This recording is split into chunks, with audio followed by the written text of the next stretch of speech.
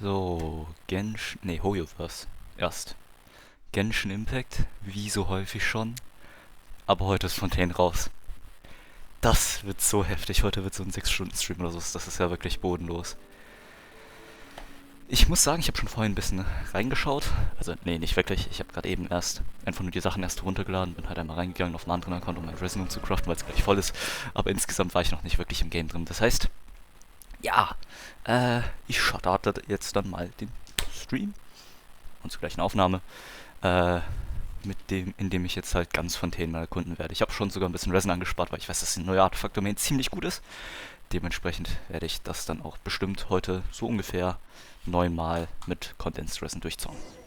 Weil ich habe ja schon inzwischen auch 5 Condensed Resin angespart.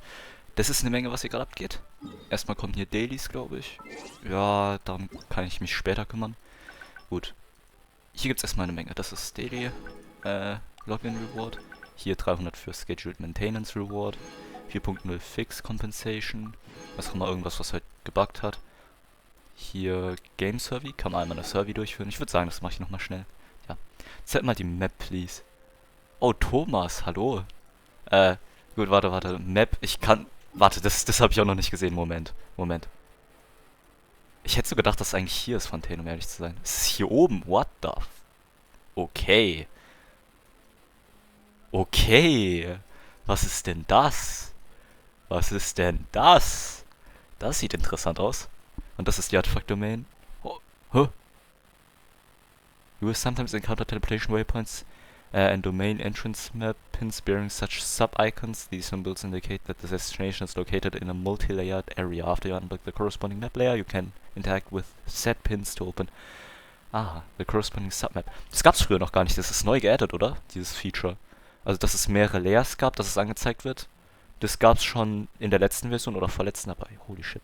Okay, use the layer markers on the right of the map interface to switch between layers within the same group or select the big icon to return to the top level map. When browsing many layers, the sub-icon of the map pins for the current layer will appear in bright blue. Dotted lines will be used for indicators, quest targets, event targets, etc. That are not located in the current map layer. Additionally, when an area in the center of the map contains different layers that you have previously entered, you can use the layer switching markers to swap over to the corresponding map. Okay. Ne, das ist gar nicht die Artefakt-Domain. Das ist die Artefakt-Domain hier. Ja, die brauche ich dann. Die sind ziemlich OP, habe ich gehört. Vor allem für Fische in einem Aggravate-Team. Also ja. Und das ist wahrscheinlich Talent Materials. Holy shit. Ey, ich habe so Bock, das jetzt gleich zu erkunden. Aber erstmal muss ich noch ein paar Sachen durchmachen. Also erstmal noch die Formalien hier. Also, einmal 50 Primo-Games mir kurz abholen von dieser Survey. Ja, ich bin über 18, 2005 geboren, alles, dies, das, Mail. Okay, ich spiele auf Handy und...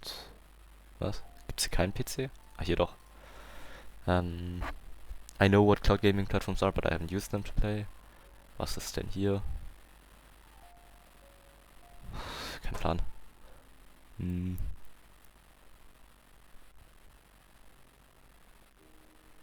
Bro, ich hab wirklich keine Ahnung.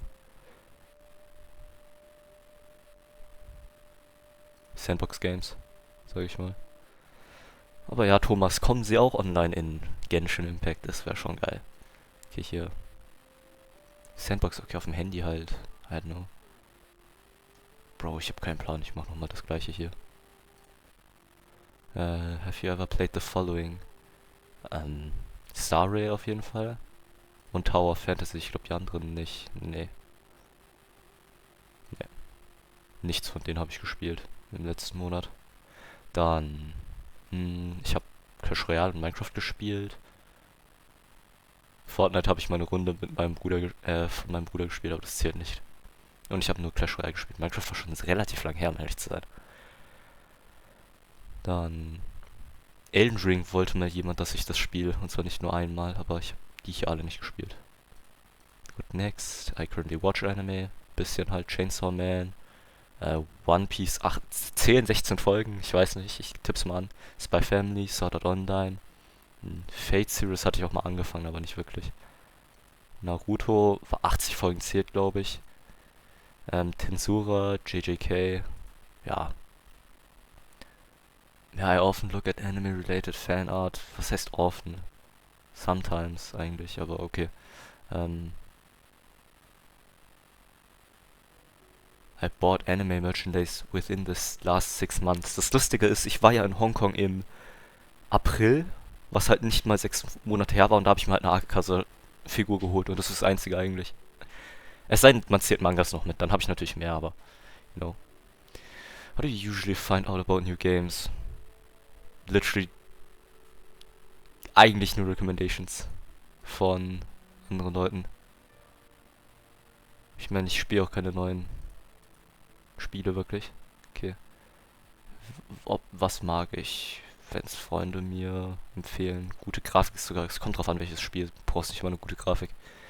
Games Main Core Gameplay.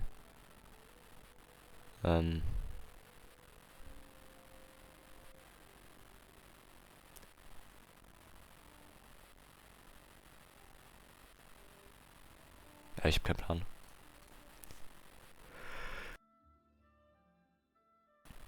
Ah, kurz mal niesen, das ist ja heftig. Okay. Where did you first hear about Genshin Impact? Alter, YouTube war so zugespammt, das ist ja wirklich heftig. Für eine Zeit lang war es ja bodenlos. What were the main factors that attracted you? My friends recommended or friends playing. Eigentlich wollte ich gar nicht spielen. Thomas hat mich reingezogen, das geht gar nicht. Das ist wirklich heftig, wie sehr ich reingezogen wurde. Enjoyable aspects, leveling up characters, fighting monsters, traveling through sceneries, challenging spiral abyss, interacting with the open world und collecting characters. Level up my character stats, obtain characters and weapons. Das habe ich halt sogar schon. Das habe ich ja schon alle Friendship 10. Erst gestern habe ich alle Friendship 10 bekommen, also Hutau, der letzte Charakter. Ja, cool. Und dass man 50 Prime Gems davon bekommt, ist auch geil. Okay. Keine Ahnung, was das ist, um ehrlich zu sein. Moment. Hier, was ist das denn? Warum habe ich immer noch keinen Sound? Ich hasse es. Okay. A new chapter has unlocked for your journey across Teyvat. Gather your friends and reunite the nation of Fontaine. Complete adventure mission together to earn up to 480 Prime Gems. Calling for players who have not logged into the game within 14 days prior to the start of the event. Hä? Ja, gut, komm. Ich glaube nicht, dass ich genug Leute jetzt dazu einladen könnte, hierher zu kommen. Also ja, nee. Ist schade, aber 480 Primus wäre natürlich schon geil. Es wären 3 Puls. Oder sind, nee, 160 Primal Gems. Ja doch, das wären genau 3 Puls. Ja gut. Ich krieg, glaube ich, keinen hierher. Aber ja. Ist natürlich trotzdem gut zu wissen. Hier sind noch ein paar Notices. Erstmal dieses ganze Zeug. Ja. Okay, das war jetzt, glaube ich, erstmal genug. Dann F5. Digga, man wird hier wirklich erschlagen. Das ist der Biss, das ist noch leider der letzte Biss. Das hat mir gestern erst Frau Spolier, glaube ich, gesagt. Das liegt daran, dass der Asia-Server vor uns das Update hatte. Das heißt, ja. Das heißt, dass wegen dem Asia-Server noch der alte Biss da ist, was ein bisschen schade ist, statt dem neuen, aber egal. Man kann die hier bekommen. Einfach, warte. Einfach Event Permanent, man kriegt sie einfach.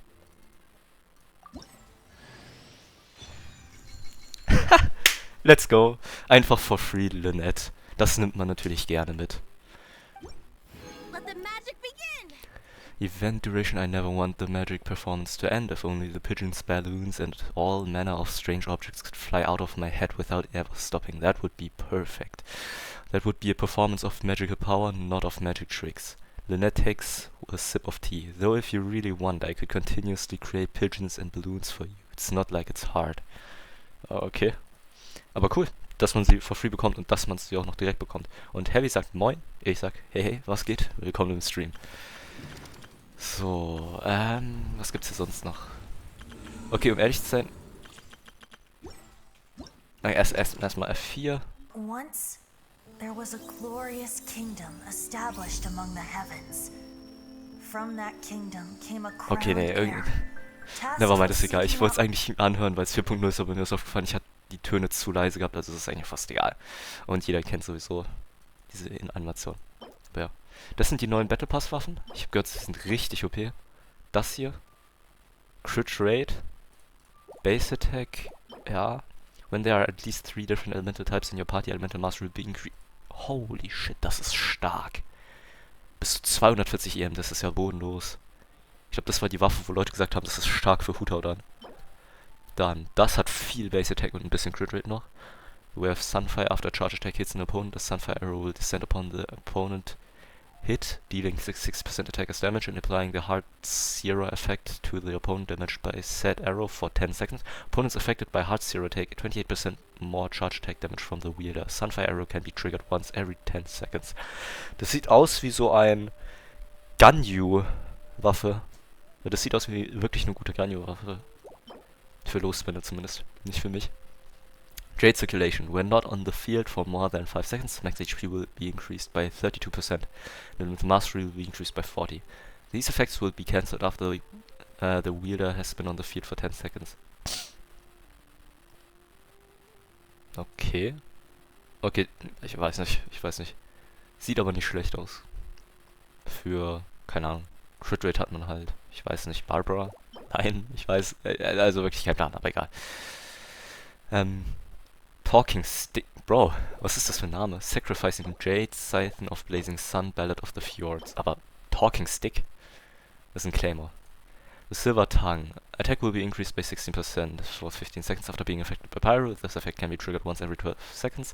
Elemental damage bonus will be increased by 12 seconds for 15 seconds.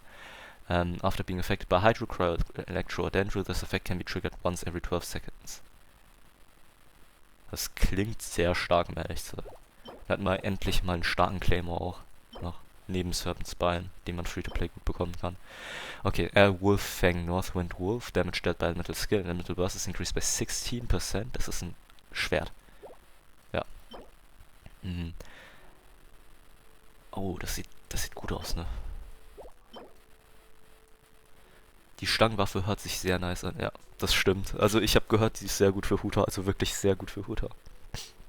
Eventuell sogar besser als Deathmatch. Hat ein bisschen weniger Crit Rate, um ehrlich zu sein. Aber zum Beispiel diese Attack hier sind nicht so stark wie diese EM. Das heißt, ich glaube tatsächlich, Ballad of the Fjords ist besser als Deathmatch. Also ja. Ich bin mir nicht sicher, aber ich denke mal tatsächlich. Weil EM einfach bis zu 240 EM, das ist ja wirklich bodenlos für Huta. Also natürlich, es kommt drauf an, welchen Charakter man hier benutzt, aber für Huta auf jeden Fall sollte das eigentlich besser sein. Okay, warte. When a mental skill hits an opponent, its crit rate will be increased by 2%. When the mental burst hits an opponent, its crit rate will be increased by 2%. Both of these effects last 10 seconds separately, have 4 max stacks and can be triggered once every 0.1 seconds. Das heißt, es könnte...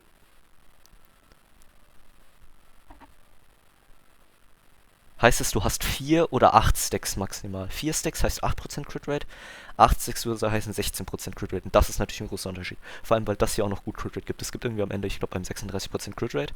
Das heißt, wenn man dann nochmal 16 bekommen würde, wäre es heftig. Aber erstmal generell nur 8 zu bekommen, ist schon sehr heftig. Klingt stark für... Ich weiß es nicht, um ehrlich zu sein. Wir hatten mehrere Skills, die man schnell aktivieren kann. Ich weiß nicht. Ja, ich kann mal kurz die Sachen hier einsammeln. Bisschen Level aufsteigen. Okay. Ah, Mann, es gibt gerade so viel mit der neuen Version. F3, das sind die Banner. Schade, dass ich nicht auf Bennett pullen kann, weil ich will nicht Linné haben. Aber der Weapon Banner, ich weiß gar nicht, was die Waffe hat. Holy shit!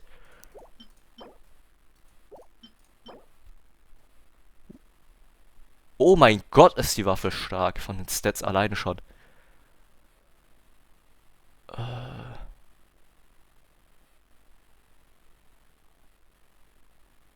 What the fuck?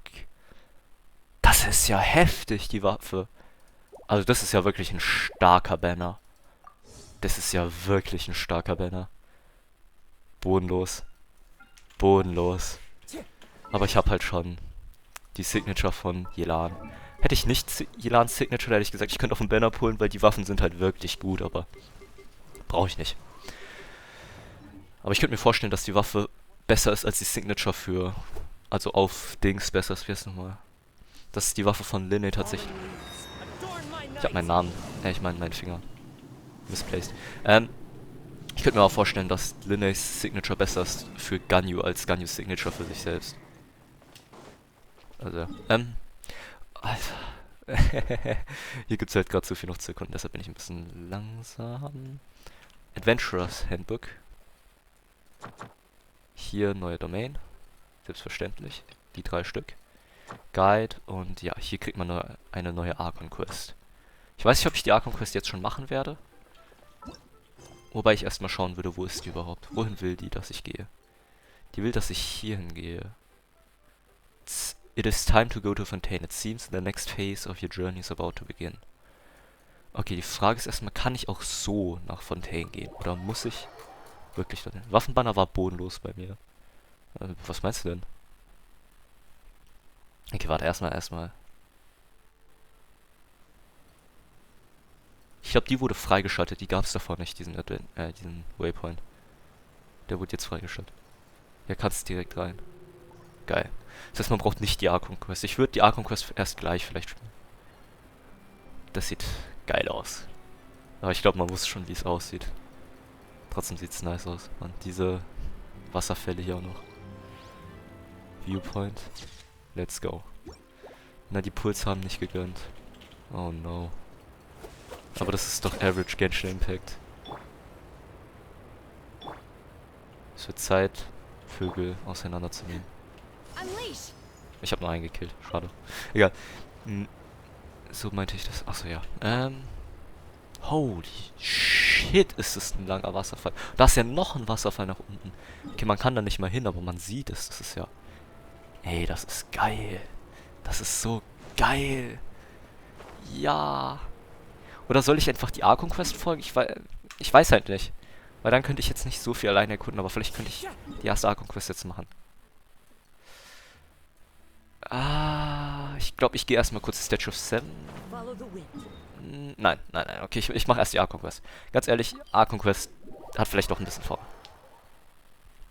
Weil, was soll ich sagen? Es ist halt... was heißt nochmal Introduce? Das leitet einfach so ein bisschen ein in die ganze Region. Und Momeli sagt Hi.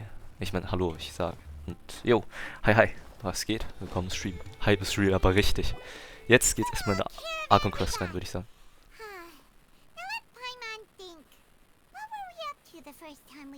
Vielleicht hätte ich Genshin ein bisschen lauter stellen sollen davor.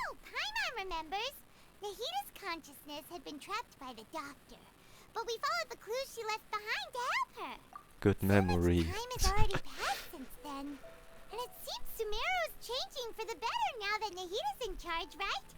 Paimon just hopes this peace will last a long time. And then Nahida won't have any more new problems to deal with. Ich komme nachher wieder wegen Spoiler und so. Oh, alles klar, Momeli. Dann bis gleich. Oder so, oder später. Was ist das jetzt? But as long as we're around, it's hard to say what will happen. Digga, das ist... das ist doch wieder aufeinanderfolgen, das macht gar keinen Sinn. Ich will es selber erleben. Ach so, ja klar. Keine...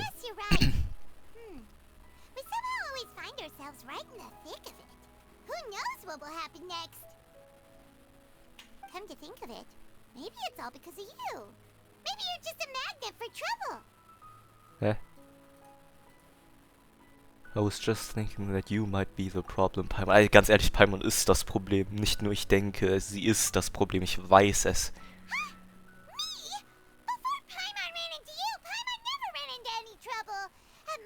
She was super tired. Paimon got caught in some strange whirlpool and sucked out into sea. And even then, you fished Paimon out. Hä? Okay.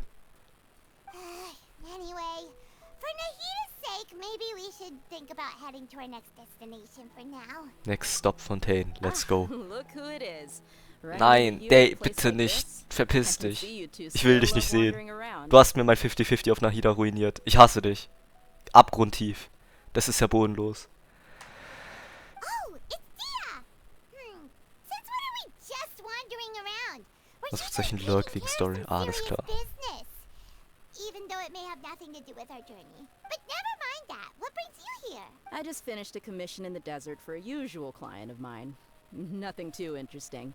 Just escorting a shipment of goods. I'm on my way to report back.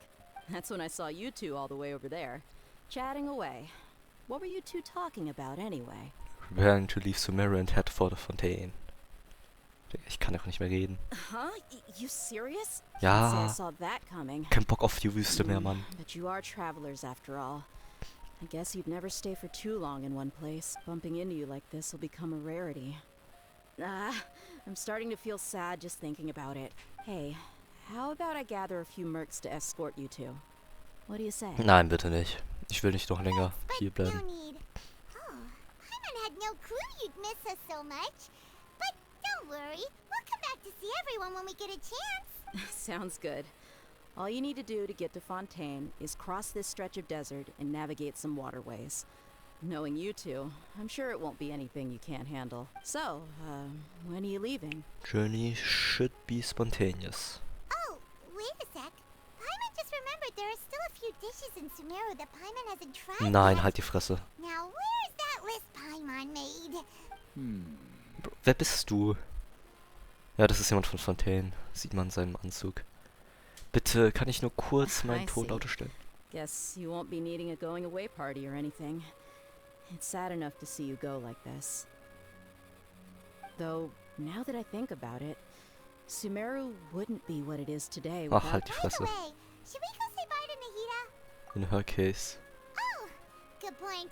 Then there's no need to bother her in the real world. Then, I guess this is goodbye for now, Traveler in Paimon. Whether as a client or a friend, you're always welcome to come. Beide ja. Weg. Goodbye, Dia. Bye-bye, Sumeru.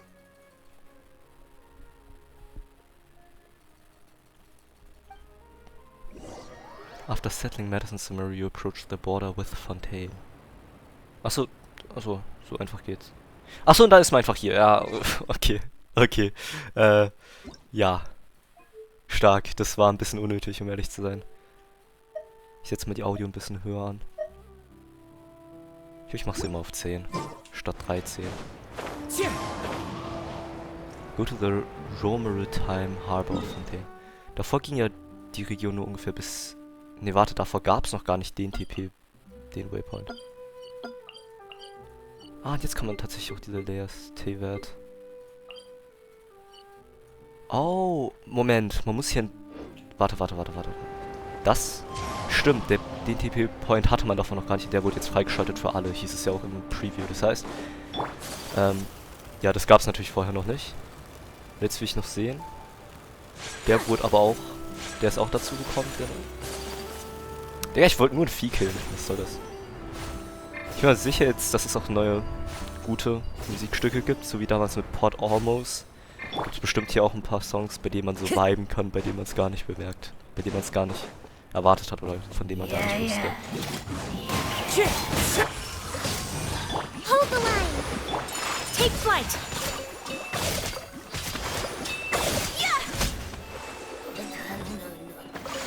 Irgendwie ist das Game vielleicht doch ein bisschen laut. I shall treasure this good fortune. Hier sind Ammoniten. Das sieht interessant aus. Gut. Vielleicht ist 10 doch ein bisschen laut, um ehrlich zu sein. Wie wär's mit 8 lieber?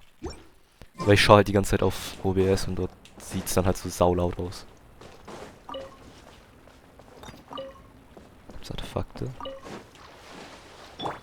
Ja, hier ist alles so halb. Das kann man auch sehen bei dieser Map. Ich mag es aber noch nicht, dass Battle so viel lauter ist als alles andere. Aber ja. Gut. Hier kann man weiter entlang. Hier ist sogar noch eine Chest. Cool. Das zählt an und für sich aber noch zu Realm of the verkackt. Ja. Und das ist dann wahrscheinlich das eigene. Wie klein ist dann diese Region? Nur sowas? Und dann hat man hier so einen Part und so einen großen Part. Wahrscheinlich in etwa. Gut, ich erkunde das hier halt sozusagen ganz kurz. Ich will kurz meinen TP-Point hier freigeschaltet haben.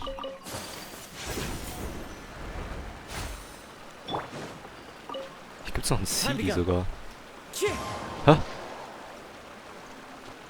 Komm ich da mal rum?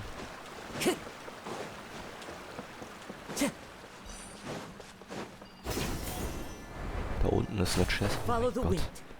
Dieses kleine Ding hat auch schon wieder so ein bisschen Erkundungsmaterial gegeben.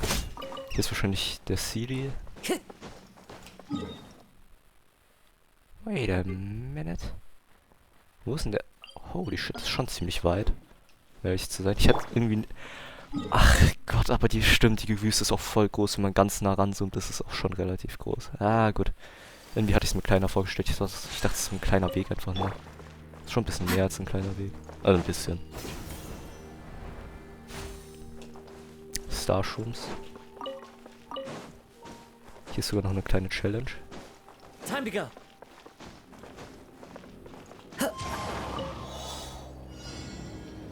Oh Mann. Okay, nee, das mache ich.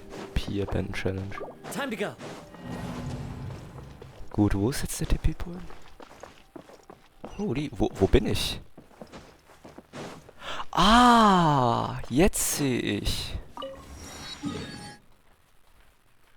Oder? Ne, ich habe keinen Plan. Ah, doch, ne, ich sehe. Stimmt, das war hier dann. Hier ist es und davor war das hier halt abgeschnitten, man konnte nicht weiter. Ich war hier erst vor kurzem mit meinem ersten Account, also mit einem anderen Account. Und hat so ein bisschen hier erkundet erst und da gab es es natürlich noch nicht. Ja doch, ich weiß, wo ich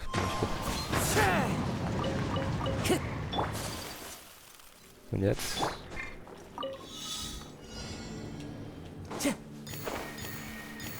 Time to go. Ein bisschen entlang. Und eine Chest hat man dann. Time to go.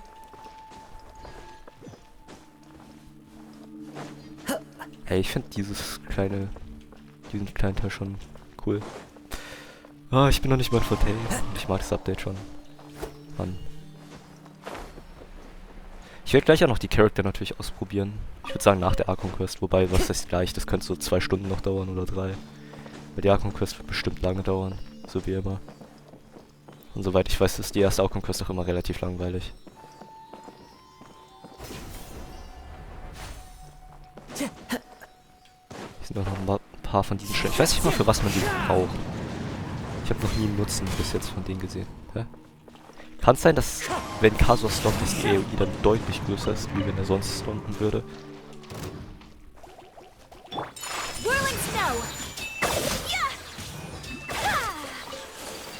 So, hier hat man eine Chest freigeschaltet. Brings a smile to my face. Wo ist der CD? Da. Okay. Schneller. Schneller, CD. Ich habe heute noch viel zu tun. Okay, wenn ich nachdenke, wenn ich einen 6-Stunden-Stream machen will und die Dune Guide, okay, und die Archon Quest über 2-3 Stunden geht, da habe ich gar nicht mal mehr so viel Zeit für die anderen Sachen. Also was heißt nicht so viel? Halt weniger als erwartet. Vielleicht muss ich mich doch ein bisschen beeilen mit der Archon Quest, weil ich will auch noch anderes machen.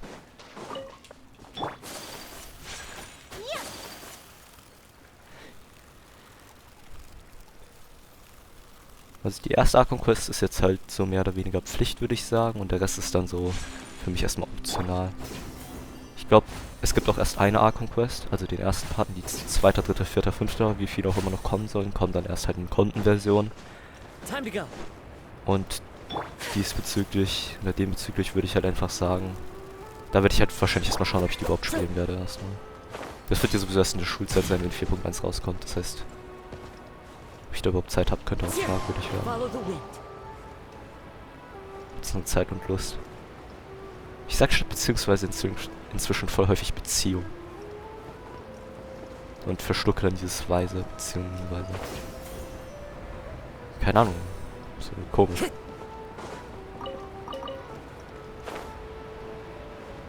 Oh, das ist so ein Strand, ja, das sieht cool aus. Was ist das für ein Boot?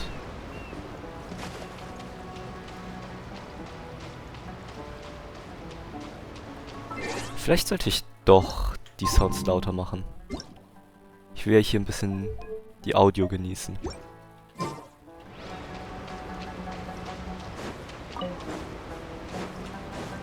Die Schildkröte hier ist geil. Ich mag die Teile. Ey, dreh dich. Ja, wie viel Schaden macht's eigentlich? Das geht. Drehst du dich vom Fisch? Ne, vom Fisch dreht er sich nicht. Warum fließt der nicht? Ich dachte, das ist zerstörbar.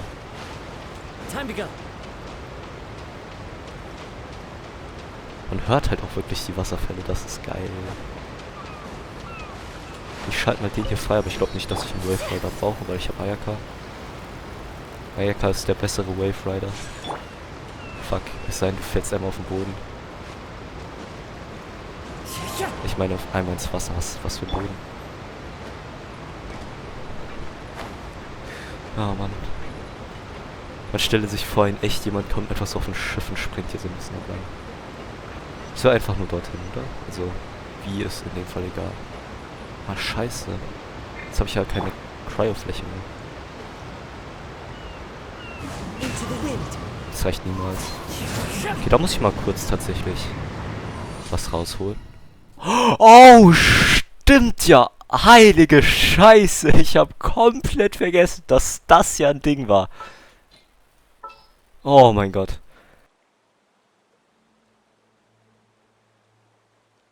Das war eines meiner Lieblingsfeatures, die ich gesehen hatte. Wie konnte ich das vergessen? Oh Mann. Dass man jetzt die Charakter hat, die so stehen. Ey, das sieht so geil aus, jetzt mal ganz ehrlich. Das ist wahrscheinlich wirklich das Lieblingsfeature fast von mir hier in diesem neuen Update. Heftig. Okay, Moment. Statt schon nehme ich kurz... Need my help as usual? What the fuck? Sie... Ach so, sie macht den Bartender. Warte, was macht Ayaka? Okay. No offense, aber mit. Fisch und Kasua. Komm, Kasua, das ist... Ah, ja, nee, ich sag nichts. Das ist trotzdem natürlich tausendmal besser als vorher, aber ich hätte mir fast was Besseres erwartet, weil es ist Kasua.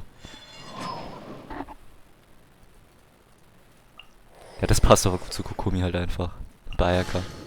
Ja, komm, es passt. Never mind. Ey, Huta mag ich am meisten. Von denen. Dieser Stein auf Bennets Kopf, wirklich, das ist ja bodenlos.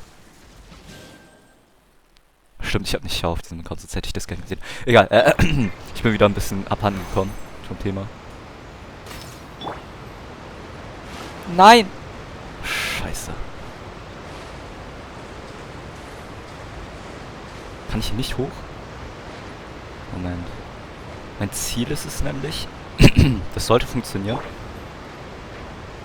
Moment, so. Digga, was ist das? Warum kann sie nicht runterlaufen? Ayaka, hast du Probleme? Ja, also, nee, okay, doch, ganz ehrlich, sie hat Probleme. Das ist mir nur Fans. Ah, stimmt, ich bin auf R. So, jetzt. Ah, scheiße, es hat ein bisschen lang gedauert. Ich bin so langsam, der Progress ist gerade wirklich nicht vorhanden.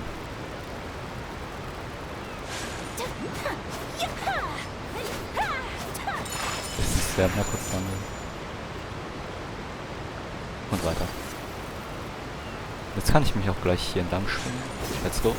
Was ist das? Das ist ein Hydroculus. Das ist ein Hydroculus. Oh mein Gott. Die sehen geil aus. Also, die sehen wirklich geil aus. Mann.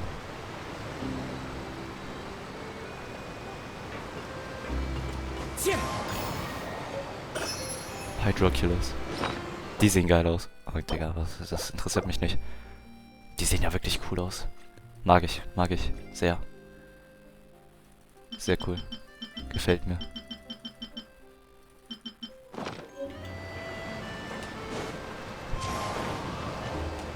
finde es schade, dass es eigentlich gar kein extra Animoculus gibt, weil es gibt ja bei Geoculi gibt's ja einen extra, dass man den noch behalten kann sozusagen, auch wenn man alles gesammelt hat. Ja, alles abgegeben hat. Was machen die da eigentlich? Ich glaube, ich muss... ich wollte sagen, ich beeile mich mal ein bisschen, dass ich noch was anderes machen kann. Ich glaube, ich muss wirklich erstmal die Story schnell durchspielen. Ich bin nicht in der Quest Area. Ich komme angeschwommen. Hallo! After crossing all that sand and water, we finally made it! Oh, this must be Fontaine's port! Oha. Ich mach mal auf Autoplay. Wow. Everything looks so advanced in Fontaine! Paimon's heard that the industry here is extremely developed, and there are all kinds of unusual machines! Man sieht schon direkt hier ein. So I heard and it's about what I imagined. It's even more impressive than I thought. Just seeing the sights as a tourist is nice, but maybe it would be better if we found something to do. What do you think? Was ist das für ein... Achso, das war doch dieser, wissen wir mal, dieser Kapitän da. Let's start by meeting the Hydro Archon. Ach so, ja, einfach mal kurz den Gott der Region treffen gehen. Ganz einfach. Good idea. Nahida gave us loads of useful information. Seeking out the Seven is probably still our best source for information at this point. Our journey is to find my sibling and also to find the truth. Yeah, the Okay. more we can learn, the better. So, what do you think the Hydro Archon's like? Will we get along? Nahida said that she Ich has glaub a nicht. very unique personality. Ich glaube, wir kommen gar nicht whatever along. that means. Ich glaube, To learn es about gibt a so ein nation's fettes god, Problem. start with the So wie immer. nation's people. There seems to be some locals talking over there. Let's go see if we can join the party. Ja. Ah, ich weiß nicht. Wenn sie jetzt Französisch reden, dann If you bitte ich. ask me, it's a tragedy how things ended for him. Ja, Digga, was darf ich? Clearly, he was a pretty decent person. Yeah, I didn't expect that kind of ending for him. I thought he would at least fight on a little longer for his family. War es nicht irgendwie so, dass sie hier so einen richtig asozialen Courtroom haben? Und dass sie ihre Energie von dem... Ach, warum habe ich jetzt Husten? Das regt voll auf. Ja, dass sie ihre Energie beziehen aus den Gerichtsverfahren. Das heißt aber zugleich auch... oder dass es irgendwie richtig bodenlos war mit deren Gerichtsverfahren. Und halt als oberstes Gericht gilt ja eigentlich Fursolor oder sowas. Als der Gott. Dementsprechend... Ach, ist doch egal. Ich laber wieder I zu was viel. expecting a sudden plot twist, but it's a pity that it never happened. Still, his story is quite the tearjerker. Excuse me. Can I help you two? I couldn't help but notice you standing here listening. Hi. We're travelers new to Fontaine, and we had something we wanted to ask, but you seem to be really busy talking about some kind of play, so we didn't want to interrupt. Play? Oh, no. We're talking about something that really happened. In fact, it's a case that was just heard a few days ago. Really? Like, a real trial? But the way you were talking about it and the words you used just now made it sound like some kind of story. Ach so, das war ja dieses Well, good tales are often Magie-Show based on true und stories, irgendwie... aren't they? Nee, warte. And what you see in reality may also be someone deliberately putting on an act while harboring ulterior motives. Whether something is true or not simply isn't that important. The main thing is whether the story being acted out on the stage is splendid enough. Stimmt, Oh, ein but it Gericht looks war like ja you're ein not Akt, from hieß es in around here. Fontaine. You probably don't know that the Fontaine Court of Justice is called the Opera Epiclese, or more commonly known as just the Opera House. So they see trials as a sort of opera. But,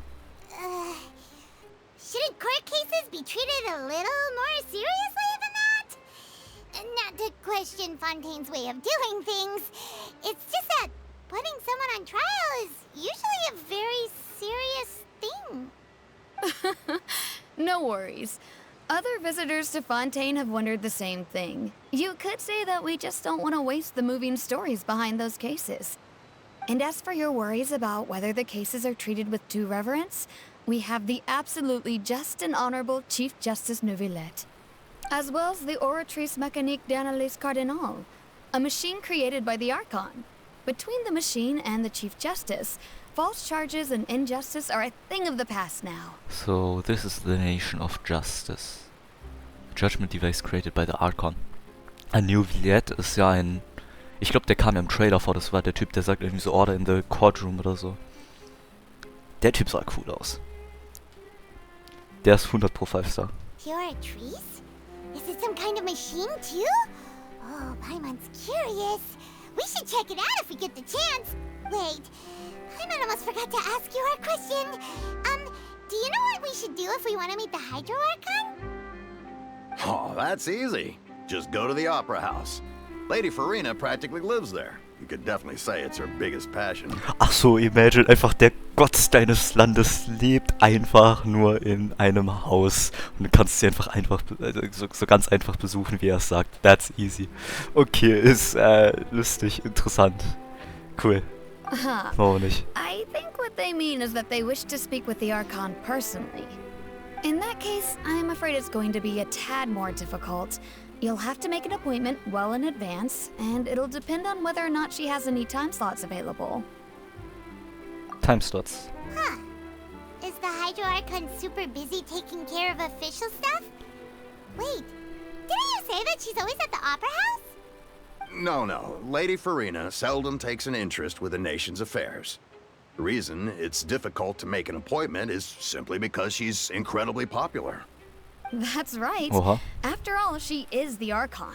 Though she may tend to get a little dramatic from time to time, people can't get enough of her. Huh. First time Paimon's ever heard of an Archon being described that way before. Wait! Paimon gets it now! The Hydro Archon is kinda like a big celebrity here, right? Das war ein bisschen langsam. Yeah, I suppose you could say that.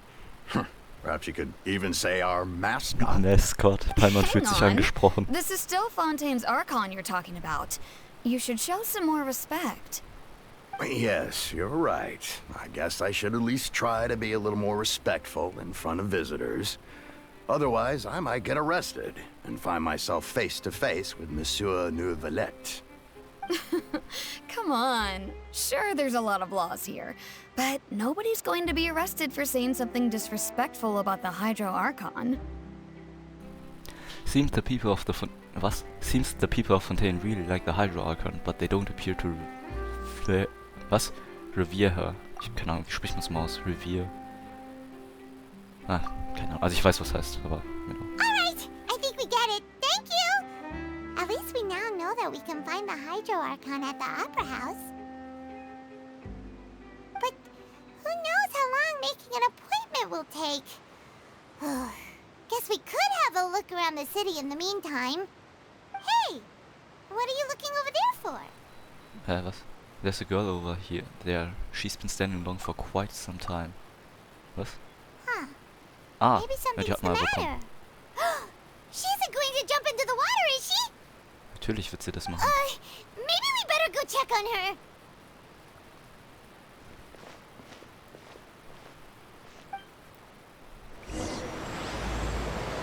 Preview of Blanchard and Nord.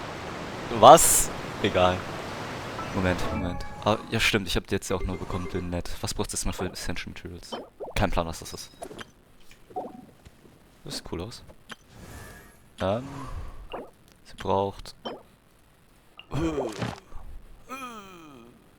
Achso, das ist kein Weekly Boss, gut, besser ist es. Aber sie sieht interessant aus. Talente. Okay, sie ist ja ein Sword-User, oder? Dual-Blade. Hydro, ich meine Nemo und Sword. Was ist ihr Kit? Ich habe keinen Plan, ich muss mir irgendwann mal einen Zyrex Guide zu ihr anschauen. Aber ich will kurz mal ihr Kit mir selbst anschauen. Kissen, geringes Scaling, würde ich sagen. Also nicht das höchste, was man kennt. Moment. Bevor ich das auschecke, ich will erstmal... Ich glaube, ich mache erstmal ein neues Team. Ich habe sowieso kein Friendship-Team mehr, das heißt, das hier kann auch aufgelöst werden. Wobei... Ja doch, ich kann es auflösen. Das ist ja nicht schwer, sich sowas zu merken hier. Außerdem ist es nicht mal das beste Team. Ich würde sagen, ich gehe mal rein mit...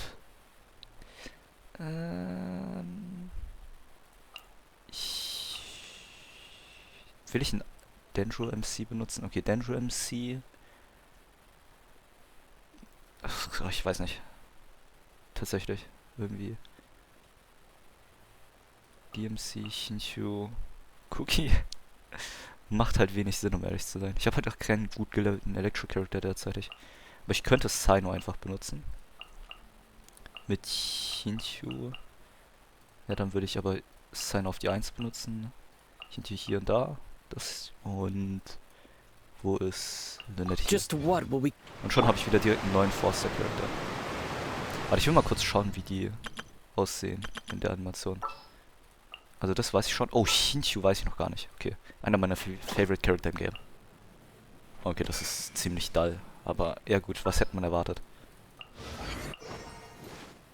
Oh, das sieht aber cool aus. Wondra sieht gut aus. In seiner Animation. Und Lynette? Oha. Not bad, not bad. Und ich habe schon wieder... Oh Gott, Digga, ich habe immer noch nicht aktiviert, das Team. Ich weiß nicht, warum ich vergessen habe. Und sie greift auch nicht besonders schnell an. Ungefähr so schnell wie Hintyu. Ja gut, also obviously ist sie nicht für Main Attack, für Normal Attacks meine ich, aber ja. Gut. Flicks her mental and warte, was, wie heißt es?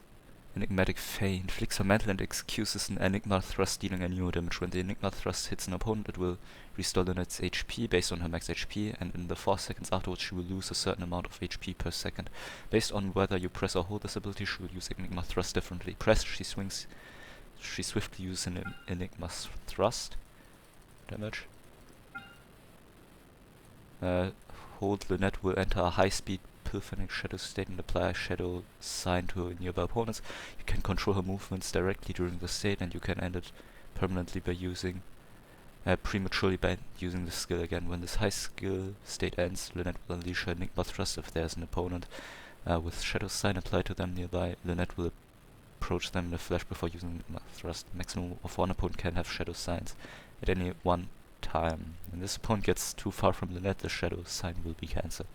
Arca also at specific intervals, Lynette will unleash a Surging Blade when she uses Enigma Thrust, dealing Oja aligned and more damage. Okay. Hold Max Duration. Cool, 12 Sekunden, das ist lang. Kriegt sie gleich Schaden davon? Ich muss sagen, das Scaling ist nicht schlecht. Auf Level 1 268. Okay, gut. Man muss auch sagen, 10 Sekunden Cooldown ist nicht wenig. Das ist besser als Xiaos Skill, glaube ich, vom Scaling her. Wenn wir uns Xiao anschauen. Und er, ja. Ach stimmt, deshalb gab es auch dieses, wenn sich HP verändert, dann kriegt man ja Crit Rate. Das ist für Lynette sehr gut. Okay, Xiao, okay, es ist ein bisschen höheres Scaling als bei Xiao. Ein bisschen. Aber das sieht gut aus. HP Regeneration, Hold Max Duration und Surging Blade Damage. Okay. Und das macht ihr Burst. 70 Energy Cost, so wie Xiaos. Warte, ich lese es mir lieber so einfach durch. Boggle Catbox. Ja, stimmt, sie ist eine Katze. Oh mein Gott, sie hat sogar einen Schwanz. Warum? Ah, noch mehr Furries im Game.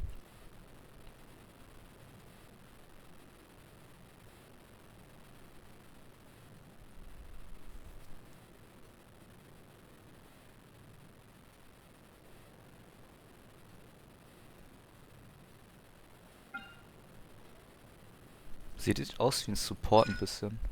Oder? Ich weiß nicht. Was nämlich hier Skill halte. Oh, das sieht cool aus. Ey, das sieht cool aus. Okay, Lynette sieht cool aus, jetzt mal ganz ehrlich. Aber ja. Hier ist dann Lynette spricht mit Lynette. Hallo.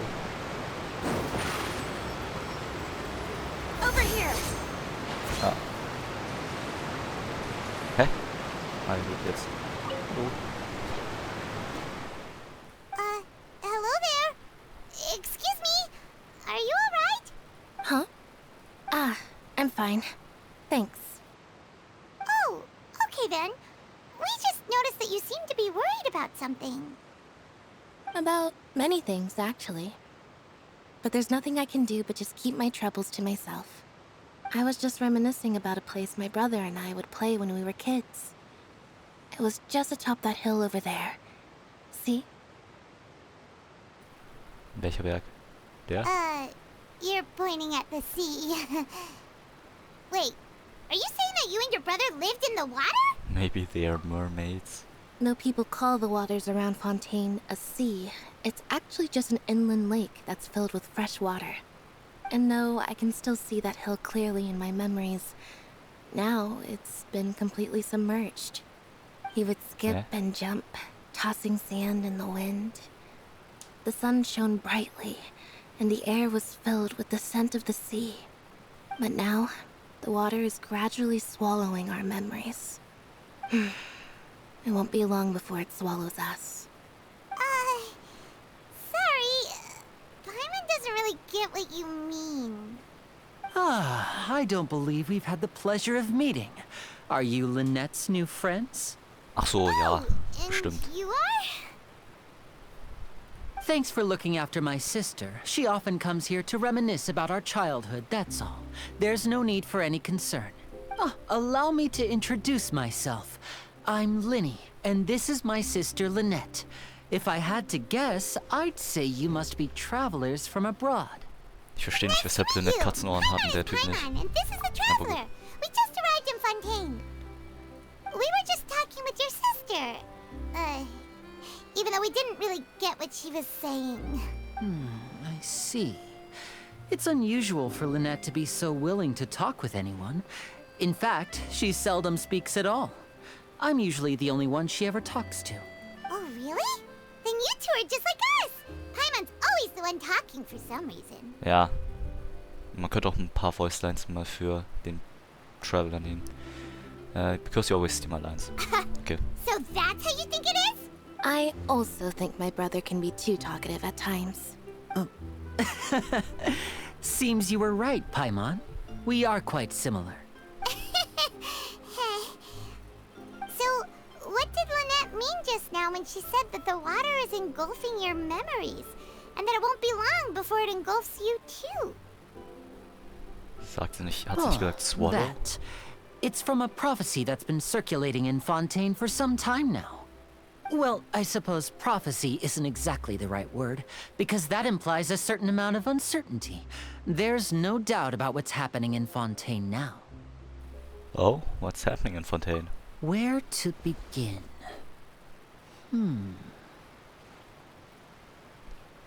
Let's put that question on hold for a moment. We still haven't formally greeted each other yet, have we? Did all the introductions earlier not count? Hello, traveler. Hello, Linne. Okay. And hello, Paimon. What the? Okay. Hey!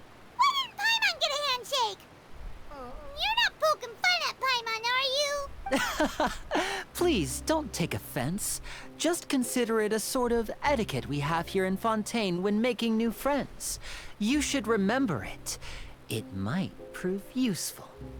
Oh, alright then. Was ist das für ein Well, Film? Paimon's just happy to have a local friend now. By the way, we were just getting ready to go to the Opera House to meet the Hydro Archon. Would you be able to show us the way? So you're going to see Lady Farina? No problem at all. In fact, I was planning to go to the Opera House later myself. I'll gladly take you once I finish things here. Please, follow me. Okay.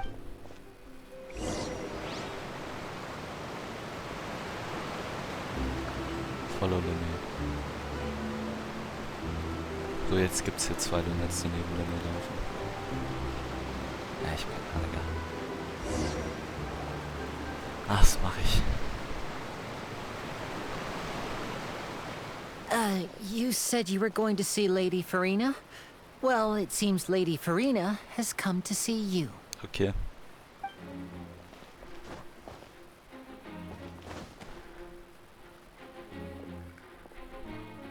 No offense, aber sie sieht voll aus wie so ein Honkai-Charakter von Star Rail oder Impact.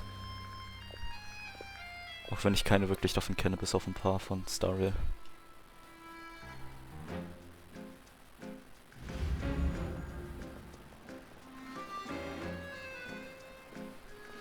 Ah, die kennt man doch, die im Gelben da. So, Sie ist she's ein the Hydro Kill-Charakter. Archon? But how did she know we were looking for her? My dear people, Ich glaube nicht, dass sie es rich and wusste. poor, those with cup in hand and those with nothing at all. Raise your glasses in celebration. If you don't have one, then just raise your hand in lieu.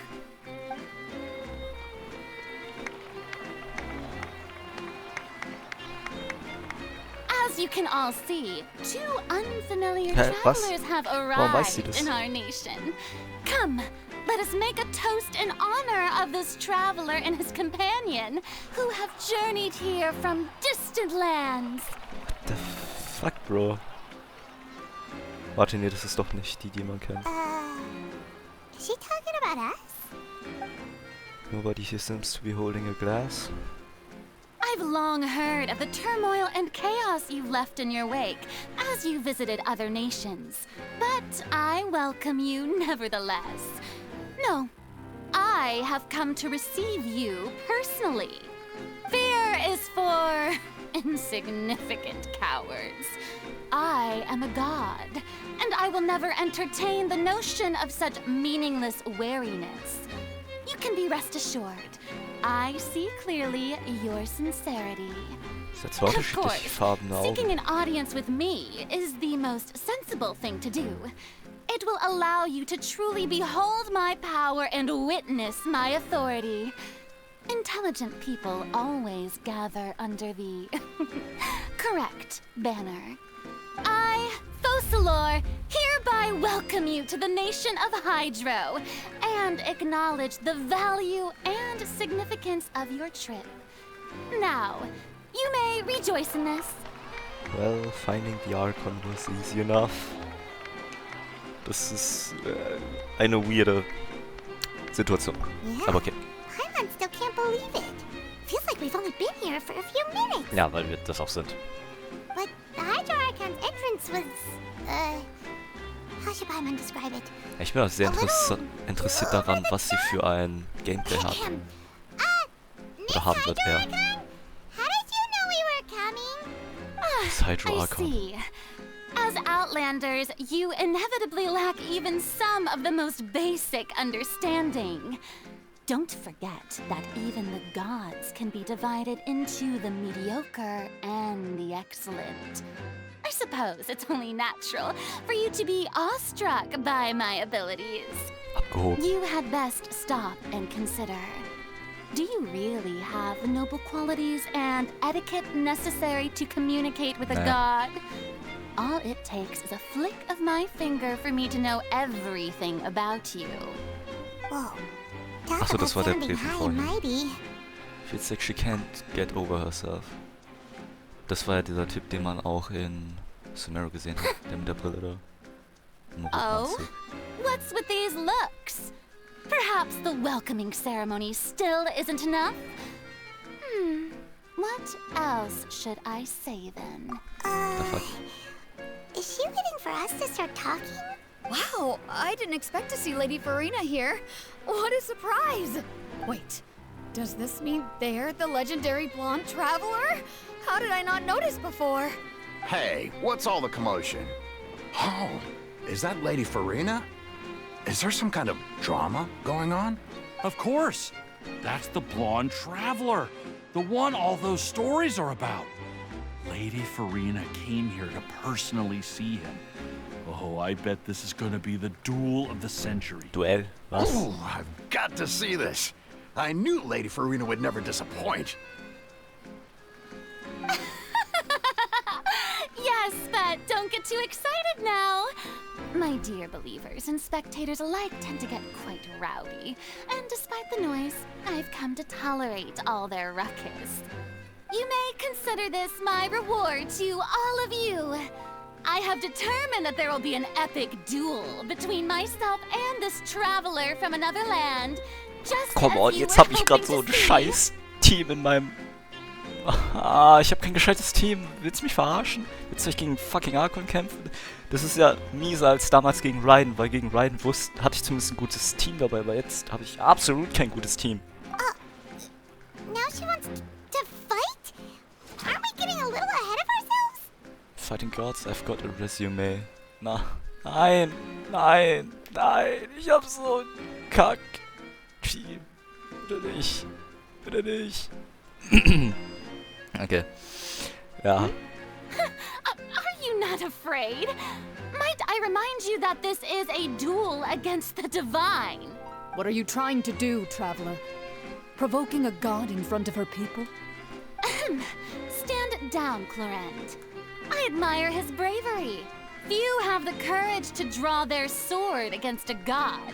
He is obviously a true warrior. Ich habe halt meinen Dull Blade dabei, das ist halt einfach heftig. Unfortunately, Den kann man alles people schlagen. nowadays only crave to be thrilled, and a mere duel will not slake their thirst for excitement.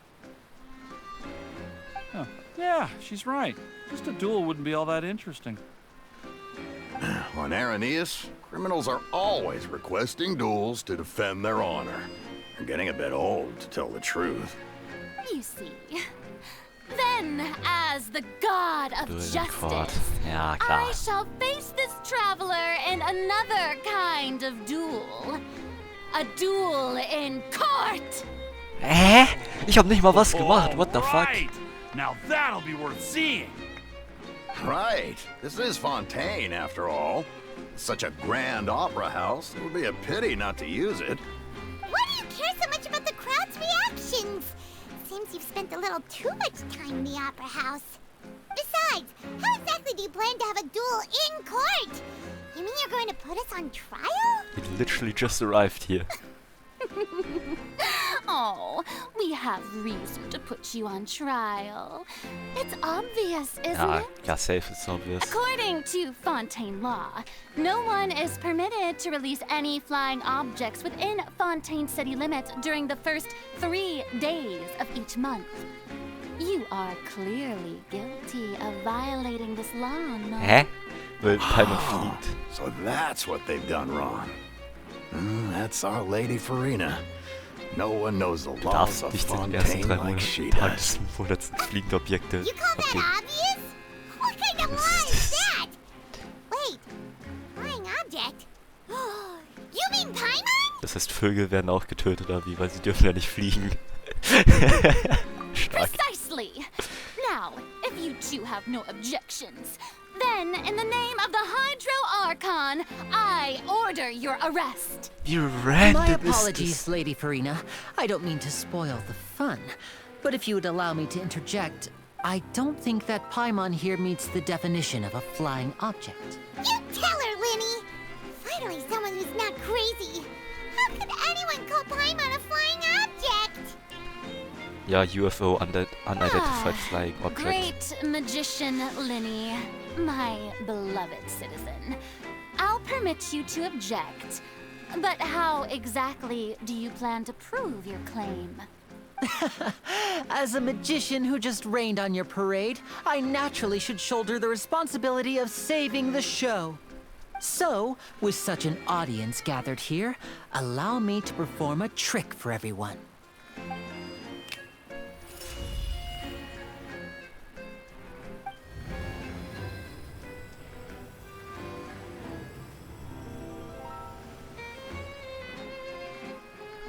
The fuck? Ta-da! What's that on Paimon's back? Hey, when did you do that? Ah, when they patted you on the back. Hä?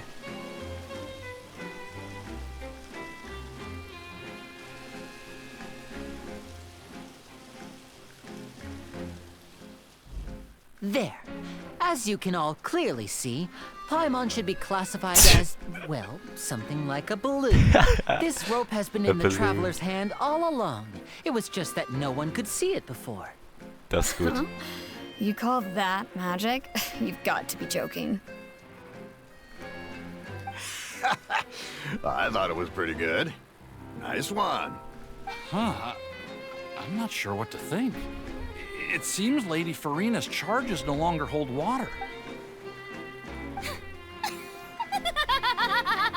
Gegenargument immer noch, was ist mit Vögeln, dürfen die nicht mehr fliegen, oder wie? Amusing.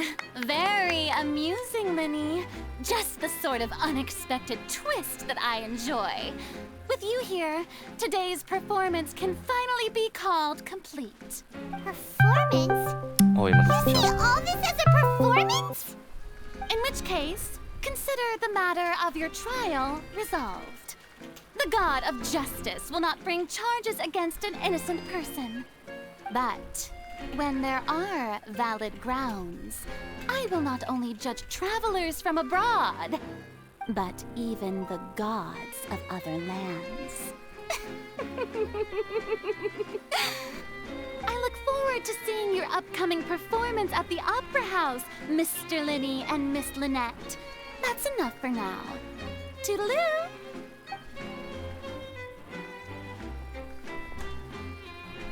Kein Ding. Was für kein Ding? Ich wollte sagen, keine Ahnung. Das mit Matthias gerade. Digga, jetzt will Jonathan einen Anruf machen. And just like that, she's gone.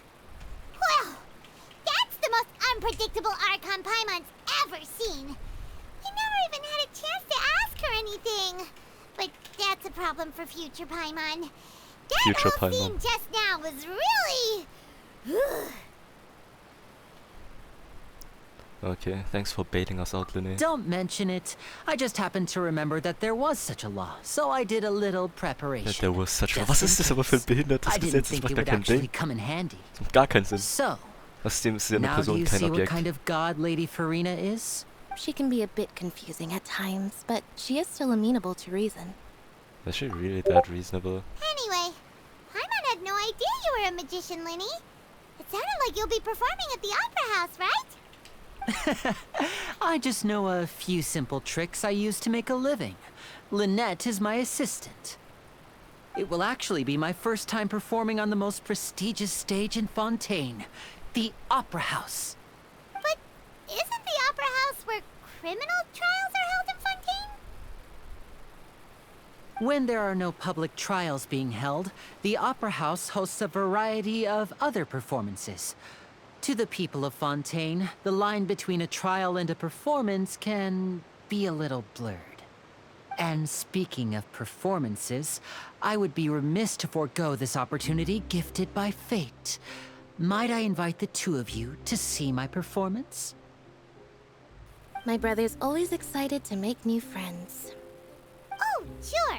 We don't really have anything to do now, and we wanted to go to the Opera House anyway. I would be delighted. Splendid.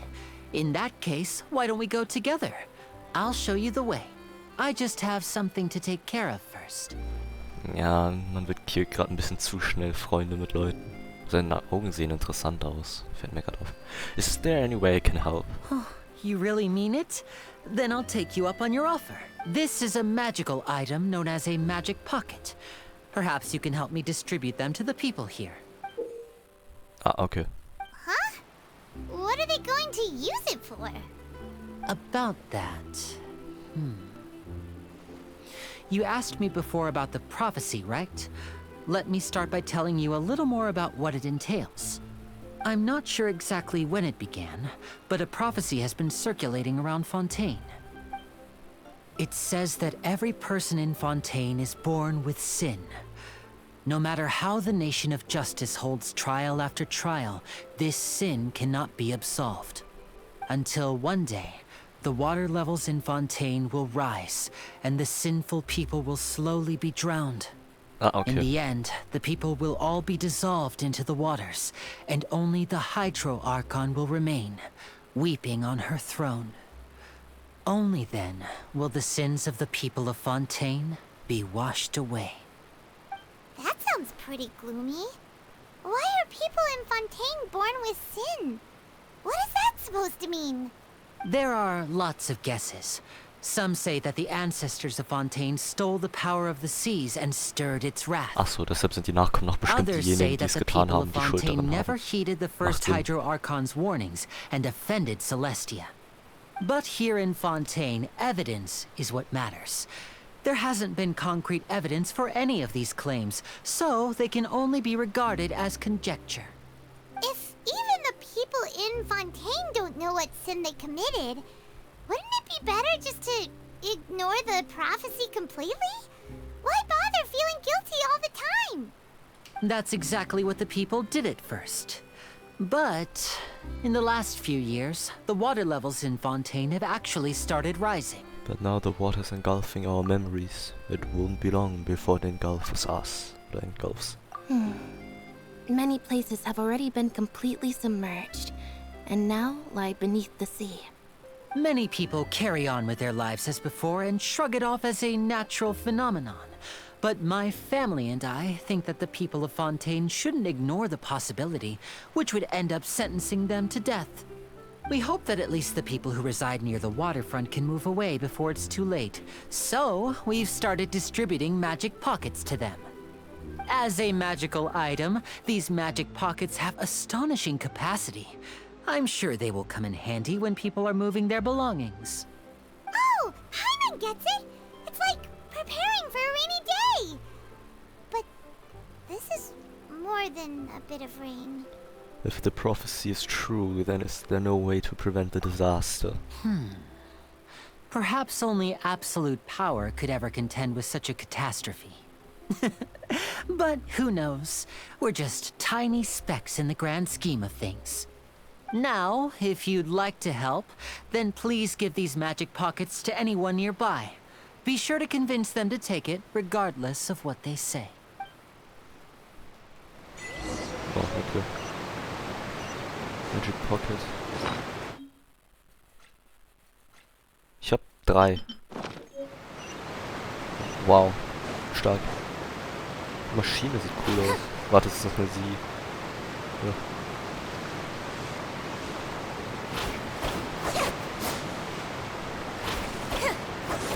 Ich wollte eigentlich dieses Team hier nehmen für... Wie ist es nochmal? Weil es die Archon Quests ist, aber ich glaube, ich nehme lieber ein gutes Team. Also ein starkes Team an und für sich. Mit dem ich dann halt auch Kämpfe machen könnte. Warte, gab es irgendwas, was ich sehen wollte? Ich wollte mit diesem komischen Viech hier reden, das hier entlang läuft, aber ich glaube, es ist nicht mehr da. Ah, egal. Gut, dann mache ich das mal hier. Huh? I don't want that thing. Way I see it, if the prophecy's true, it's still gonna be a long time before the water can cover everything. Life is all about living in the moment. What use is there in worrying about the future all the time? We'll cross that bridge when we get to it. You should still take it. You never know when it'll come in handy. Man kann es ja auch außerhalb von solchen Sachen benutzen. Alright, fine. Thanks. It's just that... if I start moving, that means I've already given up on the life I have now. I'd really rather not. Oder du nimmst es einfach nur mit und du sagst, es ist halt cool, wenn du ein magisches Ding, so eine magische Tasche hättest. Weil ganz ehrlich, das wäre cool. Wenn man einfach so etwas hätte, was mehr Raum hat, als es eigentlich hat. Just saying. Ist ziemlich handy auch im Real Life. Ich meine auch in Everyday Life. Das heißt, ja, macht Sinn, ne? Dass die Leute das nicht haben wollen. Ja, ich will es nicht weiterlesen. Etienne. Warum kenne ich seinen Namen? So you're the blonde traveler that everyone's been talking about. My apologies for not recognizing you earlier. Oh, a magic pocket? Seems you really thought of everything. Ja, das war bestimmt I guess mein it's better Gedanke. to prepare for the worst and hope for the best. Thanks. Please, also thank the magician on my behalf when you get the chance.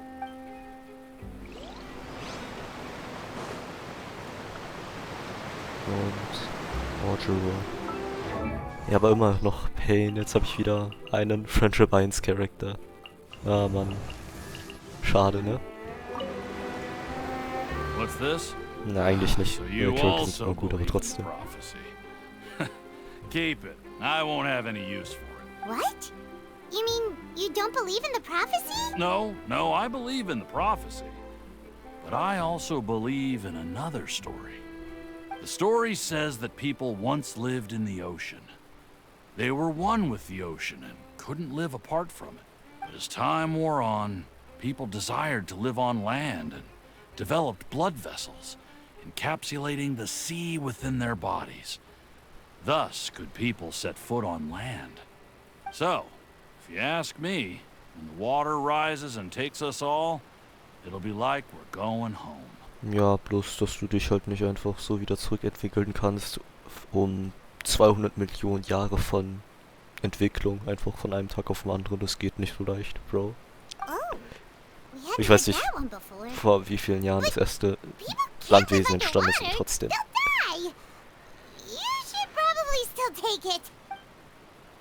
You'll die. All right, I'll take it. I guess I just feel that being dissolved into the water doesn't necessarily mean death. Ja, doch, heißt es. Okay, jetzt tagt er wieder. Der chillt da einfach die ganze Zeit. Oder auf einmal. Oh, you already handed out all of the magic Das waren 3 pockets? Stück, Mann. That was fast. So, what did people have to say? I bet you heard some, interesting opinions. No kidding. Yes, but that will change once disaster strikes. I know they'll change their minds, so it's only right to help them prepare. Is there anything else you need to do before we leave? Yes, one last thing. I have the magic pockets made by a workshop in the court of Fontaine. Since we're out and about, I was thinking about bringing him some more materials. So, you want to collect materials? Just tell us what the materials look like and we'll help. Many hands make light work. Oh, that would be much appreciated. We'll need some maritime Ja, flowers. ich glaube, Paimons I Hände remember können nicht seeing sehr viel them near machen. the waterfront on the east side of the harbor. Die kann vielleicht 2 Gramm tragen und dann maximale Ladelast erreicht.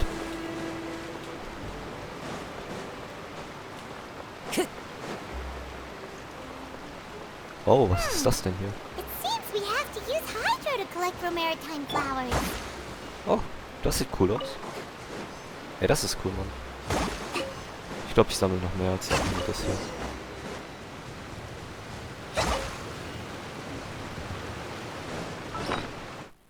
Die sind dann einfach hier, oder? Moment. Die sind nicht bei Quest Items, oder? Die sind schon... Was? Warum sind die hier? Ich will normale Blumen haben. Was ist... Marcottes Seed. Neue... Okay. Gibt's noch mehr von denen? Bitte sag mir nicht, ich habe jetzt 5 von denen, weil ich will eigentlich... Na, ich habe 5 von denen, schade. Okay. Ich glaube, ich könnte auch mal danach das Ding da oben freischalten. Stitch of Seven. Wäre, glaube ich, auch mal gut. Ich weiß ja noch gar nicht, wie Fontaine aussieht. Um ehrlich zu sein. You made quick work of that. I can tell you're an experienced traveler. I've also finished collecting a few here. Maybe next time you'll feel like helping too, Lynette. No way. I'm in power-saving mode today. Otherwise, I fear I may not have any energy left for the performance at the Opera House. Fine. Though the performance is still a long way off. Now that we're finished here, we should get ready to head back to the court of Fontaine. So, we're going to the court of Fontaine before we head to the Opera House? Good. Paimon wants a tour of Fontaine's largest city and try... Oh, die gehen einfach. Schade, ne? Wait, shh. Have you noticed that person over there? The young girl. Nein, die war davor, glaube ich, auch noch nicht hier. What's wrong with her? Paimon? She's obviously a thief. Magicians and thieves practice similar methods. We divert attention, and a distracted audience is one that won't discover what you're really doing. Watch her movements carefully.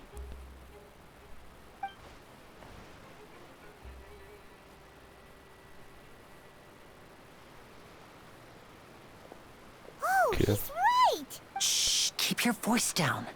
We need to think of a way to catch her, but it seems she's very alert. Perhaps we should split up. You two can ride the lift over there and wait up top. I bet that'll be her escape route if she tries to run. Understood. All right, let's go. Go to the top of the lift to cut off the thieves' escape. Ah, dann geht man auch direkt zur Stitch of Seven. Also, ja, gut.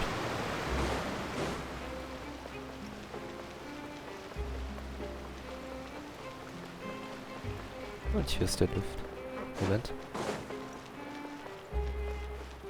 Okay, das ist... Und Farina stand... hier? Oh, okay. Starker Spot, oder gibt's da oben noch was? Ne, ich glaube, das war hier. Okay. So, jetzt der Lift. Nach oben. Up and go.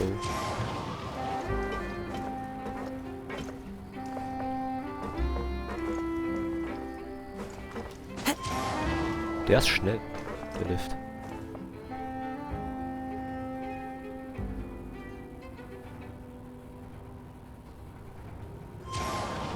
Ja, der ist wirklich schnell. Aber es ist halt trotzdem ein hoher Turm.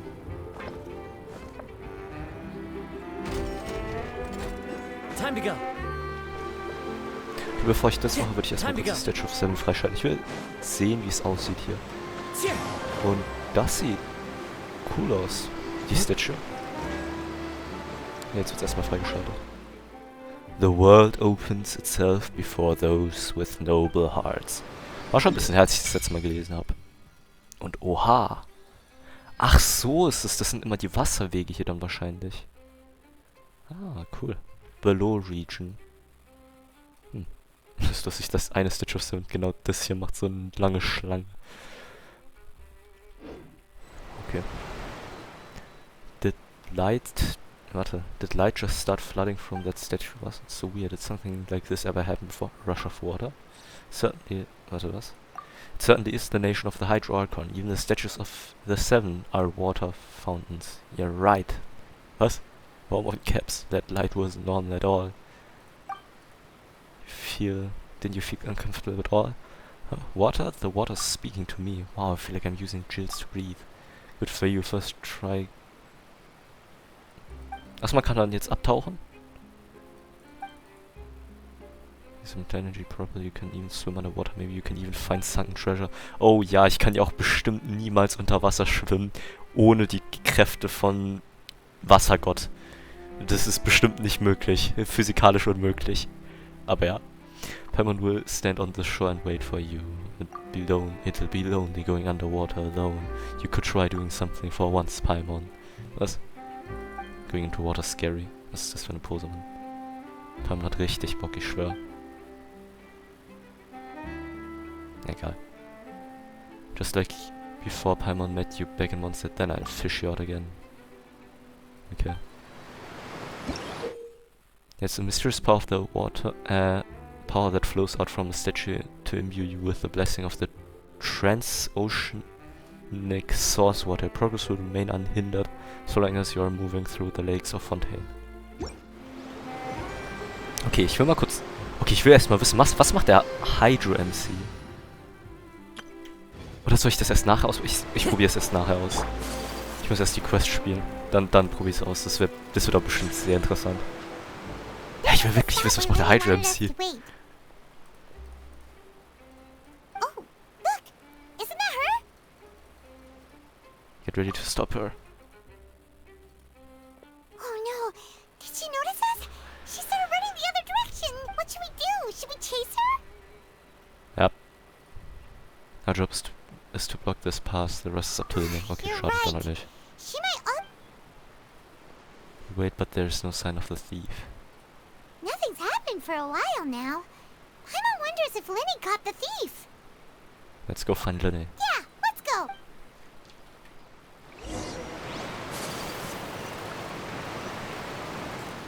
Ah, der chillt einfach da, okay. Are you sure that's all she took? You should check to make sure you're not missing anything else. No, that was all. Oh, I can't thank you enough. I didn't notice a thing earlier. Anyway, I should be going now. Thanks again. Oh, were you returning what the thief had stolen? That's right. Pity I wasn't able to catch her. She distracted me by dropping the thing she stole on the ground. By the time I looked back, she was already gone. I saw the general direction she went, but Lenny twisted his ankle, and I needed to make sure he was okay. Oh, did you get hurt, Lenny? I'll be all right. It's just a twisted ankle, that's all. In fact, it's feeling better already. If you want to play at being a hero, at least try not to get hurt doing it. Imagine what would happen if you managed to derail our performance as a result. You're right. Sorry, Lynette. I have to admit that the thief was even more skilled than I had anticipated. But at least we were able to get the stolen items back, so it wasn't a complete failure. What a slippery little thief. Guess things turned out all right in the end, though. Libby's initiative paid off. All right, let's put this little detour behind us. We should go to the court of Fontaine now. Okay. Ah, Mann, ich bin wirklich getempelt einfach, das zu benutzen. Wie es nochmal Hydra MC auszuprobieren.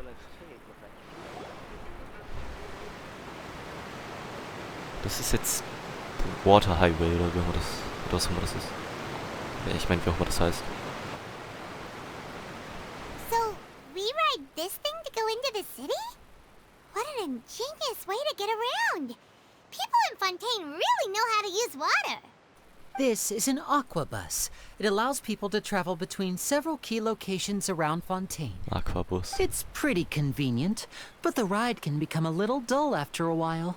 The scenery is always the same. That's why it's better to travel with friends. So you mean it's still boring even when I'm riding with you? No, that's not what I meant. It's just that, well, you don't really talk that much. Besides, it doesn't really feel like a real trip when it's just the two of us. It's the same as being at home. Whatever. Guess that's what it's like to be an older brother. It's about time for us to leave. Let's get on board. Ja, die haben niemals gesagt, dass der eine älter ist als der andere. Jetzt kommt Feminine? Nee, was? Die. Das war Frau Yenfeis Cousine. Ich finde aber noch, das sollte Yenfeis Cousine sein oder sowas. What? Eigentlich nicht. Paimon! Charlotte! Jetzt Charlotte. Warum dieser Arm so weit oben? What the fuck? Du kannst doch einfach Hi sagen. I never guessed I'd bump into you while riding the aquabus. In the story of my life, this is big news. What are you doing in Fontaine? I didn't hear anything about you paying us a visit. Yeah, it's quite the coincidence. But as travelers, we're always on the move. It's not surprising that nobody knew we were coming. Though we still have no idea how the Hydro Archon knew about us. Oh, let Paimon introduce you to our new friends. Ja, ich glaube, die kennt sie schon. Oh, no need for introductions, Paimon. I would recognize the great magician Linny and his assistant Lynette anywhere. I wouldn't be much of a reporter if I didn't know who they were. It's a pleasure to meet you. I'm Charlotte, a reporter for the Steambird. Nice to meet you. From the Steambird, huh? We've often relied on your paper to promote our performances. It's an honor to meet you. Now that everyone knows each other, Fontaine suddenly doesn't feel like such an unfamiliar... So, what have you been up to lately, Charlotte? Any big news? Not too much. When there isn't any breaking news, I mainly cover the trials at the Opera House. You can still manage to keep readers' attention as long as you tell things from a clever enough angle, even if it's the same old topics. For example, reporting on how a scammer once deceived vulnerable girls into relationships, or how a financial criminal was once so poor that they ate a single piece of bread for 5 days. That would definitely get my attention. But that's not really the kind of news you're after. You're right. Seems you know me pretty well. What I'm really after is exclusive, sensational news pieces that could shake the country. These smaller stories are a waste of my talents. Oh, I just remembered. I've been following a case lately. Well, a series of cases, actually. You mean the serial disappearances of young women case? Was passiert, wenn man hier einfach entlang schwimmt? That's right. Oh, das geht automatisch weiter. Okay, schade. Right now, and Schade. It's probably the most mysterious case we've ever seen. Ist nicht auf Autoplay. If I'm the Es geht weiter. Okay, schade. Sehr schade. The case is finally cracked, and it's the headline story in the Steambird. Oh, when that happens, I bet all the other reporters will shed tears of envy. I've already gathered all kinds of materials. I just can't wait for the truth to be revealed. So, what is the serial disappearances of young women case? You mean the culprit hasn't been found? That's right. The first missing girl case happened almost 20 years ago. And ever since, after a period of time, another girl disappears. What the cases have in common is that the girls are all of a similar age, and that they've all vanished without a trace. But the scariest part is that to this day, none of the girls have ever been found. Many suspects have been arrested over the years in connection with this case, but shortly after each arrest, another disappearance would always happen. Klingt sus. Maybe there are copycat criminals. Yes, it's possible. But either way, I believe that every case has some precise truth behind it, waiting to be exposed. Yes, I agree.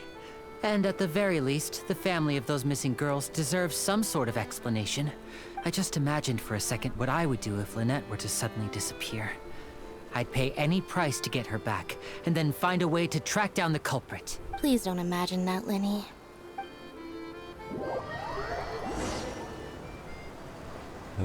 Okay. Erstmal wollen wir mal an. Willkommen.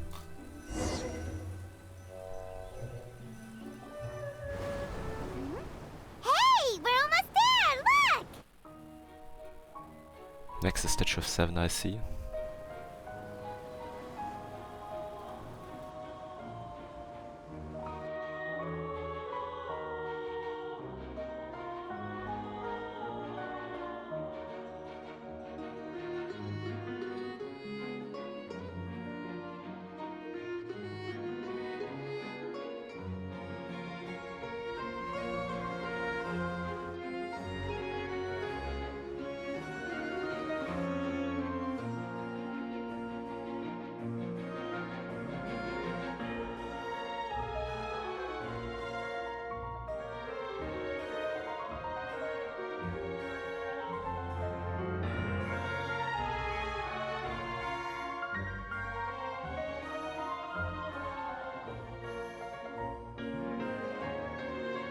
Well, I really enjoyed chatting with you. Life should be full of pleasant little surprises like this. Ey, das sieht voll cool aus, dieser Aquabus. Und ey, die Musik ist gut. Mag ich. Gefällt mir. Yeah, us as well. The ride went by too quickly. I have an interview to get to. I should get going before I'm late. Okay, Hyman hopes we can chat again soon, Charlotte. See ya! Bye now. Oh, be sure to stop by and see me at the Steambird when you have time. What a tough job. Always running around and interviewing everyone. Well, where should we go now? If you don't mind, how about we stop by my home first? Besides, I still have all the materials we collected. Ah ja, lass einfach einen Brando, den ich heute erst getroffen habe, bei mir zu Hause einladen. Macht Sinn. Würde ich auch machen.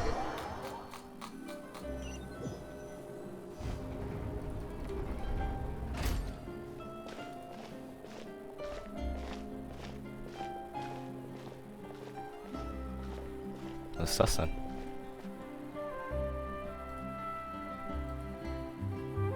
Ja, die Fontaine sieht schon ziemlich idyllisch aus. Das sieht geil aus.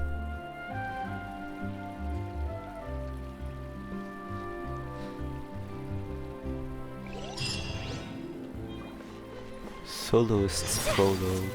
Go to where Linne is. Warte. Oh mein Gott, das sieht voll geil aus. Wo ist die Statue of 7? Da. In die Richtung. Wo auch Linne ist. Hier ist ein männlicher Roboter. Oder Roboterwache. Ich greif dich an. Haha.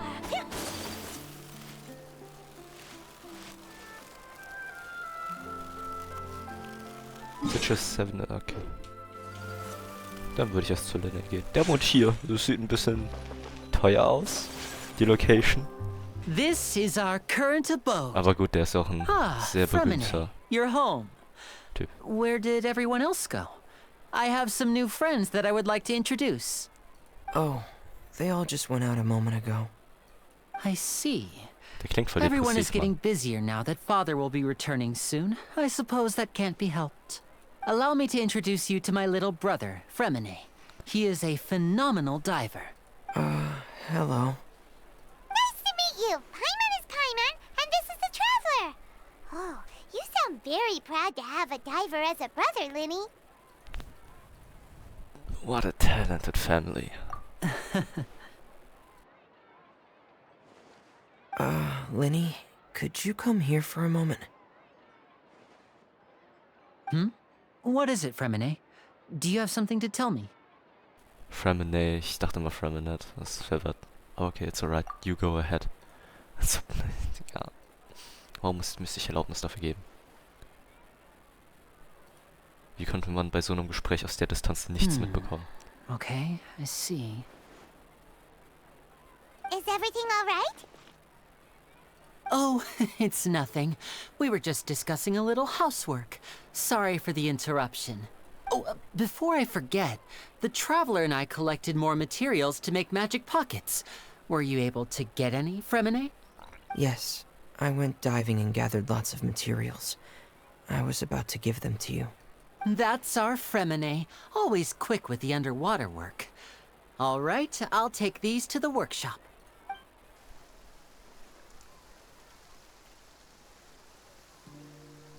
Es regnet. Ah, hier ist auch dieser Busfahrer. Ich glaube, der rennt. So rennt man doch nicht, wenn es regnet. Also jetzt mal ganz ehrlich. Looks like rain.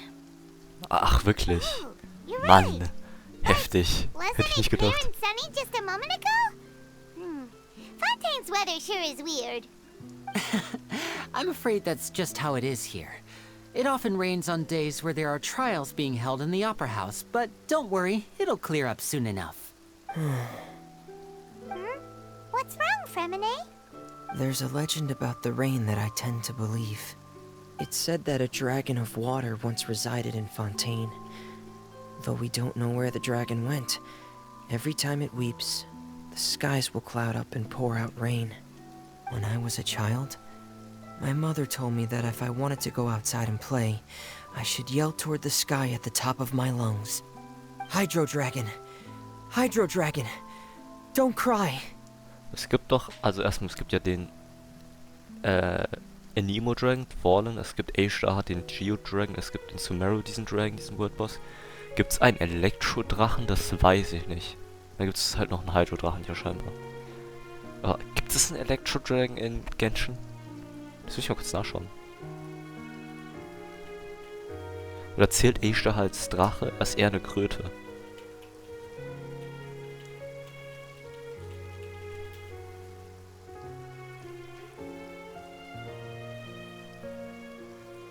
Das ist aber nicht ein Elektrodrache. Ja, okay, schade. Aber, zählt A-Star als Geodragon? Ja, oder? Ich glaube schon, dass er als Geodragon zählt. Latest Weekly Boss, ja, stimmt. Rex Lapis, ja, gut, hier fällt der auch so runter. Kann man das, aber, ich weiß nicht. Ist ja auch egal. Ich meine, Geodragon, Kröte, ja, ich weiß nicht. Er könnte ja auch ein Drache sein. Dann wäre es der Hydro Dragon, kein Plan. Gut, could that Hydro Dragon be the Mental Dragon of Fontaine? Another one of the Mental Dragons of Tibet? If it's an elemental dragon, then having the power to make it rain wouldn't be very unusual. Let Paimon try something. Hydro Dragon, don't cry! Oh, Digga, als ob man auf dich hören würde. Doesn't seem to be of any use. It is just a legend after all. You know, you might be a more popular magician if you understood the concept of romanticism. Or could at least play along. Sorry, it might be because we've never met the Hydro Dragon. Perhaps it can't be comforted by the words of strangers. After some time, the rain stops. Okay. It rained for longer than I suspected. Oh, it's already getting late. Was there something you needed to do, Linny? Yeah, some preparations for the show at the Opera House. I need to find a way to catch the last aqua bus of the day. On the day of the performance, just ride the aqua bus to the island of Araneus. I'll have Lynette meet you at the fountain in front of the Opera House. See at the performance. Oh, are you leaving now? What is it, Fremine? I'm in a hurry. Oh, I get it. You feel nervous delivering the materials for the magic pockets, is that it? Perhaps we could trouble the traveler to help us take these materials to the Beaumont workshop and deliver them to the owner there? I'm afraid that Fremine can be quite introverted, and the boss there tends to be pretty talkative. Fremine has always been a little afraid of her. No trouble at all. Don't worry, we're on the case. Sorry for the inconvenience. I'm quite useless when it comes to... Oh, Ist okay. no need. Gut, Magic Pockets, Materials. Habe ich noch 2 Ich hab... Nee, die haben einfach alle verbraucht. Schade. Schade, ne? Naja. Ich würde sagen... Hier gab es auch einen Teleportation Waypoint, den man vorhin gesehen hat. Wobei das nicht mal das Interessanteste ist. Das Wichtigste ist erstmal Statue of Seven dort oben freizuschalten. Ja gut, ich glaube dazu kommt es auch noch. Aber echt sein, ich muss erstmal kurz auf Toilette. Ja. Mach kurz Pause. Bin dann gleich wieder da. Und da bin ich wieder da. Okay. Was muss ich machen hier? Sieht aus wie eine Schmiede. Hello? Is there anyone here? Offensichtlicherweise ja. Oh, hello there. New customers? Looking to buy, or do you need something made? Or perhaps you're just looking for a chat with me. Oh no, we're just here to deliver some materials. Here they are. They're for making... what were they called again? Ah, these must be for magic pockets. I could tell right away. I've already made several orders worth now. Do we need to pay? No need. They've already prepaid several batches worth. When they told me what they'd be using them for, I even offered them a discount. But they insisted on paying the full amount, saying that I had a business to run. Niemanden. It seems both their hearts and their pockets are made of gold. Wow. So, is Linny actually loaded? Wahrscheinlich. I can't say for sure, but who knows? Maybe there's good money to be made being a magician in Fontaine. Hey, is this machine what you use to make stuff here? It looks really advanced. Why use your hands when a machine can do the work? It would be a waste not to use the latest technology, and wasting is a kind of crime. But where does a big machine like that get its power from? Well, it's a little complicated. I'm not sure I can put it in layman's terms for you. But basically, everything we usually use here in the city is powered by indemnitium. It's a type of energy that's produced from trials. Ja. Huh? How can trials produce energy? Well, I'm not completely sure of all the details myself, but basically, when a trial is in session, the oratrice mécanique d'analyse cardinale harvests people's belief in justice What the and converts fuck? it into energy to be used all around Fontaine. The fuck? Oratrice Mécanique d'Analyse Cardinal. Nein, abgelehnt. So that's what its other function is? Paimon heard that the Oratrice was created by the Archon to make judgments. But Paimon still doesn't get it. How could something unreliable like people's beliefs be turned into a stable power source for these machines? Well, Venti and Nahida both said the gods rely on belief to obtain power. Oh, yeah! So that means the Hydro Archon relies on the machine to take the energy created by belief and turn it into power for all of Fontaine, right? Even though I've never heard anyone really put it that way before, it sounds like it makes sense. Besides indemnitium, we have another type of energy called pneumosia. It isn't produced by the power of the Archon, but it is unstable by nature. Even now, it still cannot be widely used by civilians. I thought I'd find you hard at work, but here you are chatting the day away. Since you're already talking, I'm sure you wouldn't mind a few words with me. You again? Klingt wie Didn't I der already promise you that I'd have the Moraio to conquer Rio Klischee-Bösewicht. Cabriere by next month? Why are you hounding me now? Yeah, but how do we know that you won't go running off by the end of this month? I want 50% today. Wait, no? 70%. Ja, was ist das für ein Klischee? Das macht nicht mal Sinn. Man kann das nicht mehr einfordern per Gesetz dann wahrscheinlich. So, ja, du kannst es einfordern, aber das ist sowieso erst am Ende des Monats gezahlt werden muss. Kannst nicht sagen, ich will es jetzt haben. Das ist nicht möglich, Alter. Natürlich muss es immer solche Klischeebesüchte geben. Warum denn noch nicht? Huh? You. Seems business isn't so great for the workshop. We've already finished our job and delivered the materials. Maybe now's a good time to leave? Sounds like a usual case of someone owing somebody else money. Hey, hold on! Huh? Before you go around trying to collect Child. payments, why don't you settle your own debts first? If Confrere of Cabriere wants to poach clients from Northland Bank, that's fine. But I'm afraid you still owe the bank a hefty sum of more. So why don't we work things out between us first, before you get back to your little conversation here? Und warum ist Child hier? You're from Northland Bank. But we said we'll pay everything we owe next month. Why are you hounding me now? Ja, das ist doch 1:1 der gleiche Satz und das ist extra geschrieben. Warum? Das ist doch... Ah. Aber ja, gut. Ist okay, passt. Ist okay, passt, Mann. Ist okay. Traveler, Paimon! I didn't think I'd run into you here in Fontaine. What are Will the er wieder chances? kämpfen? We're surprised to see you too. What are you doing here in Fontaine? You didn't want to stay in Snezhnaya? Fontaine really is a curious place. Long story short, Das ist noch sein I've already been in Hydro-Vision. Fontaine for some time now, and honestly, things have been pretty boring. Bro's confused. But it seems that fate brought our paths together today. Not only will I have some good friends here now, but ones who always seem to find trouble. Either way you look at it, it seems things are going to get a lot more interesting now. Pretty sure we'd want to avoid anything that you'd find interesting. Besides, our trip here has gone pretty well so far. Right, Traveler? I don't mind a little excitement every now and then. Hey, you, Northland Bank boy. Aren't you forgetting something? Don't interrupt. It's not often I run into the Traveler like this. Why don't you wait for me so. over there for a while?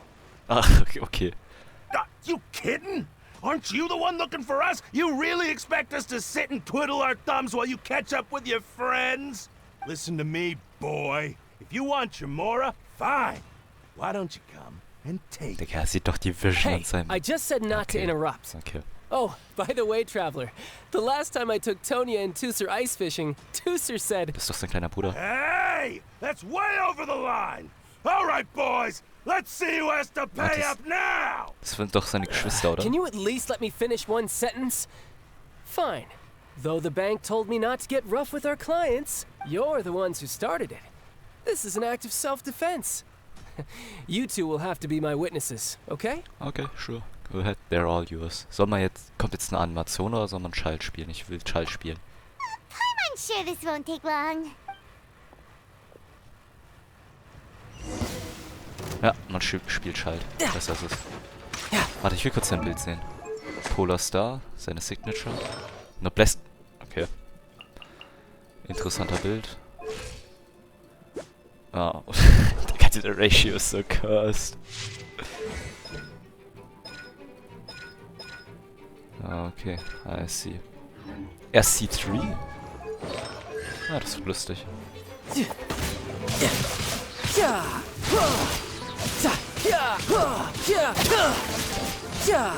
Who's next? Ich weiß nicht, wie lange ich nicht switchen darf. Wobei eigentlich ist egal. What's your deal, Brad? How are you so strong if you're just a staffer from Snezhnaya's Northland Bank? Wait, don't tell me you're... Oh, now you notice. It's a little late, don't you think? Just make sure you understand that you don't mess with Northland Bank. Got Northland Bank.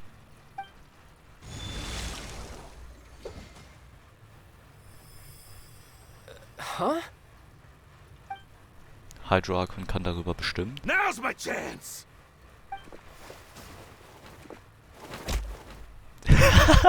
Geil. Huh. That was weird. Hat sie Kontrolle darüber, Farina? What just happened? I'm not sure. It's as if I suddenly lost control of my hydro powers when I needed them. Maybe there's something wrong with my vision? Strange. How could that happen? First time Paimon's ever heard of someone losing control of their vision. Never mind. It doesn't matter. If I want to stay sharp, I shouldn't be relying too much on my vision anyway. Besides, I always have my delusion in case I need it. You'd better not use your delusion too often. I don't have a vision, so don't ask me.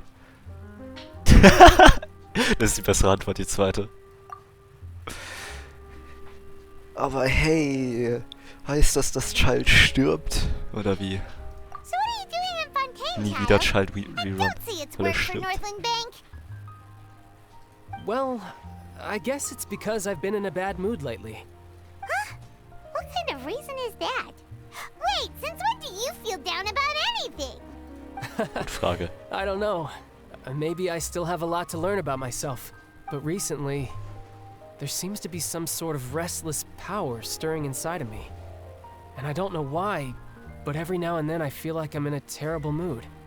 Maybe you losing control of your vision just now is connected with that power you're feeling inside. That is a possibility. So about this power. I can't remember if I ever mentioned it before, but when I was 14, I fell into some unknown abyss. It was during that time I learned nearly all of my abilities. The one who took me under her wing and taught me was named Skirk. She was always quiet and very mysterious. Nobody knew where she came from or what she had been through, and she was always very strict when teaching me combat techniques. One time, I asked her why she was willing to take me on as an apprentice. From what I could make of her answer, it was because I had awakened it, and traces of it remained on me. She said that all my combat training would be useful in the future. But what is it? What did you awaken? She never explained that, but my guess is that it's related to a dream I saw when I had just fallen into that abyss. In my dream, I was in the deepest depths of the sea, and the boundless seabed was all around me. But in front of me appeared a whale that was so massive, I felt like I couldn't breathe. Weilord. A whale? Oh, that sounds familiar! When we fought against you before, you summoned a huge whale that seemed to leap at us. Is that the one? That's just an abstract form of a whale that I create using my elemental powers. It takes that shape because the scene I dreamt of the whale has always been stuck in my mind. I'll never forget it. So you used the whale as inspiration for one of your moves? Huh. Seems a little twisted to Paimon. It's very possible that the power inside you is connected to your incident in the abyss. So why don't you just go ask your master? Maybe she knows the answer. You make it sound so easy. Ever since the incident I experienced there, I've never stopped searching for Master Skirk and that unknown abyss. But it's been years now, and I've still found nothing. There isn't even a trace of the place where I remember falling into the abyss. Oh, it sounds like some kind of ghost story. Yeah, I'm out of leads at this point, but there's nothing more I can do. It seems that strange encounters in this world tend to be elusive like that. Oh, seems the time really flies when I'm talking with you. I just remembered I have somewhere else I need to be, so I should get going. What? More work for the Northland Bank? No, it's more of a personal appointment. Lately, I've been sparring with some of Fontaine's official champion duelists whenever I'm feeling bored. Official champion duelists? You mean it's their job to duel? Yep, in Fontaine, before a criminal goes to court, they're given one chance to defend their honor by requesting a duel with an official champion duelist. The champion duelists are all powerful fighters selected from among the nation's best. And the duel itself is a no-holds-barred fight with no specified stopping point. So engaging in such a duel is regarded as a symbol of defending your honor. If a criminal manages to win the duel, they'll be acquitted. But if they lose, they'll have no choice but to stand trial. And the worst-case scenario is that you're simply killed in the duel. Though it's rumored that Fontaine has a death penalty, from what I can tell, no one has ever been officially sentenced to death.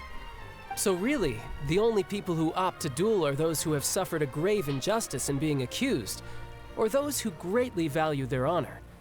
Otherwise, why gamble with your life? So, do many people actually get out of their trials by winning the duel? Ich glaub nicht so viele. Apparently, it's exceedingly rare for anyone to actually win. Fontaine probably enacted this system as a way to show that the nation respects the honor of its citizens. Besides, none of the champion duelists are to be trifled with, which is exactly why I was itching to face them as soon as I got to Fontaine. Apparently the one I'm meeting today, Clorend, is the strongest of the champion duelists. I had been asking her for some time before she finally agreed to face me today. Well, that's child for ya. Keine Ahnung, da Prinzessin. We heard that name somewhere before. When we met the Hydra. Achso. Terrible at remembering names. War das nicht die... Ja, okay, dann war es diese Elektro oder was auch immer die war. Oder Hydra? Die, wo ich gesagt habe, sie sieht ein bisschen aus wie von Honkai Star Rail oder so. Oh, before I forget, I want you to have this. Warum? Hä? Huh? Your vision? You're seriously just giving it away? I'm just worried that it could become uncontrollable again. Oh. I'd be pretty upset if it got in the way of my duel. So, I think I'll be better off without it for now. Leute hatten ja auch im Dings analysiert, dass sein Vision nicht mehr da ist. In diesem Trailer, glaube ich, war's. Und jetzt macht es Sinn, er gibt einem einfach das Vision, deshalb hat er es nicht. Und die haben es auch sehr geändert, dass es nicht mehr da ist. Das ist cool. Ganz ehrlich, das ist cool. Besides, I just need you to hold on to it for a short while.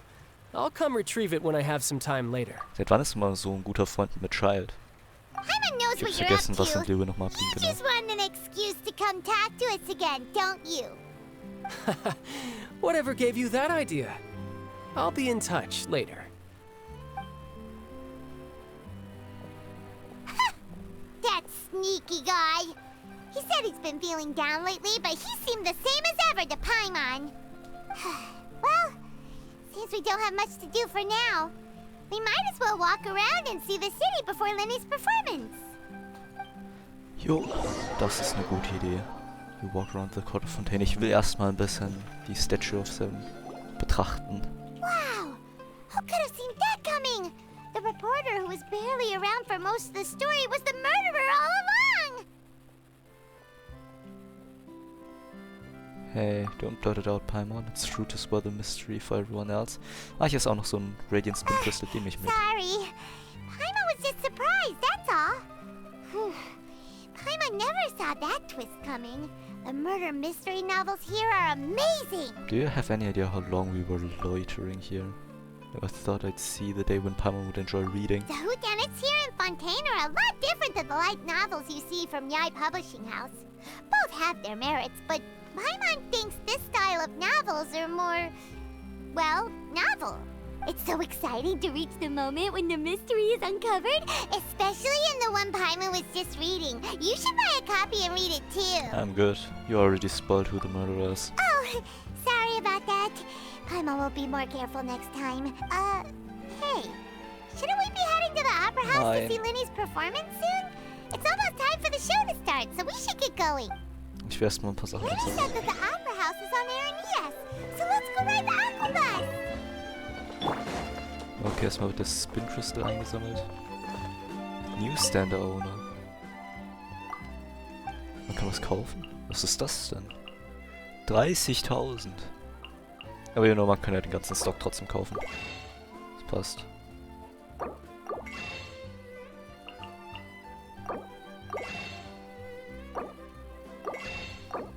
Ja, das sind 150.000 Mora, nicht wenig. Für ein paar Bücher. Hier ist wieder so eine weibliche Kampfstatue. Okay, dann würde ich sagen erstmal auf zur Statue der 7. Ich will nämlich erstmal...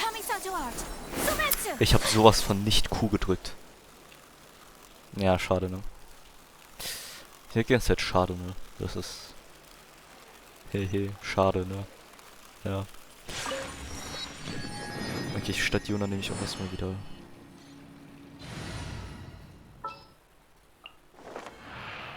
Hey, das sieht gut aus. I will do as you command.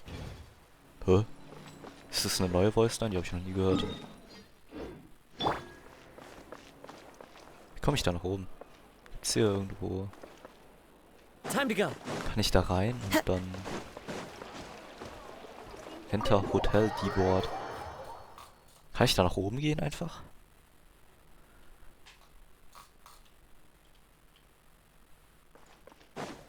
Ja, aber das sieht cool aus hier.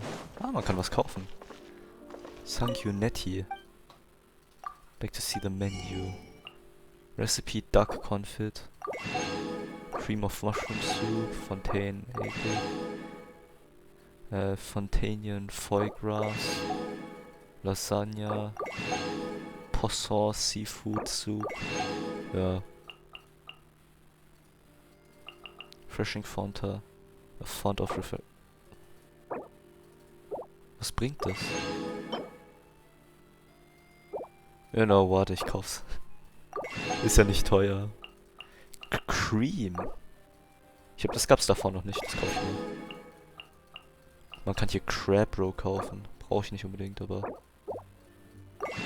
Kann man ja mal mitnehmen. Cheese ist nicht wichtig. Aber der Rest ist egal. Flour, Butter. Das hier gibt auch einem spezifisch Stats. Das andere ist wahrscheinlich einfach nur, dass man so einen HP nacheinander bekommt. Ist sonst irgendwas? Betrachtenswertes. Eine Chest mit viel Moral, wer weiß. Sind das Maids? Warte, das ist eine Maid? Das ist eine Maid.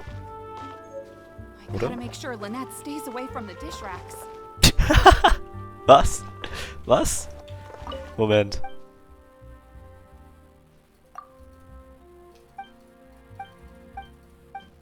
Lynette, fortunately Lynette wasn't everyone.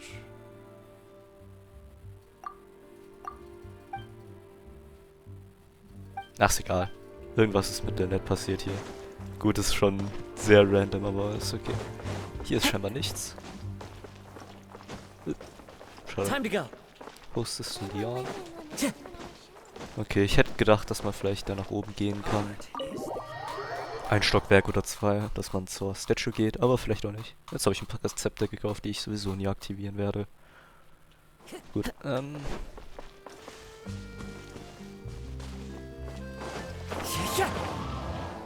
okay, wie komme ich jetzt überhaupt wohin? Ich habe nicht mal eine Ahnung, wo ich... Da ist erstmal ein TP-Point. In der gleichen Stadt mehrere TP-Points. Okay, das war ein Somit Raus, so. Das Wasser hier lässt sich nicht freezen, das ist kacke. Man kann ja auch nicht ertrinken, oder? Ah, ich glaube nicht. Das sollte fein sein.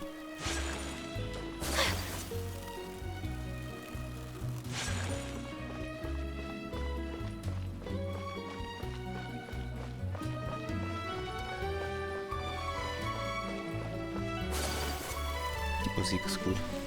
What is Bro doing?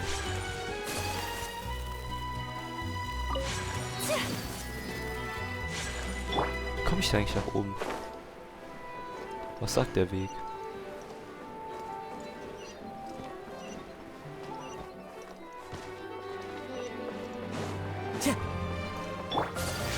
Man kann hier nach oben? Oh, das wusste ich gar nicht. Achso, ein Aufzug. Ja gut, das macht Sinn. Ist es ein Aufzug?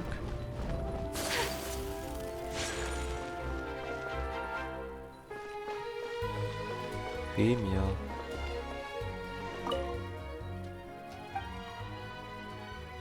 Was ist das für ein Viech? Was ist das für ein Ding? Warum existieren die Teile nicht einfach?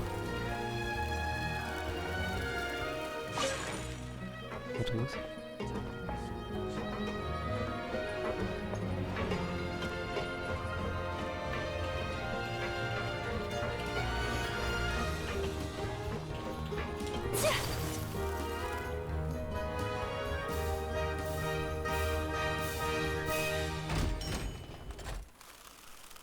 Ah, hier ist die Dings. Hier ist die Statue of Seven, das ist gut. Hier ist sogar noch eine World Quest, die ich freischalten könnte. Mache ich nicht. World Quests sind mir jetzt erstmal egal. Das hier. The world opens itself before those with noble hearts. Die zweite. Court of Fontaine Region. Oh, Digga, die Stadt ist ja riesig. Was ist das alles? Was ist das? Alles die Unterwasserregion. Gehe ich mal von aus. Und hier ist der Boss. Emperor of Fire and Iron. Okay. Ist hier sonst noch irgendwo ein Bossfight? Genau, hier ist der Boss, den man braucht. Oh nein, es gibt 2 unterschiedliche Boss-Materials. Oh, das wird ekelhaft zu fahren, wenn man Lynette upgraden will. Warship Statue, wenn jetzt hier 20 steht. Automatisch 20. Ich habe keinen Bock mehr. Ich habe jetzt schon keinen Bock mehr, Mann. Ich will nicht. Egal, wie viele braucht Lynette? Bitte sag mir, sie braucht dafür nur die Hälfte. Oh, sie braucht gleich viel. Sie braucht gleich viel. Das wird von, was? Clockwork, Mecha. Man muss gegen diese Viecher kämpfen? Ah. Ja, schade, ne? Digga, ich hab wirklich einen Tick. Time to go. Uncool, uncool. Ist es tief genug, dass man schwimmt? Ah ja, ist es. Gut. Huh? Was? Was ist blaues Stamina? Was ist das für eine blaue Stamina? Hat man jetzt eine andere Schwimm-Stamina wie... Ey, ich bin so verwirrt. Was ist das? Also das ist ja wirklich bodenlos. Das heißt, man kann hier entlang schwimmen, wenn man hier hochgeht. Ist es jetzt allgemein so oder nur in Fontaine?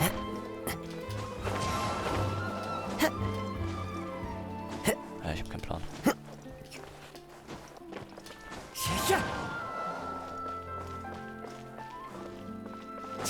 Lower, hä? Ach, da. Ja, Digga. Die Stadt ist ja riesig. Wenn man es so vergleicht. Sumeru war ja schon relativ groß, muss man sagen. Geht mal hier zur Fontaine. Und holy shit, ist die Stadt riesig. Das sieht schon aus wie eine richtige Stadt. Ja, wenn man es mit Mondstadt vergleicht. Ja. Das ist jetzt nicht unbedingt so insane klein, aber es ist schon deutlich kleiner als Fontaine. Also, Digga. Holy shit.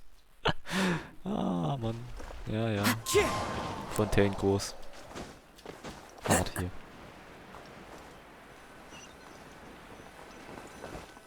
Wait for Aqua Bus. After a while.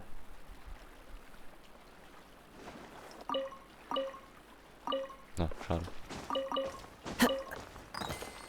Oh, das sind voll viele Artefakte. Elfane. How do you do? When does the immediately? Ah, okay. Kann ich noch mit dir reden?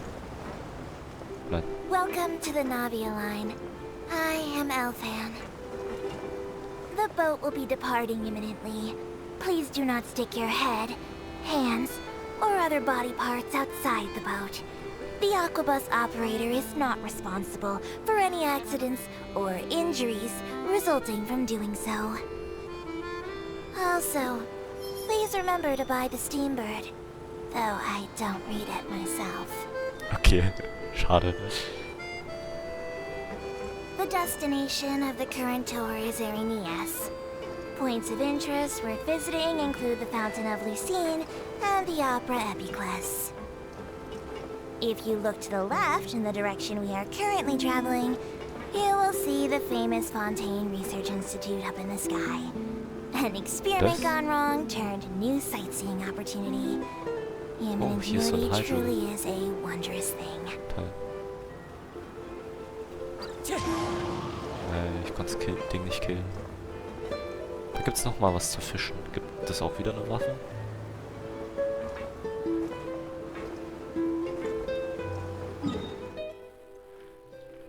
Ah.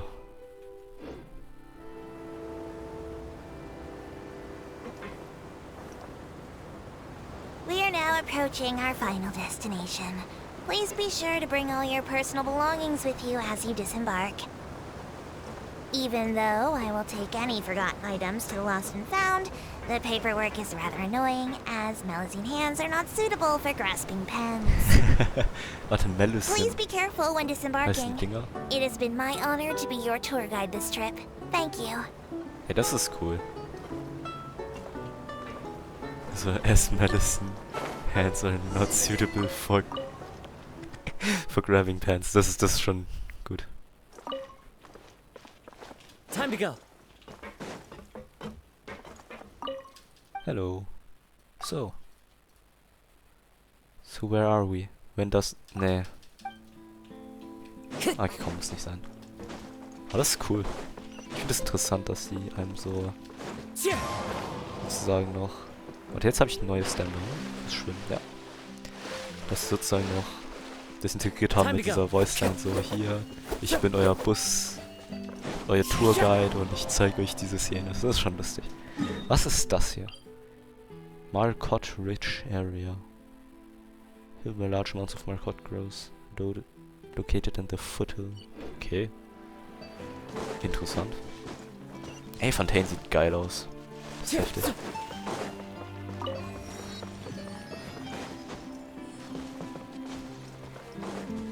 Das sind Marcottes? Ne, Rainbow Rose. Das Vögel? Ja. Bullfruit. Seems there are harvestable was nearby.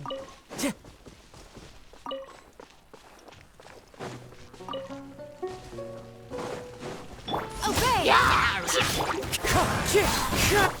Whirling snow! Ah, Moment. Okay. What is this? Complete the quest to harvest this type of item. Okay. Und, was jetzt?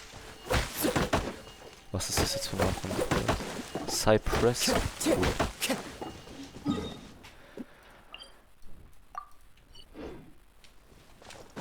Okay.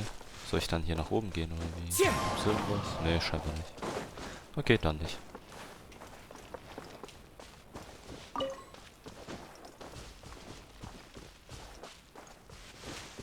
Ich glaube, dann gehe ich auch mal weiter. Rainbow Rose Ridge Area. Das ist auch eine Rainbow... Nee, okay. Na, ist egal. Ich glaube, dann wird es mal Zeit, da zu gehen jetzt. Was ist das für ein Hydro-Ring da? Das ist nicht das, was Hydro macht, ne? Oh. Ah. Und jetzt kriegt man den Dendroculus. Ich meine, Hydroculus. Ah. Okay. Das ist cool. Breathtaking. Breathtaking. Seit wann sagt ihr das? Okay, zugegeben, ich habe auch gefühlt noch nie mit Kokomir. Ich bin noch nie... Wie heißt es nochmal? Ich bin noch nie mit Kokomir Windgel eingegangen, sozusagen, aber trotzdem. Interessante Lösung. Was ist das für ein Ding? Ah, ich will nicht ertrinken. Wobei, wenn ich ins Wasser gehe, würde ich sowieso nicht ertrinken, weil ich ein anderes Stamina habe. Warte, ich kann ja unendlich schwimmen dann. Oh! Das ist big. Das ist richtig big. Man kann unendlich schwimmen. Oh, das ist geil. Was passiert, wenn ich das alles reinnehmen will?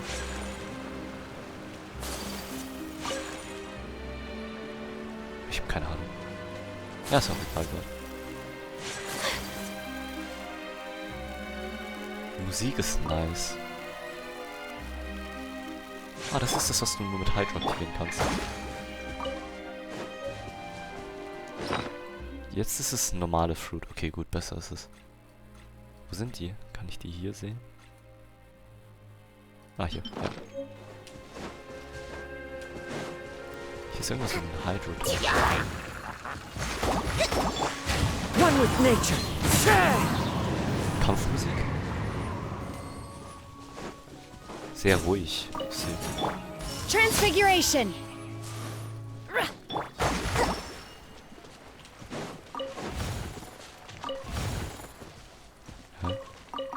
Okay. Let's move out.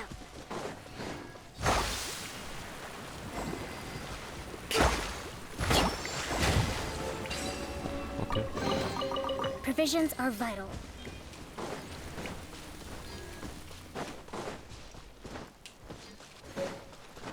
Ey, ich bin jetzt schon fett hyped auf Playstyle von Farina. Wie heißt jetzt nochmal? Ist mir egal.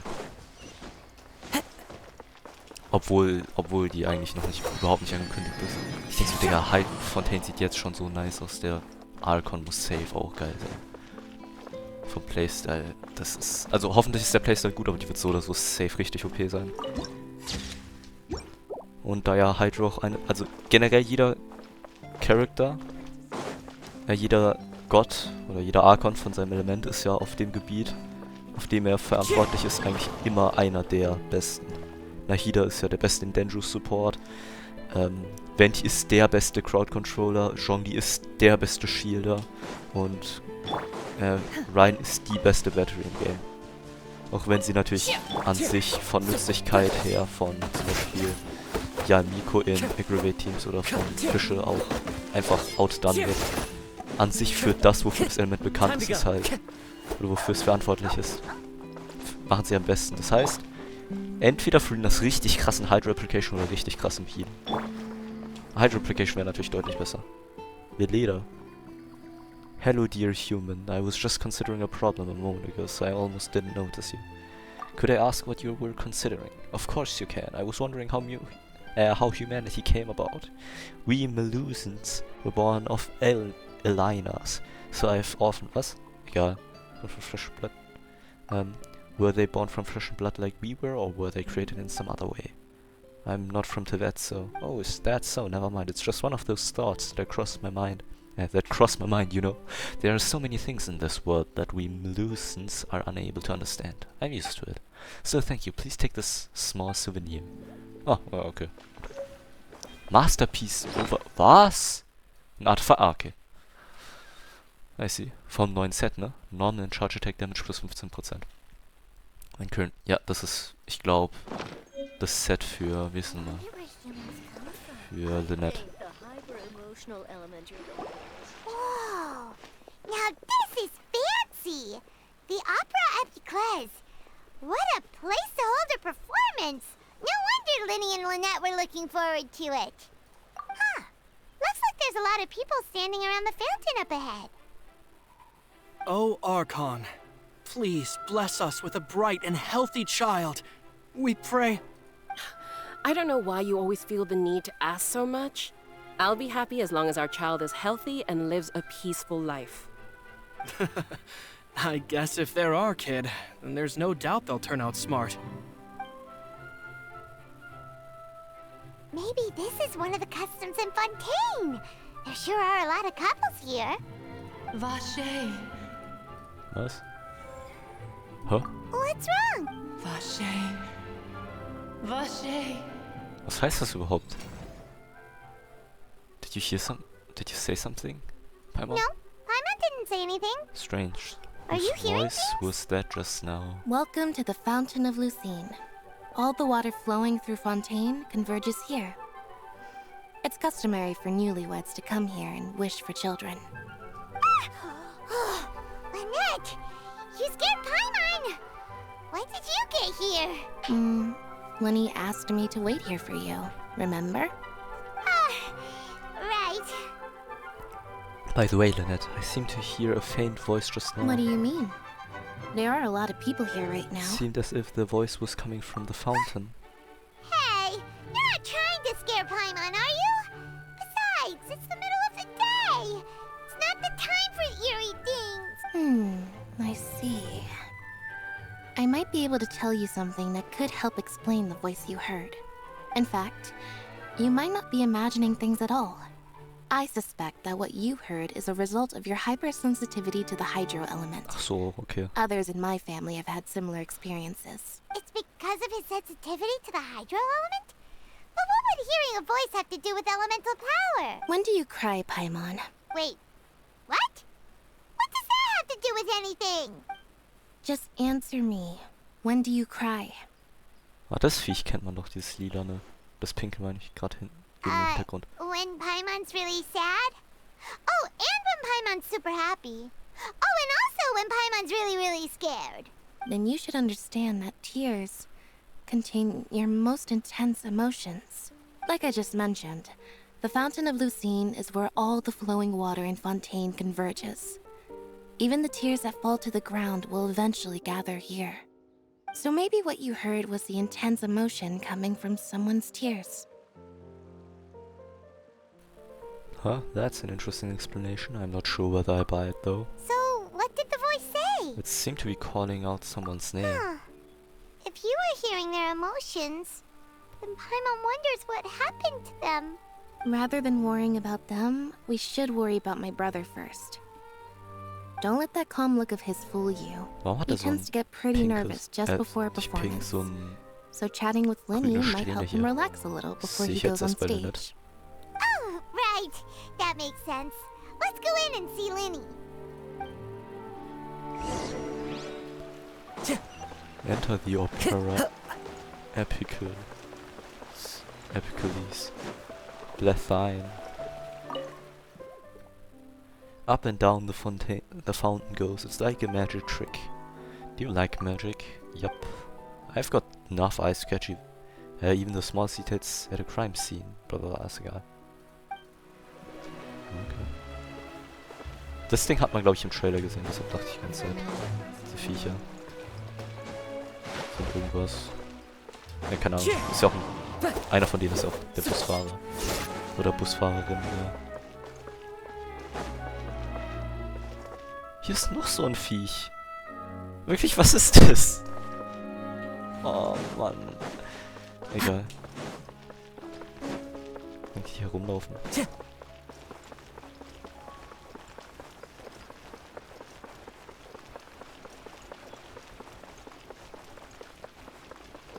Warte, ist das schon das ganze Gebäude?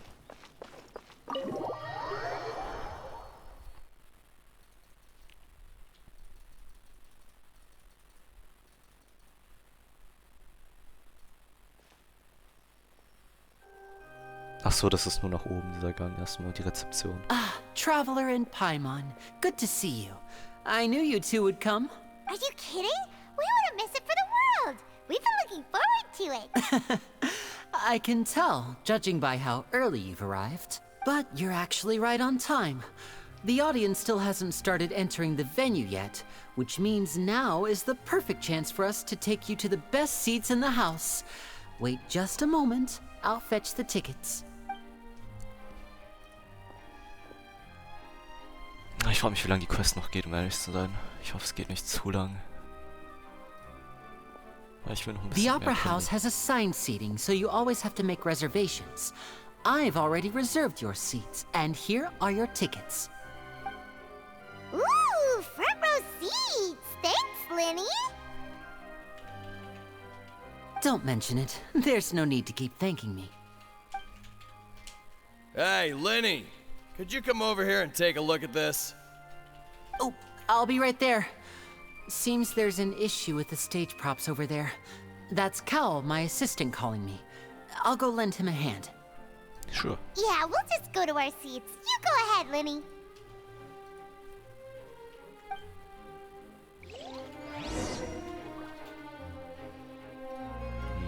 Go to the seats arranged. Achso, man soll hier nicht nach oben gehen?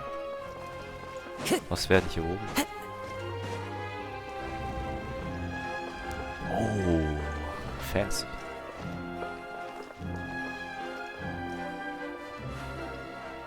Man kann sich hier hinsetzen auf jedes dieser Sitze. Wahrscheinlich. Ja, tatsächlich. Das sind viele Sitze. Hier ist wer? Oh, ist es der Mann? Dieser irgendwas mit M? Der Richter? Oh, these should be our seats. Come on, let's sit down.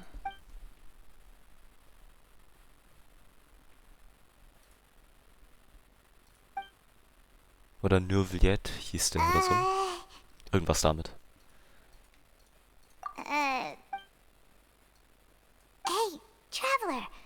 Maybe we should strike up a conversation with the person next to us. Since we're sitting together and the rest of the place is practically empty still. It's kinda awkward if we don't say anything. Nicht unbedingt, aber okay. You're up, Paimon. You little... Of course you put this on Paimon. Excuse me, I did not realize you felt awkward. I am terribly sorry. I would be perfectly happy to chat with you if that is what you would like. Oh, so you heard all Ach, that? nein, wirklich. Es hat ja nur einen Schall gegeben sogar. Have good here. Nicht Scheiße, das ist Paimon nochmal thought she was ein keeping her Echo. voice down. Wait, that's not it. Paimon's sorry. Paimon's the one who was being rude, talking under her breath like that. So let's talk. But what should we talk about? This is getting even more awkward. Oh, Paimon's got it. You're also here early and sitting in the front. Are you a friend of Linny's too? Ja, ist doch der große Judge. Friend, you say? Well, if Mr. Linney would like to be my friend, I would be more than happy to reciprocate. Oh, so you're not friends with Linny then? Oh, this is getting more awkward by the second. Paimon nearly forgot to make her introduction. Nice to meet you. Paimon is Paimon, and this is the Traveler. We just arrived in Fontaine. It is an honor to meet you two. I have heard of your deeds across Tevat, and as required by proper etiquette, I will also introduce myself. I am... Oh, Monsieur Nervillet. What an honor it is to have you here to see my show. Ah, Mr. Linney. I should say it is in fact an honor for me to see your performance in person. Wait, Nervillet? Could he be... I saw you all chatting just now, but it seems you still don't know who Monsieur Nervillet is. Allow me to introduce you to Fontaine's Chief Justice. That seat is always reserved for him. It wouldn't be too much to say that he's the symbol of justice and honesty here in Fontaine. Whoa! Sorry for being so rude just now. Paimon had no idea you were such an important person. No offense taken. Being Chief Justice is merely what I do for work. Nearly every person has their usual reserved seat, so I'm not so special, really. And by the way, I should probably let you know, even though I would prefer not to. Ich habe gehört, der Typ kommt auf den Standard-Banner, was absolut geil wäre. Wenn nicht, dann... Ich glaube, es gibt einen Fontaine 195, der dann auf den Standard-Banner kommt. Ich weiß nicht, ob es ein Nervillet war oder irgendjemand anderes. Vielleicht war es auch jemand anderes, aber wenn der auf den Standard-Banner kommt, wäre es bodenlos geil. Wenn nicht, dann glaube ich, würde er ein absoluter Pull sein. Da müsste ich mal schauen, wie ich meine Primo Gems reguliere. Ich will Child eigentlich haben, aber ich kann ihn nicht pullen. Ich werde auf Zhongli pullen. Denn danach muss ich mal schauen, dass ich noch Focalor und Nahida bekomme. Aber da muss ich halt auch schauen, wann die kommen und ob ich in der Zeit dann genug Primo Gems angesammelt habe. Das heißt, ja, das könnte mal interessant werden. Und wenn er dann halt noch irgendwie dazwischen funkt, müsste man auch mal schauen, wann auf wen gepullt wird. Es ist nur so eine Randnotiz nebenbei. There's someone sitting up there in the VIP seats that has been striking a pose for quite a while now. I believe she is trying to give you a most elegant and impressive first impression. So I think you should take notice of her sooner rather than later. Otherwise she may become flustered.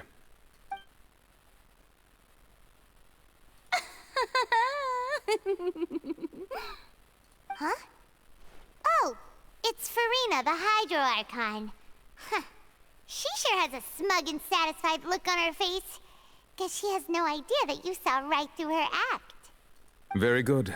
That is for the best. No need to pay her any more attention. We may now enjoy the show.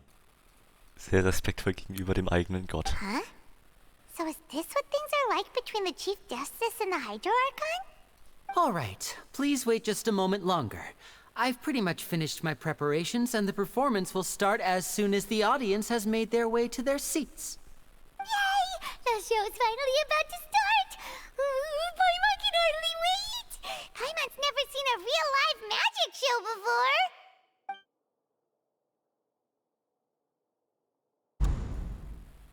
Das könnte interessant werden. Ich mute mal. Oh! They're dimming the lights! The show must be starting! Sorry. Paimon will try to stay quiet. Ja, halt die Fresse, Paimon! Welcome, one and all, to the Opera Epiclese. I am the star of today's show, Linny. And over here is my sister, Lynette, who will be working as my wonderful assistant. Please, let's give her a warm welcome. Hello, everyone. I know she may seem to be a little sleepy right now, but that's just a sign that she's nervous. Whatever. Now, some of you may be thinking, two vision holders who can freely manipulate elemental powers performing magic is not true magic at all. So, I would like to take a moment to assure you that elemental powers will have nothing to do with what you will witness on the stage today.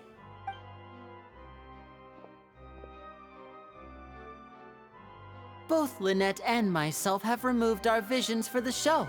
That way, even the gods won't be able to help us. Oh, good point. That's what makes the show real magic. Now, without further ado, let the show begin. Lynette will now exit the stage to make some preparations. I know you might miss her, but don't worry. She'll be coming right back on stage momentarily. Perhaps in an unexpected way. I'm sure she'll be stealing the spotlight soon enough. Oh, and before I forget, there's one more thing I should say. You never know what can happen in the blink of an eye. A magician's greatest skill is making things disappear or appear. The possibilities are endless.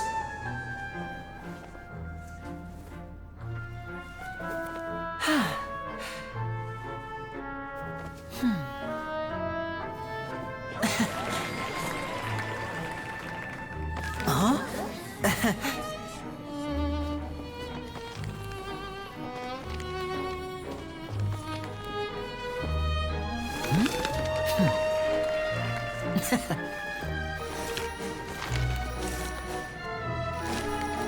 But this isn't what you came for. These little tricks, you've seen them all before. So it's time for something truly extraordinary, don't you think? This one's a little tricky.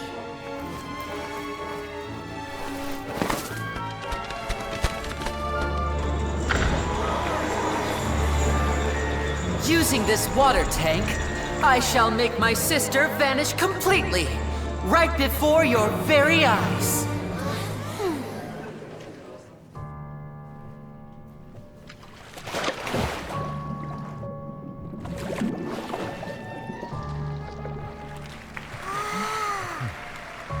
It's actually quite simple. She'll just turn into air bubbles and float right out of the top.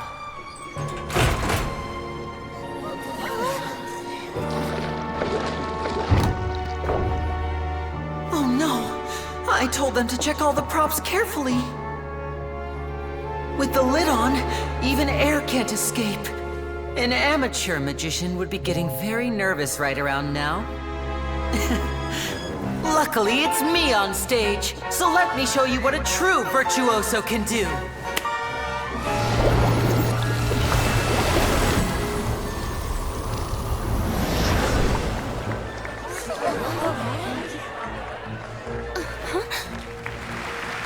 Lynette, are you still there? Don't go too far. We don't want to use up all our magic. Hi, I'm back. Uh-huh.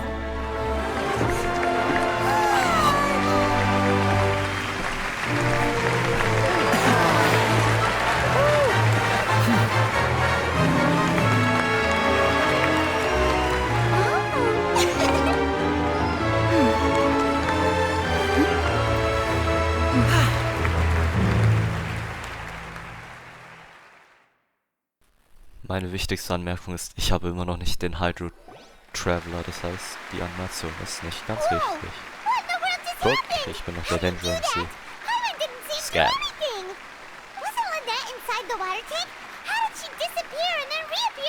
Bitte halt die Fresse! Oh mein Gott, Paimon, das regt so auf. Egal. Oder schon. No wonder he's a famous magician. If we could see easily through his tricks, then that would mean that his skills are still lacking. To appreciate magic, you should focus on the show happening on stage, rather than getting caught up in trying to see that which has been intentionally hidden. Guess you're right. Paimon couldn't believe her eyes when Lynette reappeared. Amazing! Thank you everyone. I'm glad you enjoyed that performance. But our magical journey has only just begun. I've prepared even more astonishing surprises for everyone here. The magic of transformation and disappearance can go far beyond what you've just seen. I'm sure many of you are thinking that escaping the water tank was impressive enough, but Lynette is still my assistant after all. In which case, I have ample time to make all necessary preparations. So, for my next trick, I will require the participation of one lucky audience member. Please, if my assistants could bring out the magical boxes now. There are 2 boxes and only 2 boxes. One is here, and one is there in the aisle among the audience. I'm sure many of our clever audience members have already guessed our next magic trick. A swap! Our lucky audience member and I will each enter a magic box. After 1 minute, we will each emerge from the opposite box. Now please, everyone pay very close attention to the box you see here. Don't give me any chance to make a move. Wow, how's he gonna do this? Hey, do you think Bitte halt die Fresse, Palmer, du bist so laut. Or does Lenny have actual superpowers? The lucky audience member will be generated by this random number selector. It selects numbers entirely at random. Even I don't know who will be chosen to participate. Now then, let's begin. Let me see. Oh, row 7, seat 3. Congratulations! You now have the chance to experience magic firsthand for an entire minute. Please, come forward. My assistant will take you beside the magic box. I'm sorry, it might be a little cramped inside, but no need to feel nervous. We've carefully arranged everything for you to be as comfortable as possible. You don't need to do anything, but no matter what strange things may happen, don't come out of the box. If the magic is interrupted, who knows where you might end up? You might even find yourself in the Fortress of Meropide. Oh, okay. All right. Before I enter the magic box, there is one more thing I need to ask the audience to do. Could you all give me a countdown? Like this. 60, 59, 58. Just keep counting down. You can go a little faster or slower if you like. I won't be able to see anything in the pitch black box, so I'll be relying on your voices to know when time is up. Oh, and no tricks now. If you quickly count from 60 in just 30 seconds, then I'll be in a tough spot. Gehen die Boxen einfach unter wants to count faster after hearing him say that. I'm sure Lenny's prepared. No, that won't do. I can see it in your eyes. You still can't be trusted. Let's practice together. Come on, repeat after me. 60, 59, 58. 60, 59, 58. That's right, perfect. Keep it going. All right, I'll see you all on the other side once you've finished counting. 54, 53, 52? Why aren't you counting, Nervalette? I am counting in my head. I think things are exciting enough in here as it is. Merely a consequence of my identity and personality. Do not worry about me. Just enjoy the show. Oh, all right. You looked so serious that Paimon thought you might be feeling uncomfortable or something. 40, 39, 38! Mr. Lenny, are you all right in there? Is everything ready? Yes, I'm fine. I'm just double-checking the direction of the magic. It would be a disaster if we get sent to the wrong places. For example, mid-air right above the audience. Even though he's saying that, Lenny doesn't seem nervous at all. What was that noise? Did you hear it too? Wirklich, halt die Fresse, Mann.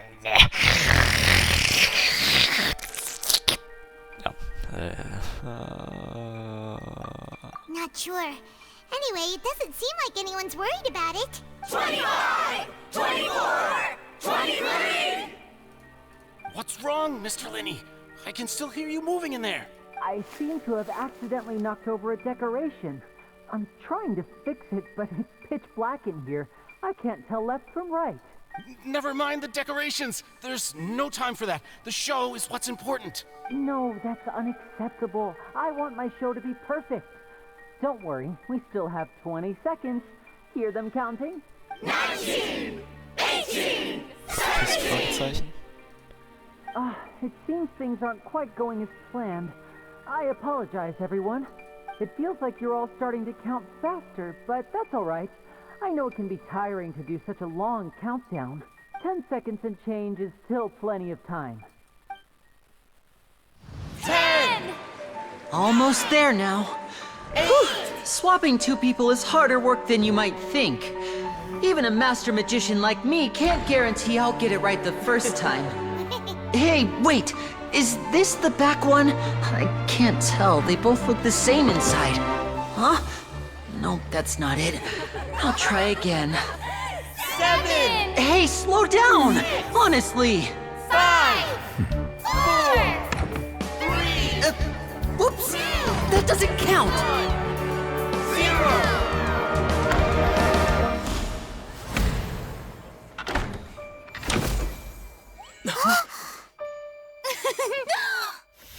Ta-da!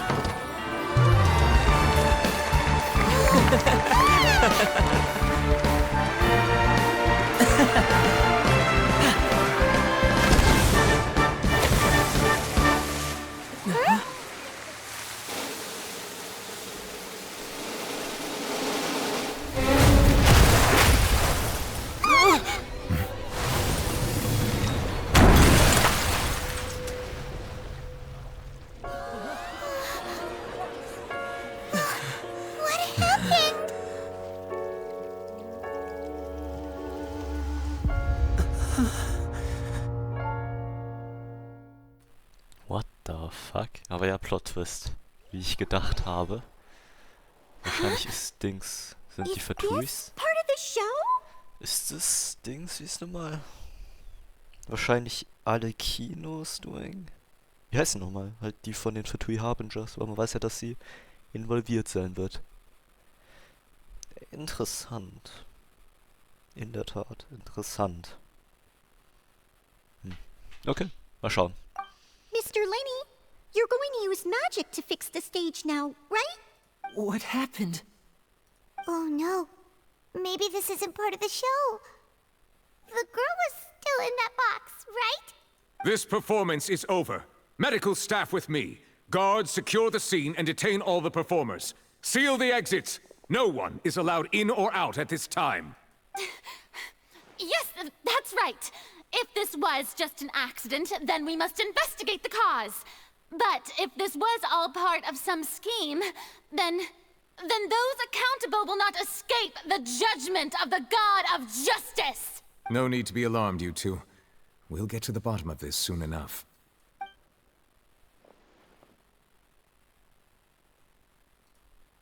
Unfortunately, the person who is in the magic box has been pronounced dead. His name was Cowell, one of the assistants in Linny's magic troupe. Apparently, the fireworks on stage ignited the ropes that were suspending the water tank, which then caused the tank to fall onto the stage. As of now, we are still not sure why we found Cowell in the box, rather than the guest from the audience. And after an initial search of the area, the guards have confirmed that the girl is nowhere to be found.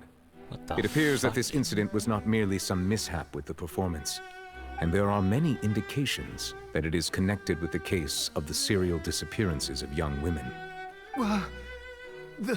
The serial disappearances case? That's the case that Charlotte mentioned before. Alle Kinos daran schuld? Fragezeichen. And to pull it off like this in front of an audience, including the Archon and Chief Justice.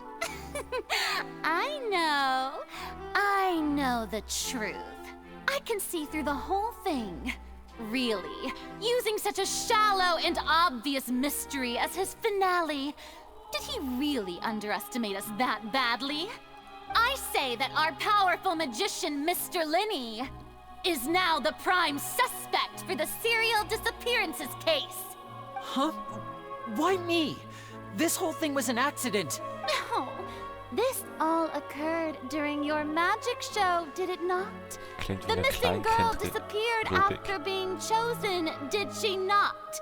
The deceased is one of your assistants, is he not? Hä? Das macht ihn dann ja erst recht weniger zum Suspect. Das ist so eine Kleinkind-Logik. What the fuck? Du solltest der große, weise Gott sein. What in the fuck, Farina?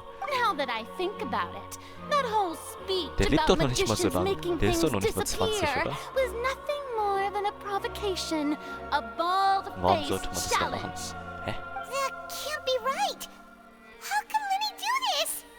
He was in the box on the stage the entire time. We can even hear his voice. Besides, before the show, he told us that he would like to catch the criminal behind the disappearances. He couldn't possibly mean catching himself. He's a suspect at most. It's hard to believe all this happened during the show. Save discussion for a later time, please. Lady Farina, may I assume that your comments just now constitute an accusation against Mr. Linney and his associates, and that you are pressing charges? Huh? I just think that well, I think it might be a little early to talk about formally pressing charges. But what Lady Farina said just now makes perfect sense.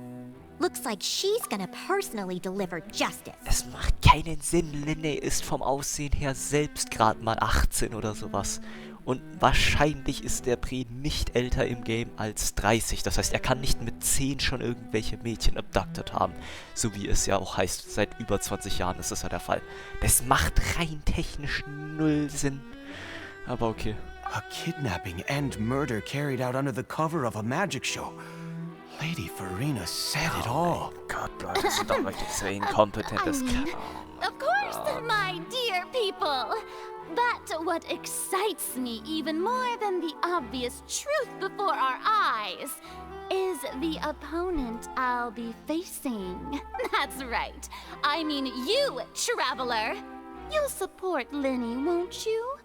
After all, he was the one who helped you the first time we met. I'll trust Linney. Nee, I trust Linney. Wie sehe ich das I'll? Von wo kommt das Doppel-L? Muss ich einfach verlesen. Then there's no problem at all. You know, the Traveler and I already had a duel the first time we met. But with Linney's help, our little duel ended in a draw.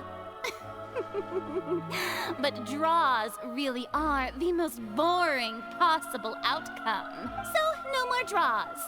Between the two of us, there must be a clear winner and loser. And what better place to hold such a riveting showdown and decide the true victor than here, on the grandest of stages, the Opera Epiclese. Huh? It wasn't a draw. She obviously lost last time. I understand. Charges have now been pressed, and as such, a trial is in order. Well, Traveler, seems Lady Farina has set you in her sights. But putting her dramatic rhetoric aside for a moment, I would like to ask you, are you willing to act as Mr. Linney's attorney and defend him in this case? Ich habe keine andere Wahl, als Ja zu sagen, ne? Very well.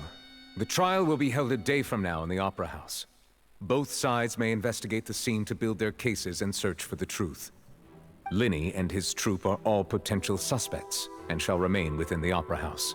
The audience may begin to leave in an orderly fashion once they have been cleared by the guards. Das macht gar keinen Sinn. Warum sollten alle Leute suspect sein, wenn selbst einer von denen gestorben ist, hä? A day isn't that long. Let's see what kind of case this big shot outlander can build in such a short amount of time.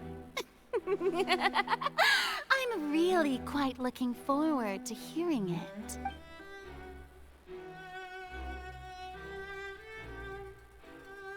Okay. Lenny! Sorry about everything that happened just now. Were you frightened? Of course! Das hat eigentlich gar keinen Sinn. Im Gericht brauchst du auch erstmal handfeste Beweise für etwas. Du kannst ja nicht jemanden verhaften für etwas, für den, dass du keinen Beweis hast. Du sagst, ah ja, ich habe gesehen, dass die Person verschwunden ist. Nee, du hast die Person ja nie gesehen. Sie war erst in diesem Teil drin. Das heißt, du kannst nicht sagen, die Person war verantwortlich dafür, also Linney. Er konnte ja nicht mal physischen Kontakt zu ihr gehabt haben. Das heißt, das ist auch nicht möglich. Und dann kannst du schon direkt sagen, ja gut, das macht keinen Sinn. Er kann nicht der Grund sein, weshalb das passiert ist. Zweitens ist die Person ja einfach verschwunden, ohne dass er, wie gesagt, dass er da war, während jemand anderes gestorben ist. Das heißt, Macht auch keinen Sinn. Und er ist zu jung dafür, als dass er schon das ganze Ding vor 20 Jahren gestartet haben könnte. Macht auch keinen Sinn. Ja, und noch das nächste, was keinen Sinn macht. Warum sollte er einen einfach unter einer Magic Show verdingsen? Warum sollte er jemanden töten? Das macht ja auch gar keinen Sinn, um es nur so zu verstecken. Du sagst, du tötest eine Person da unten drunter, damit du eine Person wieder entführen kannst. Macht auch keinen Sinn. Warum solltest du das machen? Es hat nichts dahinter. Null Beweise. Das ist so ein komisches Ding hier, das gerade abgezogen wird, aber okay. Yeah, I'm a little shaken up myself. How could this happen? And poor Cal. I know you already claimed that you would defend me, but now it's just us talking. Tell me, do you think I could possibly be the murderer? I understand. Even I'm not sure what happened, so I can only imagine how difficult it is for you to grasp the situation. I'm sure everyone sees me as the biggest suspect at this point. But if you ask me, the whole thing is mysteries layered upon mysteries, such that all that's left is confusion. Ja, Digga, du bist nur der Prime Suspect, wenn man einfach nur fucking stupid ist, wenn man einfach retarded hoch 10 ist. Das ist ja wirklich unglaublich heftig. Nichts spricht dafür, dass er wirklich dein Führer ist. Und alles spricht dagegen. Es macht null Sinn. Aber okay. I don't know whether what happened there on the stage was purely an accident or not. And I don't know why poor Cal was in the box. As for how that girl chosen from the audience could suddenly disappear, I'm afraid I don't have any answers either. Ja, genau, das war auch If komplett per someone's Zufall. hampered with my performance, then we need to figure out what they did. Man muss ja nur sagen, das war ja ein Random Number Selector. Das heißt, das ist auch nochmal etwas so. Ja, wie wahrscheinlich ist es dann, dass du genau diese Person, die du entführen willst, auch durch einen Random Number Selector bekommen würdest? Es macht überhaupt keinen Sinn. Das ist irgendwie so 10 mal 10 Plätze. Das sind 100 Leute. Da ist die Chance 1%. What in the fuck? Even a skilled and knowledgeable magician like myself couldn't pull all that off in just 1 minute. Yes, it's very strange. Which is precisely why we need to investigate.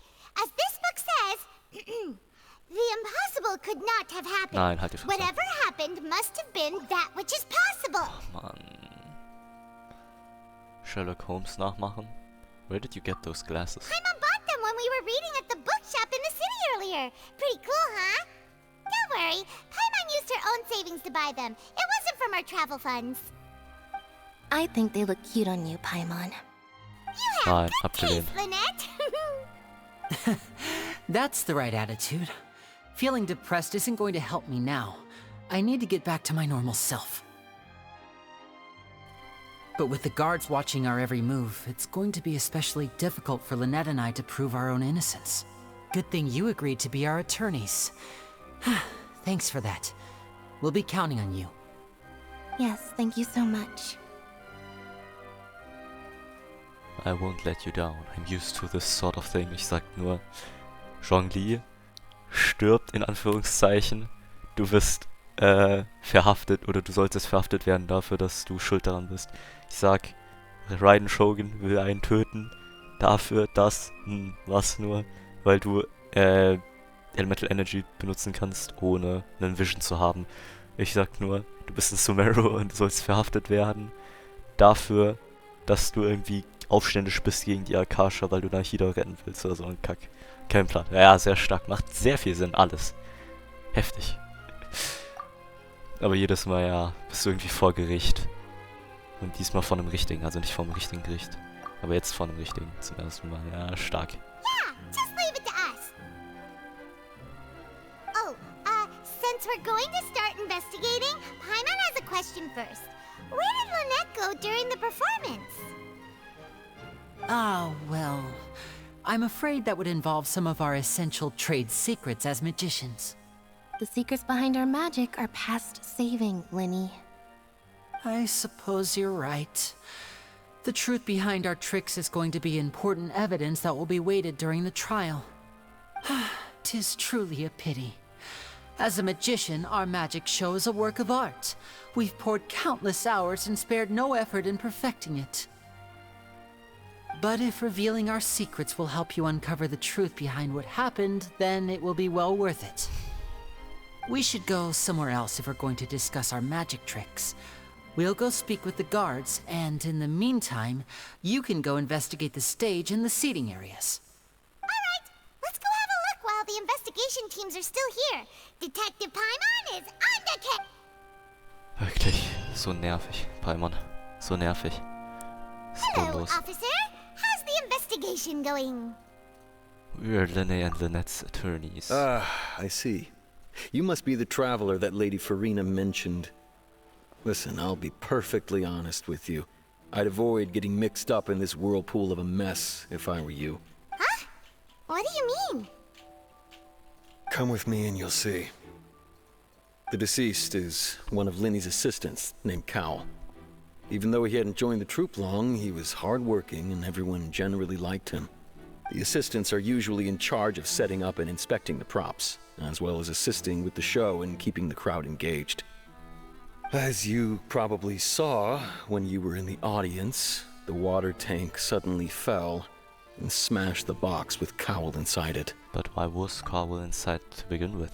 Wasn't the girl supposed to be in there? This is the real mystery. We've already searched the scene and were unable to find any traces of the girl. Das macht gar keinen Sinn, weshalb er auf dem Boden so lag. Eigentlich würde man bei so einem... Wenn man zerquetscht wird, würde der Körper halt wirklich nicht mehr so aussehen. Man würde halt eben zerquetscht sein. Manche Körperteile würden einfach abfallen, mehr oder weniger wegfallen. Die Organe würden rausfallen. Wenn man halt wirklich dort drin steht und es auf dem Kopf... Ja, also es wäre halt unschön. Du würdest niemals einen ganzen Körper haben, der so aussieht, wie er da so aussieht. Die Organe würden auf jeden Fall mindestens und ein paar Knochen nach außen ausstehen, die du mit beachten müsstest bei dem Körper. Und er würde auch nicht so noch menschlich aussehen. Er würde absolut unmenschlich aussehen. Also ja, das ist okay. However, if you look carefully, the box was positioned directly under the water tank. The ropes holding the tank were then burned by the pyrotechnics on stage, causing them to snap. All these factors lining up so perfectly makes it hard to see this as a mere accident. If anything, the more logical explanation is that the whole incident was intentionally planned, and Linny is the most likely person to have access to all these areas. But he doesn't have a motive. Are you both good friends of his? Well, you can't say we're good friends, but we've known each other for a little while. So in just a short time, he was not only able to win your trust, but even convince you to act as his attorneys. I know there's no such thing as magic. The real trick of a magician is holding the audience in the palm of their hand. I've seen a lot of cases, and I can tell you that people are the least reliable kind of evidence. But that's not always true. People can also be the most... Sorry, I tend to be pretty straightforward. Just know that I'm warning you for your own good. Anyway, you may investigate the scene of the crime yourselves if you're curious. Who knows, maybe you'll be able to come up with some new evidence. You can use the case record to confirm your current evidence and clue collection situation and sort case-related information. You can check as yet undiscovered evidence and clues in the case record, then investigate the corresponding area to locate them. Use a perception skill to find evidence and clues that can be investigated within a certain radius around yourself. This will advance your overall progress. Das werde ich mir definitiv nicht durchlesen. Detective in action. Whoever the murderer was, they must have made preparations well beforehand. Why would it be him?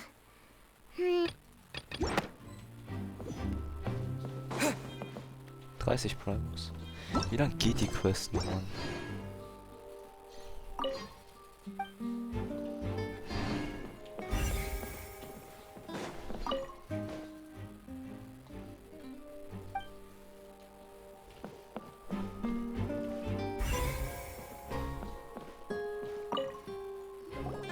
So this is the rope that broke and caused the water tank to fall. The rope looks pretty durable. How can it be burned through so quickly by fireworks? So either Linne didn't realize this was a safety concern, or someone did it on Why are you purpose. suddenly so serious, traveler? Ja, es war wahrscheinlich jemand, der es extra gemacht hat. Alle Kino? Fragezeichen. I'm just looking at where the rope snapped. Sagst halt, es macht Sinn. Soweit ich weiß, ist alle Kino. Ich würde eigentlich so denken, sie ist eher Cryo, aber wahrscheinlich so aschgrau ist sie eher so Pyro. Das heißt, sie wäre wahrscheinlich in der Lage, das zu machen. Oder sie hat eine Pyrovision. Wobei Cryopyro dann halt einfach die 1:1 Kopie wäre von Frau, naja, eingeäschert worden. Okay, I'm just looking at where the rope snapped. Whoa. Look! This bit is made from different material. Most of it was burned away, but there's still a little bit of it left. Like a type of flesh cotton seems to be flammable. Huh.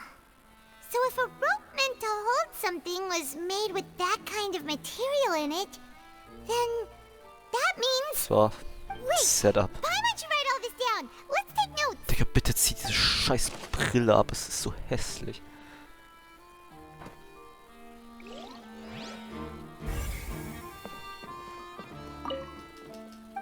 Ja, das ist schon fertig. Next thing to investigate.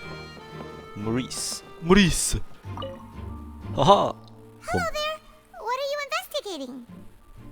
Zitat aus Pinguine aus Madagascar. Oh, this location has also been cordoned off because the Magic Troupe members are currently considered prime suspects. The investigation team is still collecting evidence. The seats were all booked in advance, so we were able to deduce the missing woman's identity by checking the guest list. Could you tell us who she is? Really? Sure. It's not like this is confidential information. We will publish it later anyway when we petition the public to help us find the missing person. Her name is Halsey. She's a painter from Fontaine who's made a bit of a name for herself.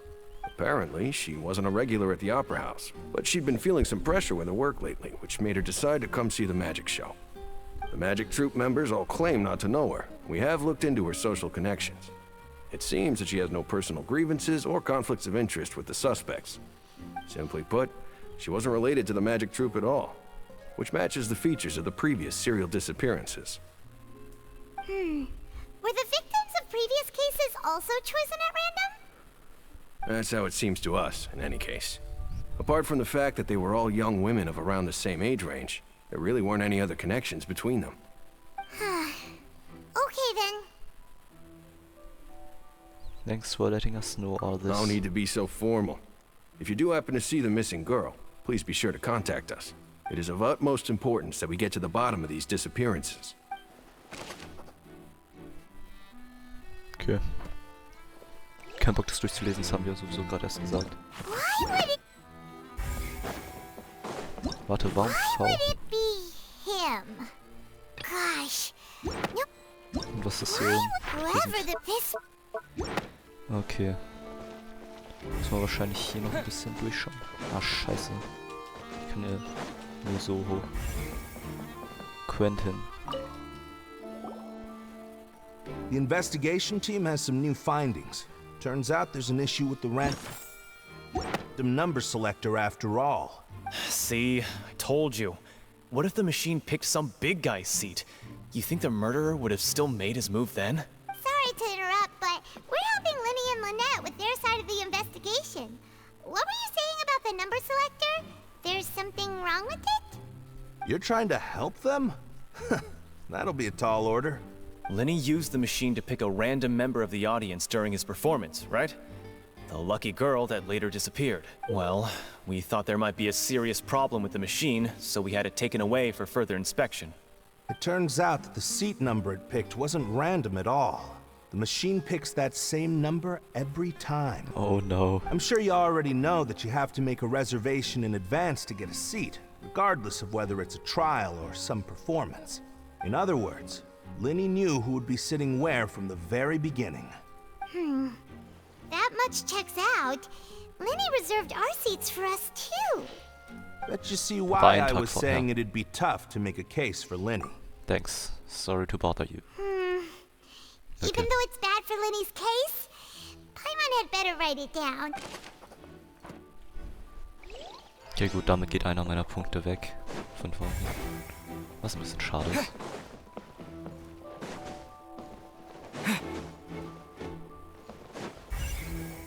Hier gibt es nur eine... Ne, hier gibt es zwei Sachen. Okay. Ja, okay, gut, macht Sinn. I see that you're investigating the area. Well, it just so happens that I'm interested too. If you find any new and interesting leads, be sure to share them with me, alright? We don't have too many thoughts yet. Then why don't I tell you my hypothesis first? The way I see it, It all started with that loud thud. The thud? Oh, you mean the sound that happened during the countdown? Yes, exactly. It wasn't terribly loud, but I suspect that most people heard it. It's just that everyone was awaiting the results of Linny's trick with bated breath, so no one paid it much mind. But now that the incident has happened, the thud has become an important clue. Ja, das ist halt eben die Sache. Hätte Paimons nicht so ausgecallt, dann wäre es jetzt ein viel krasserer Aha-Moment. Jetzt, nachdem sie es ausgecallt hat, denkst du so, ja, gut, obvious, natürlich hat das irgendwas zu tun. Alles, was jetzt halt so generell in der Geschichte drankommt, wird ja irgendwo mal auch eventuell eine Folge haben, sonst würde man es ja nicht einbauen. Und wenn Paimon es so fett auscallt, dann denkst du so, okay, gut, wow. That makes sense. So, what do you make of it? I'm of the opinion that it may have been the sound of Linny's accomplice. Lynette, perhaps. Jumping atop the water tank, or something like that. And when the pyrotechnics went off, she cut the rope, sending the water tank crashing down. But wasn't the noise we heard too loud for that? Perhaps the balance wasn't right, leading to a particularly rough landing. Then wouldn't the water tank have started to swing a bit in that case? Oh, that's true.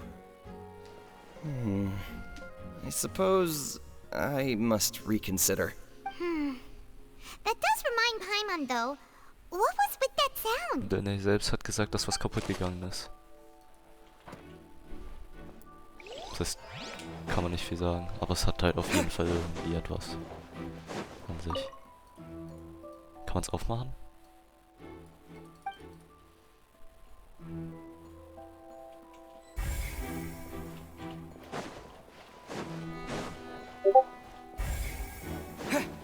Oh, Jonathan macht jetzt Artefakte.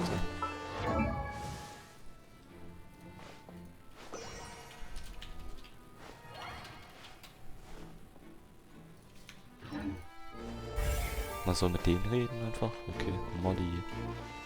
Lenny's still talking to the guards. It seems he'll have a lot of explaining to do. I think someone will be assigned to monitor us later, but that's alright.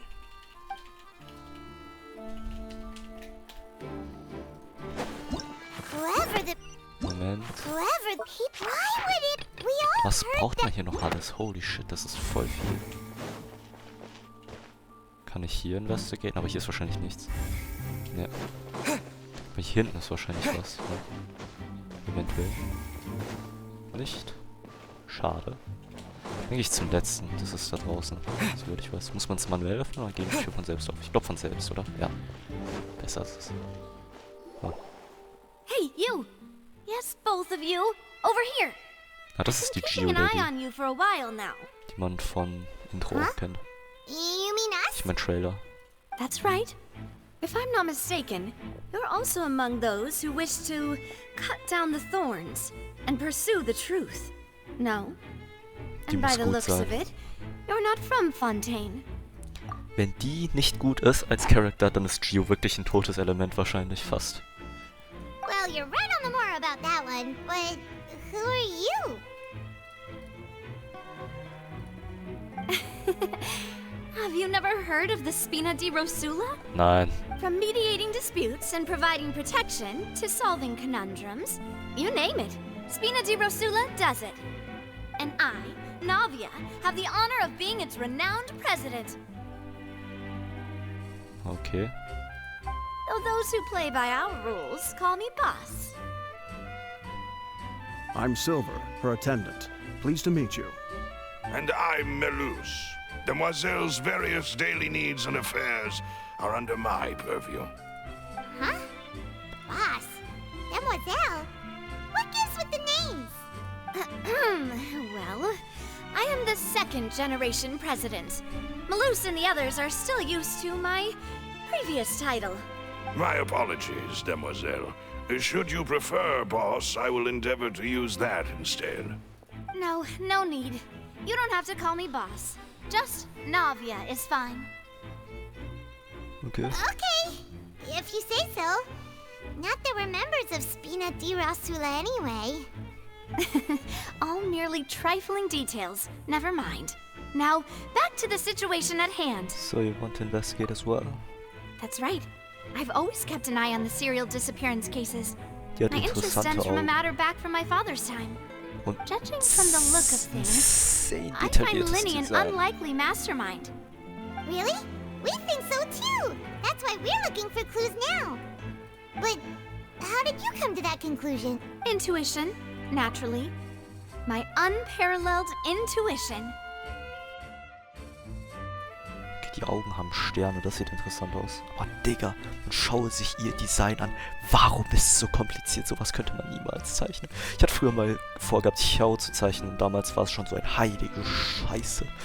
Am Anfang sieht es gar nicht so detailliert aus und irgendwann fällt dir auf, scheiße, wenn du es zeichnen willst, ist es zu detailliert. Und ich schwöre, ich kann auf den ersten Blick sagen, die ist 7-mal so detailliert gefühlt. Das ist ja wirklich bodenlos, das kann man nicht malen. Das muss man ja mies vereinfachen, wenn man das malen wollte, ohne 7 Stunden am Blatt sitzen zu müssen für den Sketch. Heilige Scheiße. Farina sure was quick to point Ja, the einfach finger nur at by the way. Linny without Mein any Gedanke dazu. decisive evidence whatsoever, wasn't she?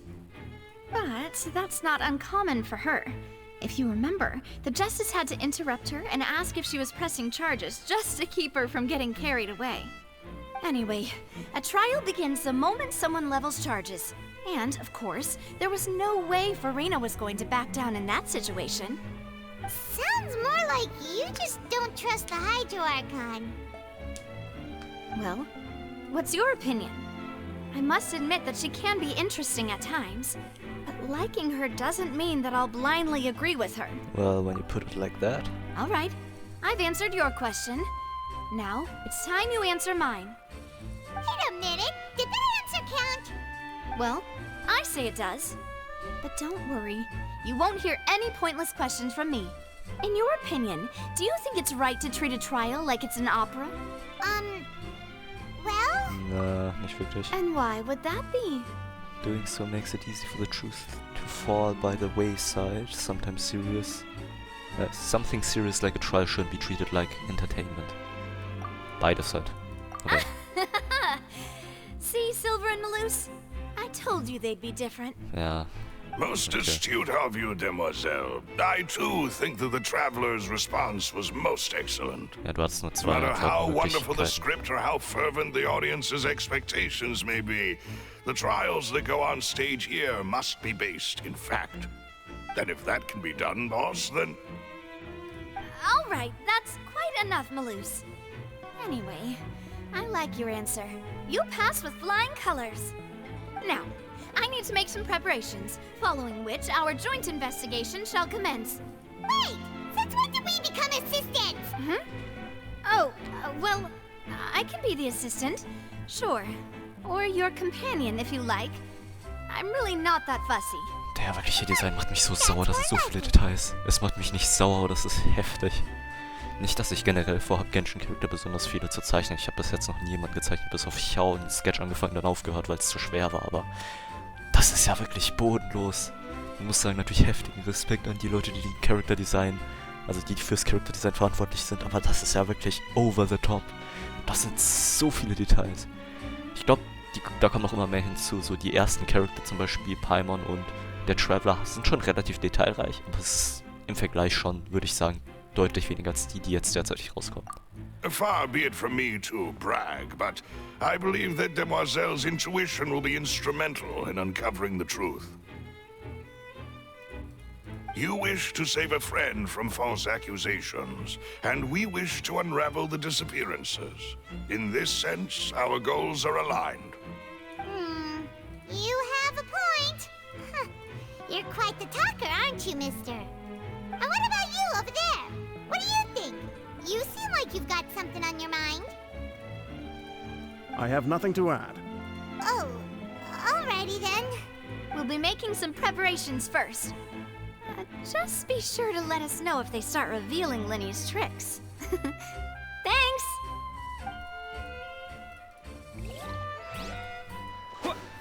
Okay.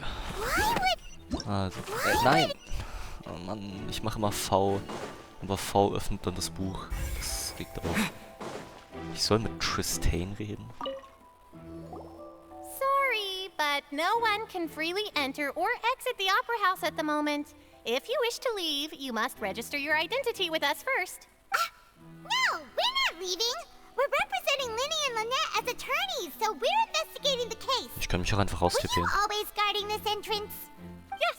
After the Chief Justice gave the order, everyone coming in or out must undergo a strict inspection. So, the missing girl couldn't have left from here. At least, not from that point on. What about during the show? I doubt there was much opportunity then either. How can you be so sure, Well, because I was in charge of security near the entrance at that time, I couldn't see Linny's performance from here, which was quite a shame. Just my luck. But still, I did not abandon my post, and I stayed put no matter how loud the applause was. If someone had so much as even approached the door, I would have noticed it, let alone if they had tried to leave. We Melusines are good at that sort of thing, you know. So, it's safe to say the girl couldn't have left through here. Alright, thank you for your help. This'll be useful info. Okay. We've checked everything of note here at the performance venue. Paimon wonders how Linny's discussion with the guards is going. Let's go see, shall we? Ooh, things are getting interesting, huh? Ja, Digga, wenn man hier halt durchgeht durch diese Tür. Das sieht so geil aus. Das sind halt so diese Upper Seats und hier. Understood. Then I will be going with you.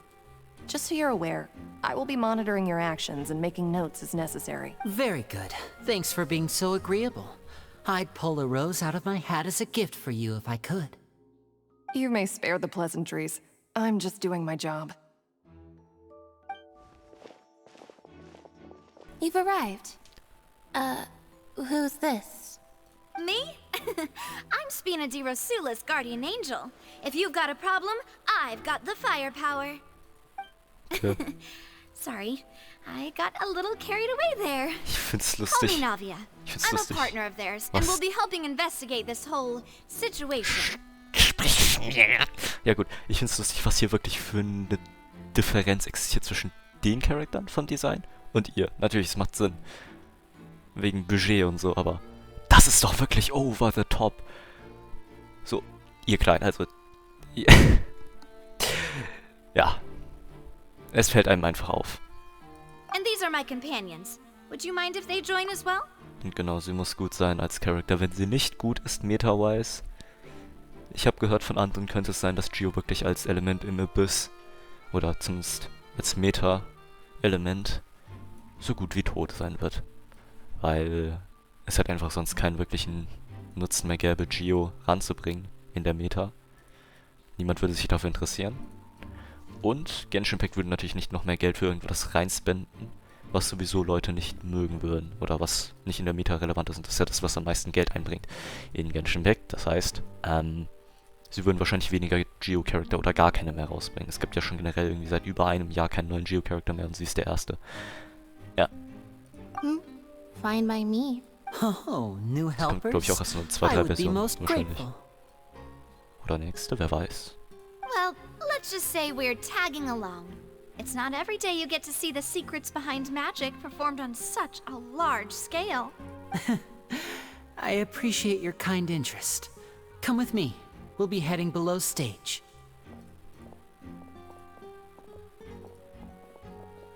Huh? Digga, selbst ihr Hut hat ja solche kleinen Yes, Spitzen noch, a das sehe ich world jetzt of erst. secrets is hidden beneath this magic box, prepared specifically for this switcheroo trick. But before I reveal everything, you should have a look first. Notice anything strange here? Nein.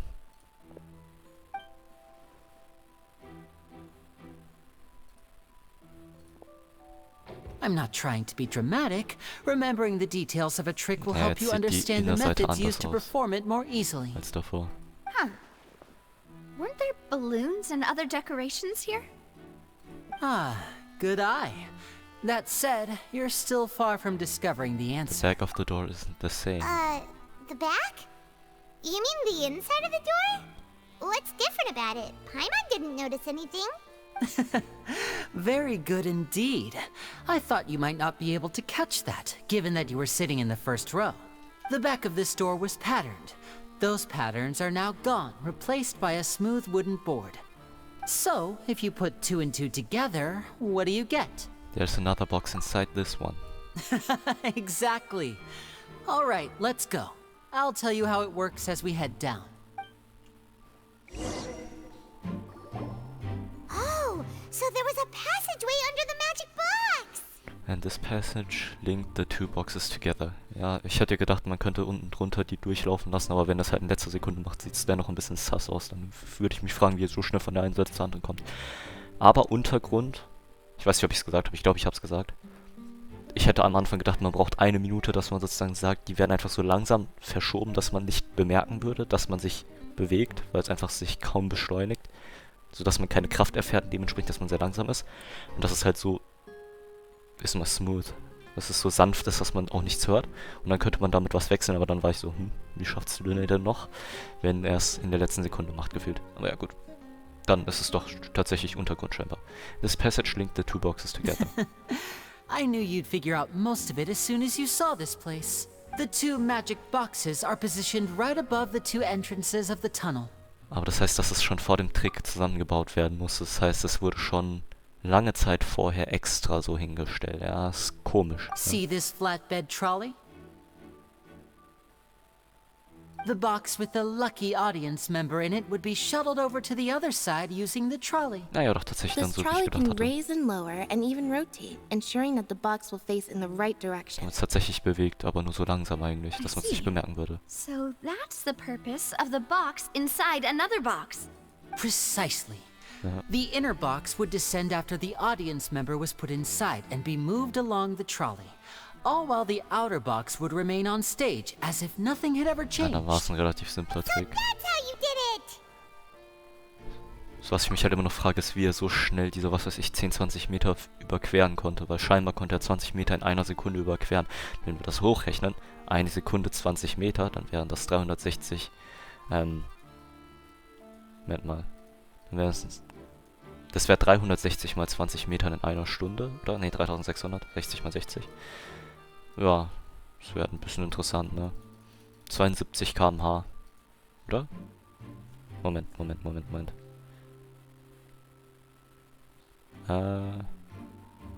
Mal 3,6, ja.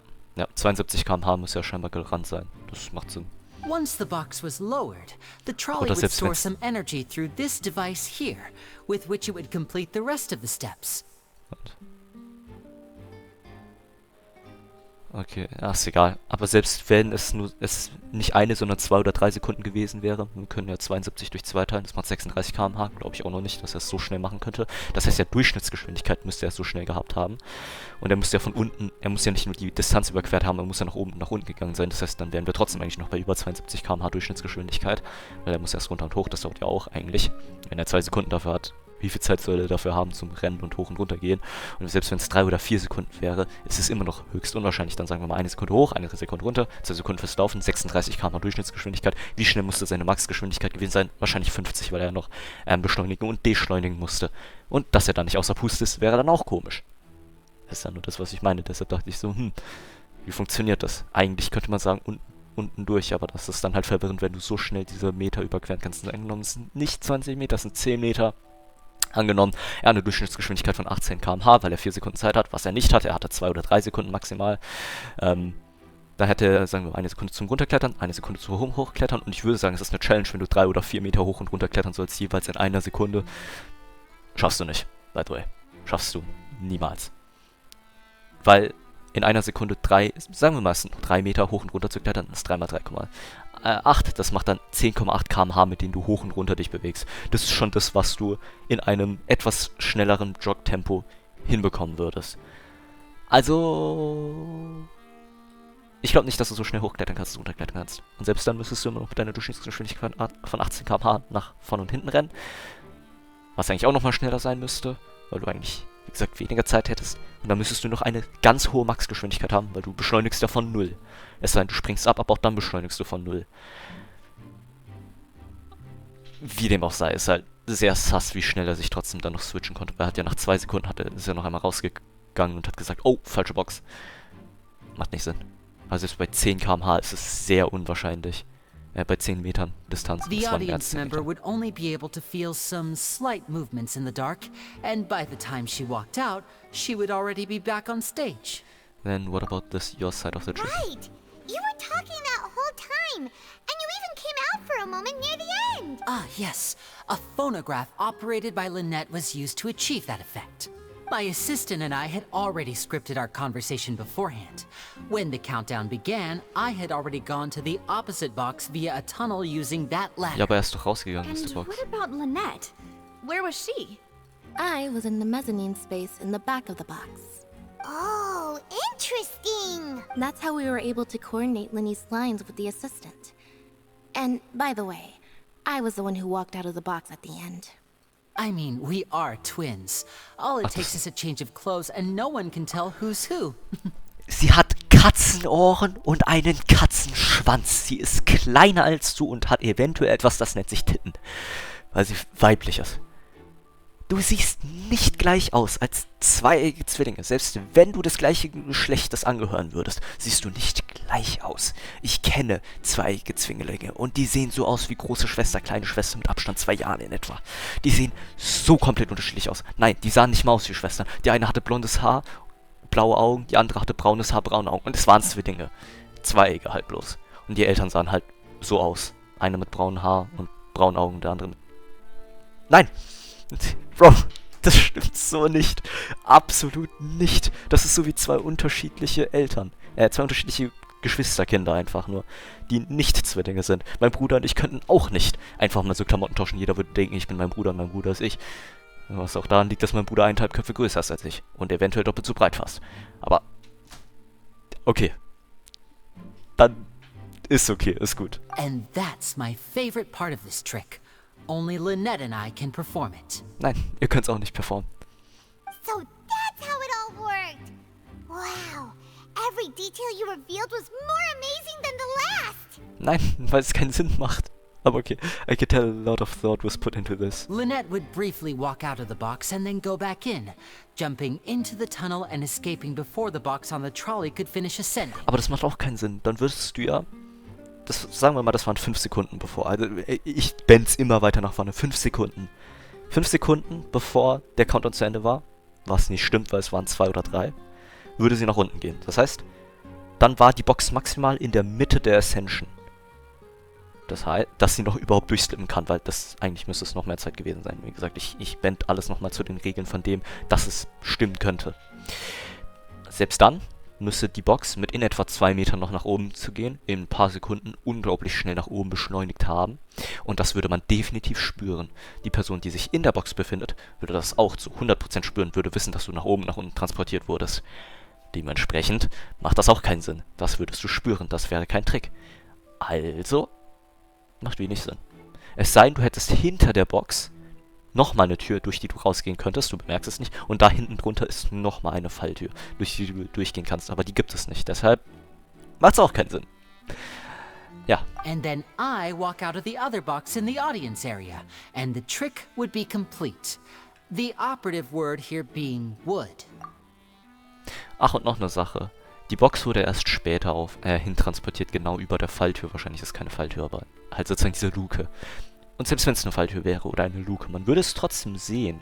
Speziell von vorne könnte man sehen, dass dort etwas sich bewegen könnte, weil wenn sich etwas bewegt, da sind halt Holzplatten, dann müsste man es sehen. Es sei denn, es sind diese Karo-Teile. Wobei, okay, dann könnte man es aber dennoch leicht...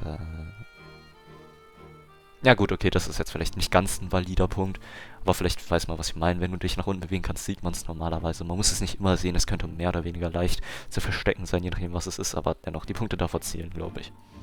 Würde man einfach spüren. But as you saw, Cal was in the box, not our audience member. She, on the other hand, mysteriously vanished. We really don't know how that happened. If not for that interlude, this would have been an astonishing trick. I probably never would have figured out how you pulled it off.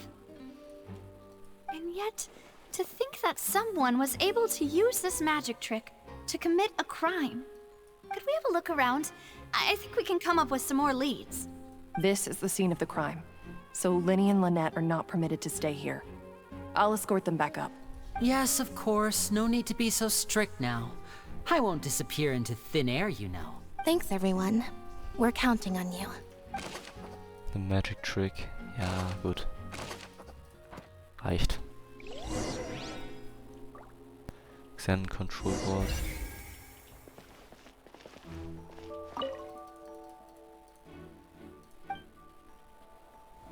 Xen Ladder. Warte, return to the surface level. Warum braucht es so lange zum Laden? Hier kann man wieder Enter. Ich kann von dort hinten nicht entern wahrscheinlich.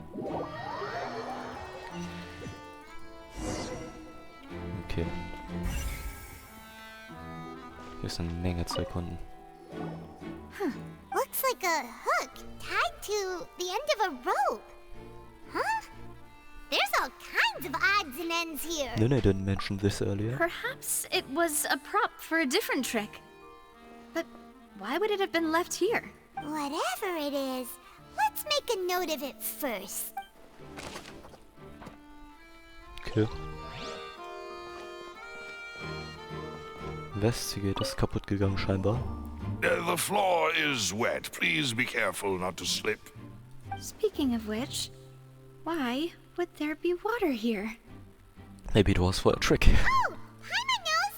It's one of those tricks where you pour water into a jug and then flip the jug over only for the water to disappear. And here's a broken vase. Huh. Did the trolley knock it down while moving? That can't be. The trolley moves along tracks from start to finish. It couldn't have hit the vase at this distance.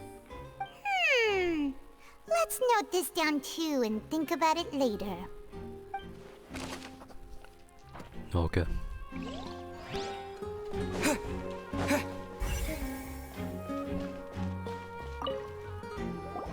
Oh, these are the clothes that the lady chosen from the audience was wearing, right? Her clothes are here, but she's nowhere to be found. Lene didn't mention the guest having a wardrobe change. Right.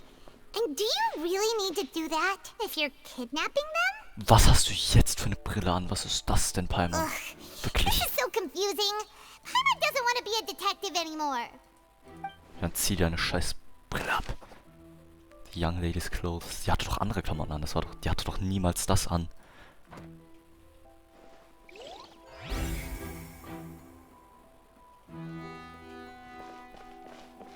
Seinen Tracks.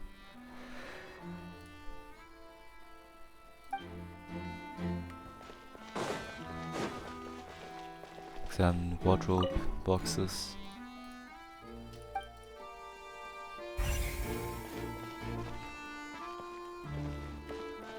Könnte ich hier hoch?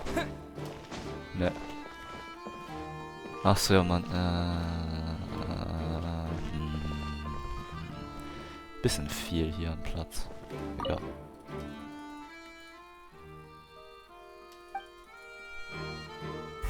Hier ist noch ein Vent. What is this place? Looks like a It vent. seems someone could fit through here. Warum ist niemals würde man so einen großen Vent Could bauen? this have been the suspect's escape route? Alone, perhaps. But if they had to pull another person with them, the space would be too narrow. Schau mal, Digga, du würdest da easy reinpassen, also ganz ehrlich. Other than those that go through the magic boxes, and Lynette were in the 2 magic boxes. You're right! Let Paimon write that down.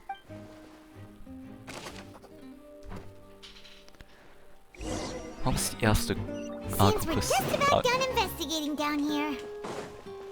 Yes, let's head back up.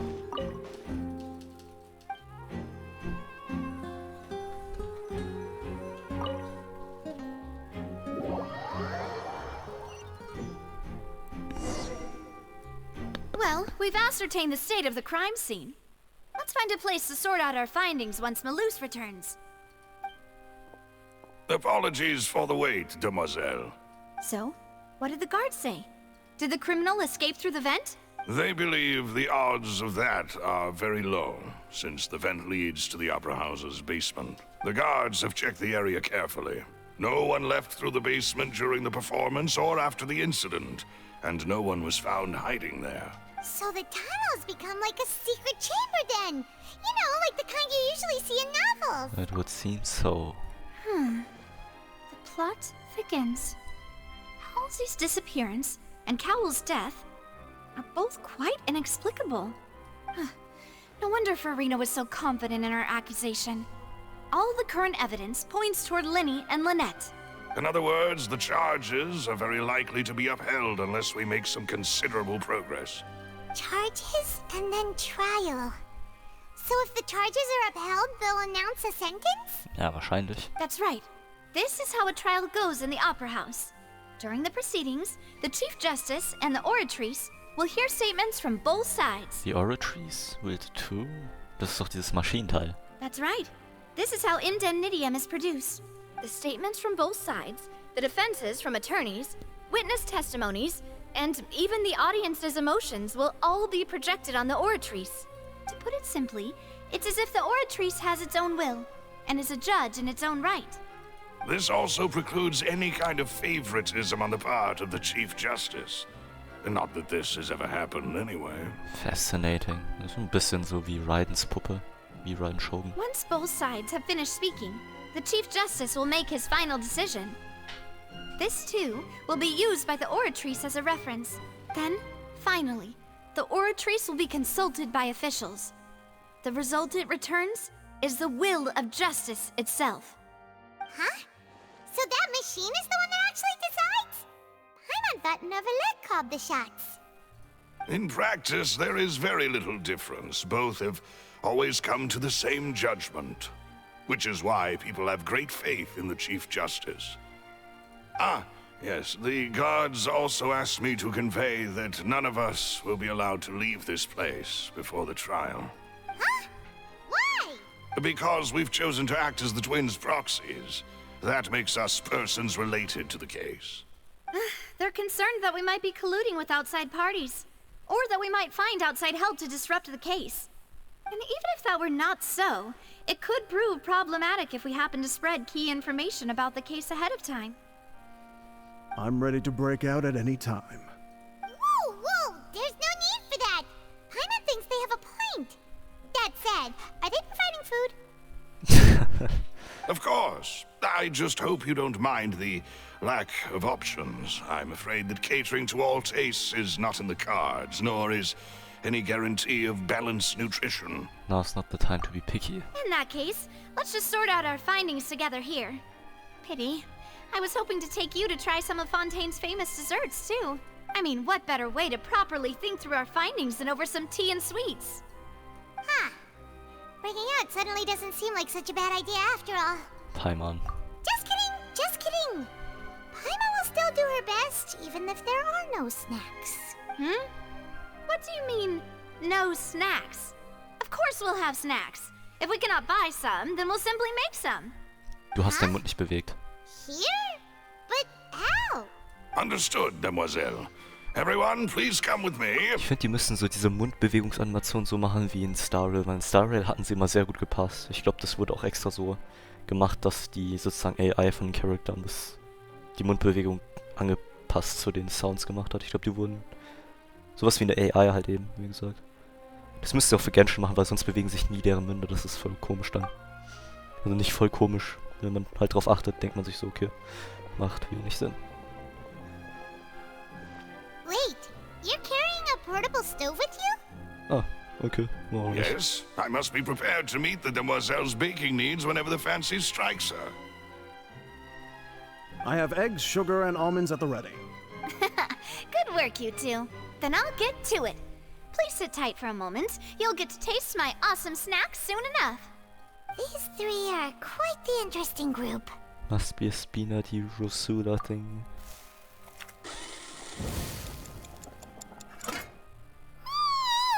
And Paimon thought it smelled good while it was still in the oven. Was sind das für riesige Teile? Paimon can't stop drooling. Warum sind die Macarons erstmal zweifarbig und zweitens, warum sind sie so riesig? Die sind so groß wie dein fucking Gesicht. Größer sogar. Die sind wirklich so groß wie ein Scheißkopf. Wie willst du so... Und dieser Tee, wie ist der so groß, Alter. Ja, und for real, Digga, da kannst du auch dein Gesicht fast rein... Okay, nee, nicht ganz, aber du könntest halt da fast den Kopf reinstecken. Und diese... Oh mein Gott, warum sind die Teile so overscaled hier? Wir sind nicht in den USA, wir sind in Frankreich, in Fontaine. Alter. From the way you have these two guys carrying all that stuff around, Okay, nee, das war Perspektive. Die Dinge sind trotzdem viel zu groß. Ich bin ganz ehrlich, seit wann hat man so eine Teetasse gesehen, die wirklich dein ganzes Gesicht bedecken könnte? Und ein Makaron, was du nicht mal einem, naja, Amerikaner in den Mund stecken könntest, weil deren Mund so klein ist. Beziehungsweise weil die Makarons so groß sind. Das habe ich auch noch nie gesehen, Alter. Die sollten mindestens, die dürften maximal die Hälfte vom Durchmesser haben.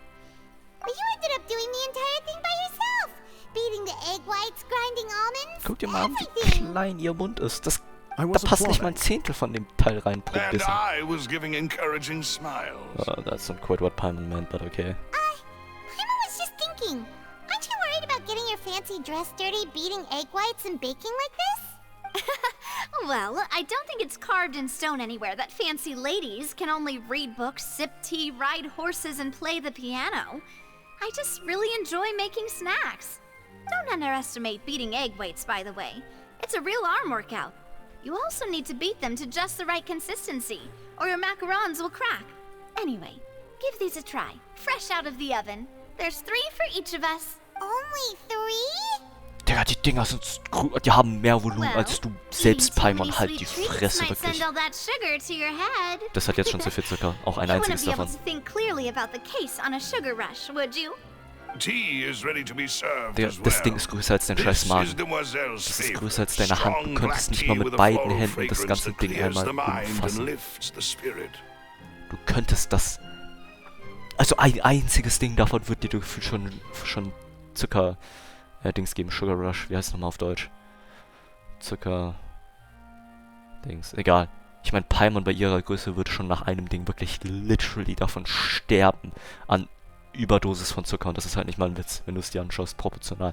Es ist einfach so, du würdest wirklich davon sterben. Also halt... Ja. Erst recht, wenn du 3 davon isst. No need for concern. I'm merely doing as I should.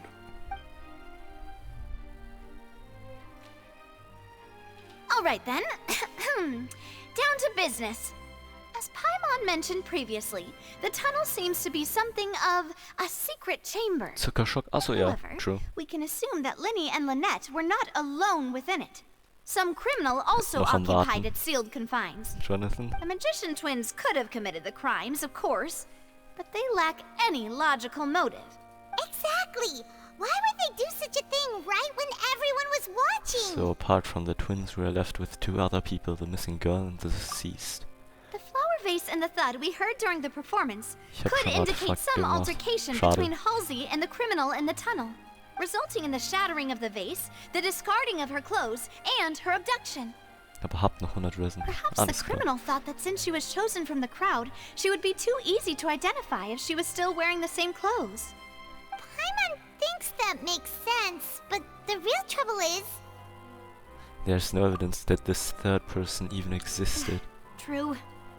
None of the clues we found thus far support the existence of this 3rd person. But the only people left to consider are both technically victims, whether it's the missing girl, Halsey, or poor Cowl. Okay. Ich muss dir jetzt etwas Wichtiges zeigen, Jonathan. Das ist 100% real. Hier. Das ist ein Post online, den ich gefunden habe. Wenn du nicht genug Resin hast, du kannst Resin farmen. This resin route will help you save for Fontaine. 1 resin every 8 minutes. Butter. Ich habe keinen Plan, was es heißt. Aber trust me, folge dieser Route. Ganz einfach. Du musst einfach nur einmal zu Butter gehen, dann wieder hier nach unten und dann wieder nach hier. Dann kriegst du alle 8 Minuten einen Resin. Und wenn du die ultra seltene Rückwärtsmethode anwenden willst, dann kannst du alle 16 Minuten sogar 2 Resin bekommen. Ist schon heftig, ne? Und guck mal, wenn du es genauso... Alter, what the fuck?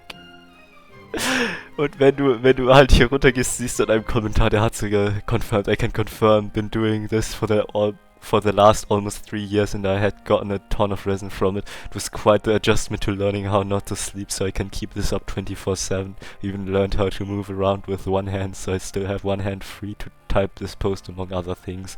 Delivery services can get me stuff to eat and drink, but waste disposal has also been a challenge. It isn't easy to find someone who willingly deal with the mess so I can keep up my route without any breaks.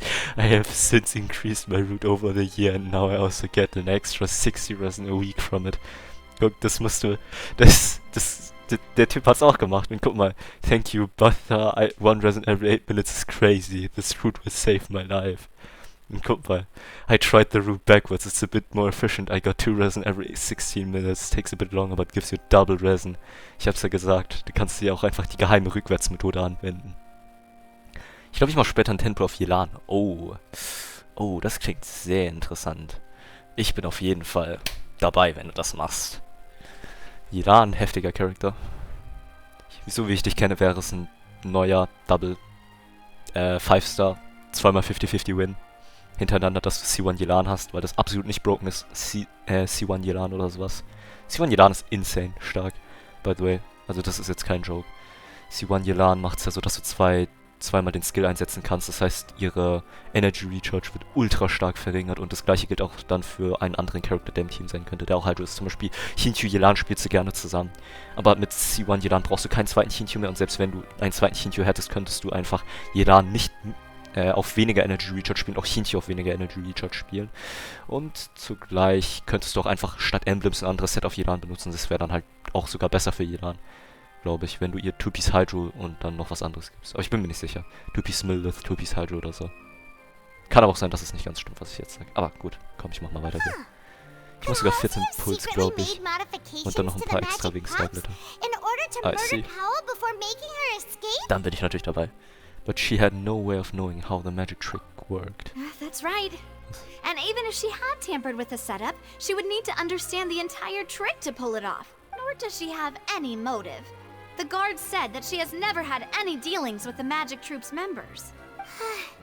Were we not thorough enough in our search? From the sound of things, this is turning into an impossible case. Your macarons are amazing though, Navia. Na, das ist egal. Das brauche ich They are nicht. my specialty after all. And I see you've already had 5 of them. Digga, wirklich, das hat mehr Volumen als Paimon selbst. Wie kannst du so eine Scheiße überhaupt fressen? Wirklich, halt deine Fresse. Ja, ich muss aber vor 17 Uhr holen. Okay, da müssen wir schauen, ob ich das noch schaffe. Oh, that can't be right. Paimon only counted 3, honest.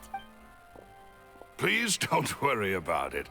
At my age, a few less sweets might actually be a good thing. No. Being greedy is one thing, but Paimon knows how to count. Besides, Paimon knows that if she ate too many, then others wouldn't have enough. It's fine, everyone knows how much you love eating. Wait, Nah. even you don't believe Paimon? If Paimon ate those 2 extra macarons, then may they turn into stone in her stomach! All right, we get it. Well, I suppose one of us might have gotten too engrossed in our chat and eaten them by mistake. No big deal. Malus, set up the stove again if you would. Huh? What are you doing? Making sure everyone gets 3 macarons. Exactly. As you wish. And I have the egg, sugar, and almonds. Digga, das ist so eine unnötige Szene, wirklich. Das davor war noch in Ordnung. Du könntest sagen, es hat Relevanz in der Story. Das ist voll irrelevant. I'm going to have another look around the area. I don't know what we're looking for yet, but we've still got some time. As attorneys, I suggest the 2 of you think the case over again. It would be awkward if you got all tongue-tied on stage during the trial.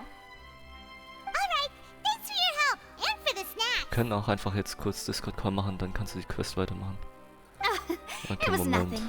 A small task for the Spina di Rosula. Wenn gleich Silver, Stopp Malus, ist. it's time to go. I'll be back if I find anything new. Das sollte gleich sein. Ja.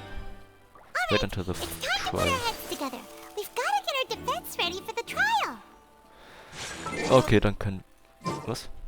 Wolltest du noch irgendwas sagen? Here, take Paimon's notes. They should help you review the situation. Okay, jetzt können wir. Jojo, was geht? Hallo. Okay, ich mach kurz Stream. Jo. Ich stream das dann auch, deine Puls, das ist wichtig.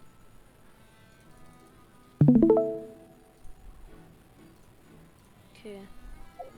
Warte, du musst ein Ritual durchführen. Ritual für Yelan. Was für ein Ritual? Du musst erstmal nach Liyue gehen, weil Yelan ist von Liyue. Okay.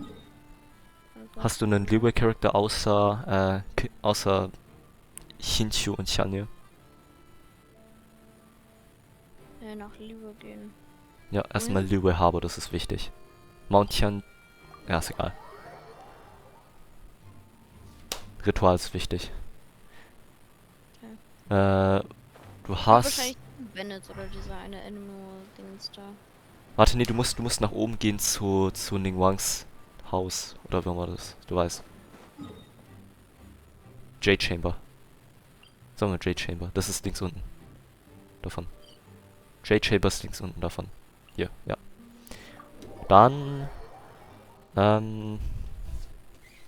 Warte. Du hast Hinchu... Geh mal kurz auf C. Character. Und geh links unten in die Ecke. Okay. Lass mal nachdenken. Wir haben Chongyun. Ich habe die hier einfach geschenkt bekommen, ne? Ja, die kriegt jeder geschenkt ab Adventure Rank 25. Und das ist permanent. Das heißt, jeder wird ab jetzt immer Lynette bekommen. Die ist auch neu.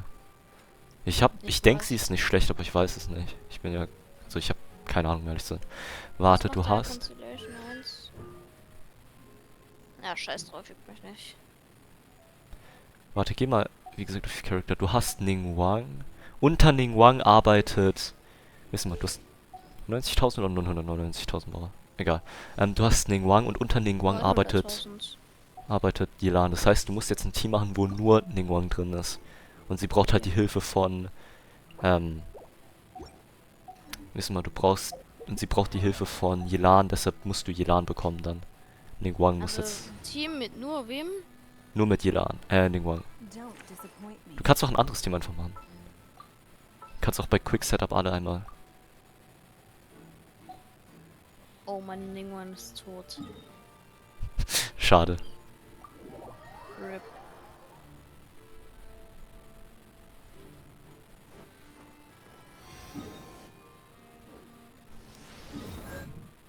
Ne, es wäre eigentlich fast schon gut gewesen, weil dann müsste Yelan ja kommen zum Helfen. Aber egal. Ja, da muss ja irgendjemand anders aber noch drin sein. Nein, Ning Wang, dass sie halt so halbtot ist. Du hast ja noch voll geheilt. Achso, ja. Ah, das ist egal. Ne, ist egal. Das passt schon. Seit wann sieht das so geil aus, der Hintergrund? Das ist mit diesem Update dazu gekommen. Heute zum ersten Mal. Und es ist auch noch abhängig von der Region. Genau. Hinter dem Jade-Chamber. Jade-Screen meine ich. Und jetzt Pull. Okay. Instant 10 oder? Ist egal. Hättest vielleicht deine Pity anschauen sollen, aber 5 Star. Schade. Egal, ich will einfach Bennett haben. Oder Sacrificial Sword oder so. Na, wir gehen auf Bennett. Dürft du, keine Sorge, Double Forster ist kein Ding. Natürlich, ja. Easy. Jetzt kommt Bennett. Easy jetzt. So, Bennett. in zwei. Bennett. Und jetzt kommt Bennett. Fuck. Aber es ist Lynette. Es war ein Double Forster, ich wusste es. Es ist fein, es ist komplett fein. Warte. Ich bilde auch einfach sonst Pity, das ist auch okay. Heißt, ich kann mal kurz meine Pity actually checken. 5. Ja, okay, du hattest eine 7er Pity. Das heißt, du warst jetzt auf 17 und jetzt auf 18. Das heißt, jetzt hast du noch... Du kommst auf 21. Ah. 19. Wer weiß. Early 5 Star. 20. Wenn ich den nicht skippe, und mir ganz anschaue, dann kommt hier jetzt ein Forster. Warte. Dann kommt Bennett. Nee, dann kommt Yelan. Jetzt schon Forster. Ich schwör. Ich habe meinen Cursor ganz weit weg vom Skip-Button. Schade. Okay. Scheiße. Das wollte ich mir noch holen. Queen Fates, ja. Ich weiß nicht, soll ich dieselben eigentlich schon, oder? Es ist eigentlich egal. Du hast halt sowieso gerade keinen Charakter, der das braucht oder sonst irgendwas. Aber du könntest für eine Bandit-Con mal saven. Ja, actually. Okay, schade. Naja, schade. Egal, Pity bilden. Auch gut. Ich werde dann... Wer hier schon gepullt hat. Ich werde halt am Ende irgendwann auf Jean D pullen. Ich will eigentlich auf Child pullen, aber das geht halt nicht. Es ist ein bisschen schmerzhaft. Ich weiß, ich will immer noch irgendeinen Dendro-Charakter für meinen... Warte, kannst du mir kurz helfen? Ja, klar. Ein paar Sachen. Also einmal hier. Ja? Welche? Soll ich die Flower oder... Zeig nochmal kurz die von hier. Die hier hat halt 16 oder 17% Attack und 40 EM und die hat halt insane viel Crit. Die, ne? Zeig mal kurz einen anderen Flowers.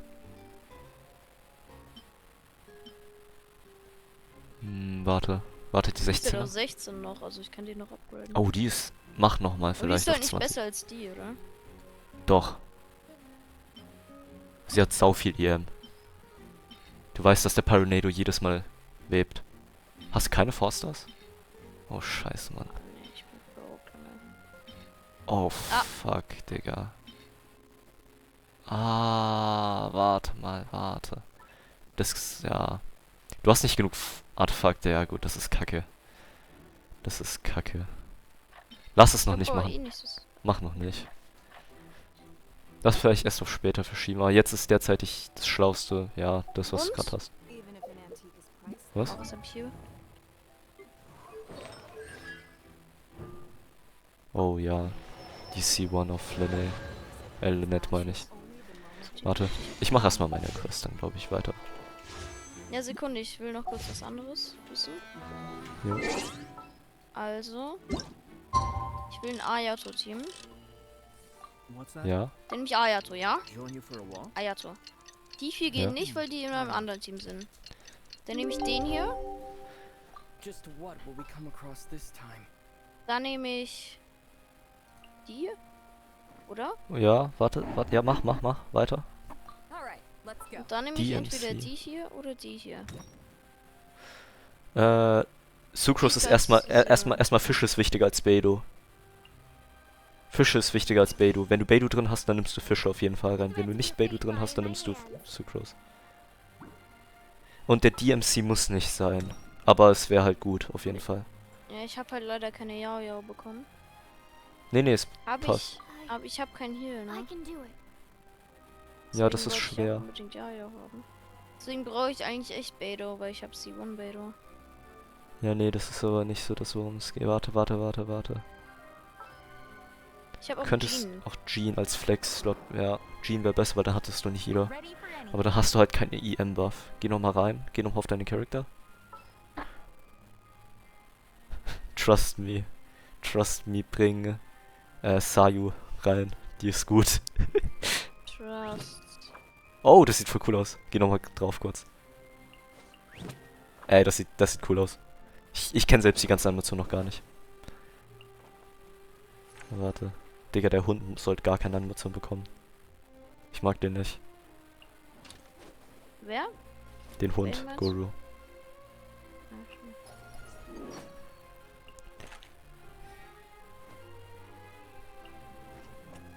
Aber lass mal nachdenken. Ich habe vielleicht eine bessere Idee. Mach Raiden, nicht Raiden National. Raiden National ist nicht mehr so stark. Raiden National ist vor allem kacke gegen kleinere Gegner. Und da die letzten Bisse auch öfters mal kleinere Gegner haben, ist Raiden National wirklich nicht so gut. Raiden National ist nur gut für Bosse und so. Ansonsten ist sie ziemlich durchschnittlich. Sogar fast unterdurchschnittlich. Das heißt, ich würde Raiden in ein separates Team legen. Ich würde sagen, Ayato, Double Hydro, National. Also Ayato, Hintyu, Chane und Bennett. Das ist auch mein Abyss-Team. Und das zweite wäre Raiden mit Fischl, mit DMC und einem Healer. Weil die DMC hat auf jeden Fall genug. Genau, und dann nächstes Team. Ne, mach bitte Quick Edit. Also bitte, das regt so auf Quick Setup. 1 ist Raiden. 2 ist Fischl. 3 ist DMC. Und 4 ist... Lass mal nachdenken. Jean. Wahrscheinlich. Weil du hast keinen anderen Healer. Das ist halt... Du hast halt keine andere Wahl. Aber der Grund, weshalb das so stark ist, ist, du brauchst nicht viel Dendro Application für Aggravate und Spread. Also du brauchst nur sehr wenig. Du brauchst nur einmal alle 4 Sekunden. Hast du meine Builds dann trotzdem noch für Raiden zum Beispiel? Ja, oder? Ja. Das ist eben... Ich habe genau das gleiche Team, bloß dass ich Kazu habe statt Jean und statt DMC habe ich Baiju für die Heals. Das heißt, das ist dann ein bisschen getauscht. Aber das passt eigentlich. Vor allem Jean kann auch gut eine Electro Application geben. Und Fishes A4 du brauchst Fisher Buff Ascension 4, dass sie überhaupt erst anfängt zu funktionieren, so wie sie funktionieren sollte. Ja, ich weiß nicht. Und deine Raiden... erstmal mein eines... Zeig mal kurz deine Raiden. Ja. Zeig mal deine Raiden. Vom Bild. Deine Raiden. Ich wollte kurz das nachschauen. Ah, ja. Ein bisschen mehr IM wäre natürlich besser, aber das ist in Ordnung. Ich habe halt, wie du gesagt hast, hier die Flower von Shingshu und Raiden geswappt. Ja, zeig nochmal Chinchio. Ach, Mann. Dann würde ich fast schon sagen, es ist für dieses Team Chinchius besser auf Raiden, weil du dann mehr IM hast. Aber schau noch mal kurz durch, hast du bei den Federn was Besseres? Weil wir sprechen von einer Aggravate Raiden. Das heißt, ein bisschen IM wäre hilfreich. Du brauchst dann nicht Full IM. Und du brauchst auch nicht 500 oder 300, aber so über 100 wäre halt einfach nice. Muss nicht sein, aber wäre hilfreich. Zeig nochmal Chandins. Und Chinchius. Ah ne, das war's gerade auf Raiden. Das ist gut. Dann geh nochmal kurz zu den Flowers. Gab's da nicht das 16er mit IM? Ja. Dann kannst du nochmal kurz links nach oben gehen, was jetzt Raiden derzeit hat. Ich glaube, das wäre besser, ja. Das wäre besser. Das 16er wäre dann besser auf Raiden. Was? In welcher Welt? Mehr IM. Aggravate. Ist eine sehr starke Reaktion. Wobei du es natürlich nicht unbedingt machen musst. Du kannst es auch bei dem Bild. Aggravate ist doch... Ich dachte Quicken. Dendro und... Elektro ist Quicken, wenn ich kein Hydro hab. Nein, das ist Aggravate. Quicken ist Dings. Quicken ist generell, wenn Aggravate... ist die Vorstufe sozusagen. Wenn du Dendro und Electro hast, die zusammengehen, entsteht immer erst Quicken. Danach kannst du noch mit Dendro extra Dendro Application kommt Spread und extra Electro Application ist Aggravate. Und Raiden kannst du halt ein bisschen noch Aggravate Damage machen. Du musst es nicht machen. Du kannst eigentlich auch gleich lassen auf Raiden. Sie ist halt einfach der Main Driver. So funktioniert das. Dieses Team ist nämlich dann Official Ascension 4 bringt nämlich, dass Oz jedes Mal bei einer Electro-Related Reaction ohne Internal Cooldown ein Electro-Hit abgibt. Und weil Aggravate eine Dings-Reaction ist, eine Transformative, Bio-Transformative oder sowas hieß es sogar, passiert ist. Auf dem haben? VP Word. Aber muss nicht, du kannst auch was anderes. Weil wir hier vor allem auf Official Damage gehen, nicht auf Dendro Damage. Das heißt, du könntest auch... Nee, muss nicht sein. Du kannst auch was anderes machen. Kannst ihn ganz normal auf ER, Full ER bilden. Einfach komplett Energy Recharge, weil er ist nur der Dendro Applicant. Und dein Main DPS ist dann Official mit Main Driver, Raiden, Healer. Und was hat Official dann das hier? Gilded wäre gut. Ja, Gilded wäre gut, aber es gibt ein neues Artefakt-Set. Das ist die neue Domain. Komm mal kurz bei mir ins Stream. Das ist diese Domain hier. Die hier unten. Das ist das perfekte Fische-Set. Es ist sau-OP. Increases Elemental Skill Damage by 20% und Fische macht so gottlos viel Schaden in dem Team. Wo Raiden, wo ich es dir gerade gesagt habe. Natürlich wäre es besser, hättest du Kasa und Baiju, aber und ist auch das so. andere Set davon auch? Das andere Set ist auch gut? sehr gut. Auf anderen Charakteren aber. Zeig mal. Das ist für derzeitig. Okay. Du kriegst bis zu 36% Crit Rate und Charge Attack Damage Bonus. Das heißt, das könntest du auf, was weiß ich, auf Xiao könntest du es bestimmt benutzen, aber auch auf Lynette meine ich, weil du hast gesehen, Lynette in ihrem Kit verliert HP durch ihren Skill und das ist ihr Main Attack, ihre Main Offensive, glaube ich. Hab ich nicht gesehen, ne. Ist egal, sie kriegt davon viel Crit Rate einfach. Das ist das, worum es geht. Dann gibt es auch bestimmt andere Charakter, die ein bisschen HP verlieren, aber es kommt vor allem mit Sumeru jetzt auch noch, mit Fontaine mehr Charakter raus, die bestimmt auch perfekt auf dieses Set zugeschnitten sind. Das heißt, diese Domain zu fahren ist bestimmt worth it. Außerdem, wie gesagt, dieses Artefakt-Set ist einfach so broken auf Fische und Fische ist dein Main DPS in dem Team, was ich hier gerade gesagt habe mit Raiden. Raiden, der Bild passt. DMC braucht ausschließlich ER und, wie heißt es nochmal? Soll ich auf dem DMC dann auch Dingens machen? Was? Aber Emblem? Das ist egal, du kannst ihm einfach Energy Recharge geben. Also es reicht, du kannst es gern machen. Aber man muss nicht sein, wie gesagt, er macht nicht mal 10% der Main, Oder IM auf dem? Brauche ich IM auf dem? IM ist für ein bisschen mehr extra Damage. Du kannst Crit Rate, Crit Damage, IM und Attack bilden, wenn du willst, noch extra, aber der Hauptfokus liegt auf Energy Recharge, von dem du am besten 250 hast. Deshalb sage ich Hauptfokus ER, nur ER. IM ist so egal. Eigentlich. Also wenn du willst, kannst du es extra ein bisschen bauen, aber du gibst ihm eine ER-Weapon, ein ER-Sans und dann noch ER-Substats und vielleicht auch, wenn du willst, das ER-Set, also Emblems, Two-Piece. Damit kannst du halt auch noch eventuell das erreichen. Wenn du zum Beispiel Sacrificials oder Favonis auf ihm legst, hat er schon automatisch 150 IR, dann gibst du ihm noch ein IR Cents, dann bist du bei 210 IR und dann brauchst du noch vielleicht ein paar Subsets und dann bist du bei 240, 250, so ungefähr so viel bräuchtest du. 230 könnte auch reichen. Ich habe gar keine IR-Cents, ich brauche die ganze Zeit. Okay, ist schade, aber so würdest du halt den DMC bilden. Ja, aber jetzt mache ich erstmal meine Quest.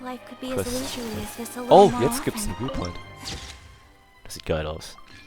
Ich würde mich eventuell dann, wenn wir im Call sind, noch muten, sobald eine wichtige Szene oder sowas kommt.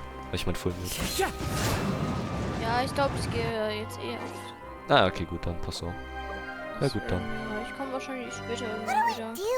Mal schauen, ob ich da noch online bin. Aber ja gut, dann. Ciao, ciao. Good plan. Impossible things don't just happen. We'll get to the truth one way or another. Just relax. Even if everyone else suspects Lenny and Lynette, at least we will be supporting them from the stands. Besides, I doubt Farina understands any more about what happened than we do. Thanks, Navia. Ja, ich habe was im Skript. We'll be going then. Best of luck to you. Bisschen Team Consulting gerade mit Jonathan. Ja, genau. Einfach das Wissen von Frau Spuleli weitergeben. So wie es sich gehört. Ah, finally, you're back. Well, how did your investigation go? To be honest, you might be disappointed. No. We're already very grateful. Achso, hier kann man hin. Ein paar Sachen fehlen noch. Well, that you were willing to help. Well, now, don't you all look disappointed? Don't tell me that your investigation came up empty-handed. That was to be expected, of course. The guilty can never produce proof of their innocence. But don't let that stop you. I shall be terribly disappointed should you, my most anticipated foe, concede so easily. Just you wait. Since both parties are present, I declare that the trial regarding the magic show incident is now in session. Ich habe das Gefühl, weil es die ganze Zeit gesagt wurde, also ich glaube 2-3 Mal wurde es gesagt, dass immer die Maschine und Nouvellette immer aufs gleiche Ergebnis kommen. Das ist wahrscheinlich dieses Mal ausgerechnet hier zum ersten Mal geschieht, dass Nouvellette für Lene und sowas ist und die Maschine gegen Lene und so. Safe. Ich sag's einfach so, wie es ist. Es kann auch sein, dass, also wie ich denke halt. Es kann auch sein, dass ich komplett falsch liege. Aber ich hab so ein Gefühl einfach. Vielleicht. Firstly, in order for the audience to understand the causes and results of the incident, could we please have Mr. Linney explain the trick? Ja, bevor er das macht, muss ich mir erstmal kurz was Neues zu trinken holen. Okay, bin back und hab mir sogar noch was zu fressen geholt. Also ja. Yes, of course. I will explain while Lynette demonstrates on stage. All the necessary items have been prepared.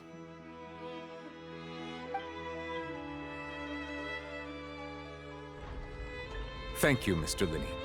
In that case, I take your statement to be that you ran to and remained hidden within the magic box in the audience stands once the trick began, and thus could not have committed the crime. Is this correct? Yes, that's correct, Your Honor.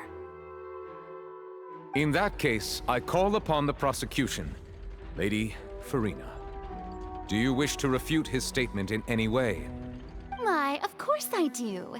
Allow me to take the first shot and break this case wide open. Mr. Linney is clearly lying.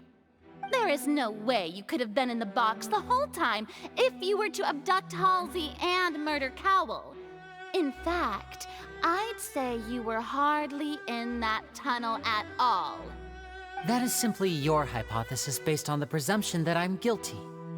Oh, is that so? And if I may ask, what did you hear while you were inside your box? The roaring countdown of the crowd, of course. That's how I kept track of the time and built anticipation for the finale. And you didn't hear anything else at all? Nothing that might leave an impression of any kind? No, nothing. I see. But when the count reached 30 seconds or so, there was a thud. One so loud that I believe practically everyone heard it. Huh? Hey, hang on. Something's not right here. Yeah, I'm sure he could have heard a noise that loud from inside the box. I was right by the box and I definitely heard the thud. Ah, Moment, aber er hat doch auf diesen Thud reagiert drin. Das heißt, irgendjemand anderes hat ihn impersonated oder was? Okay, das ist... Okay.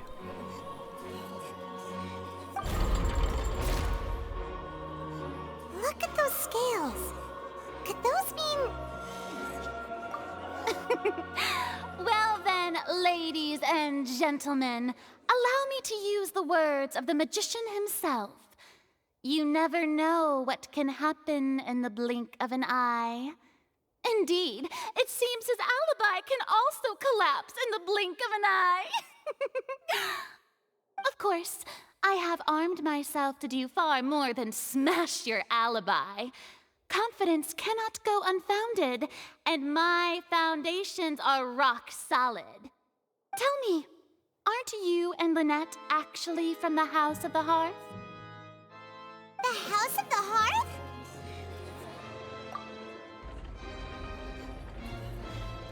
No wonder they did something like this. Was? So the serial disappearances were the Fatui's doing. Now it all makes sense. I've got a feeling that what happened on stage probably wasn't just an accident.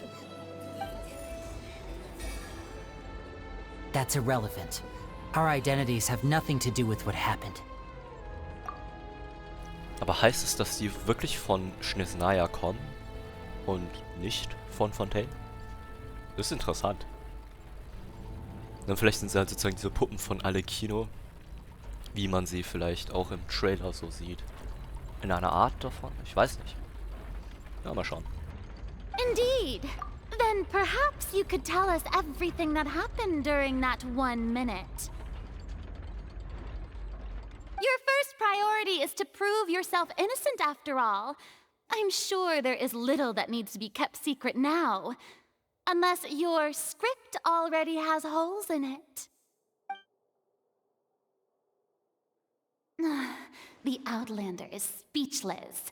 My, oh my, don't they look flabbergasted? Now comes the infighting and discord, I suppose. This was almost too easy.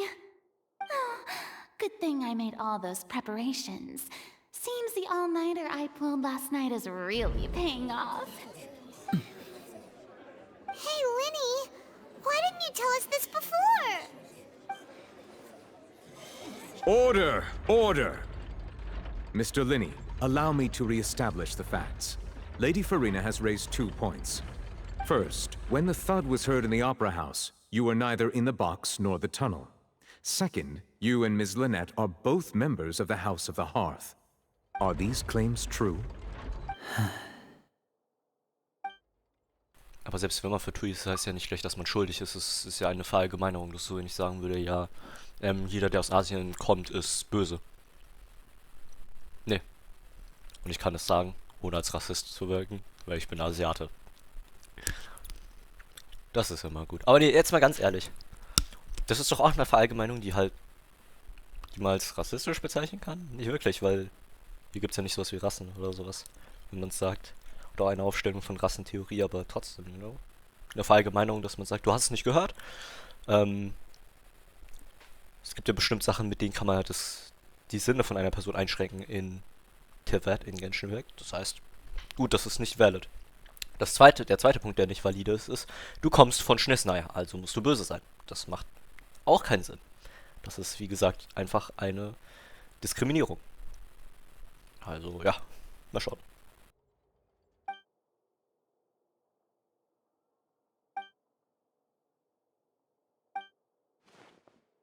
Please answer my question, Mr. Linney. I'm sorry. Yes, they're true, Your Honor.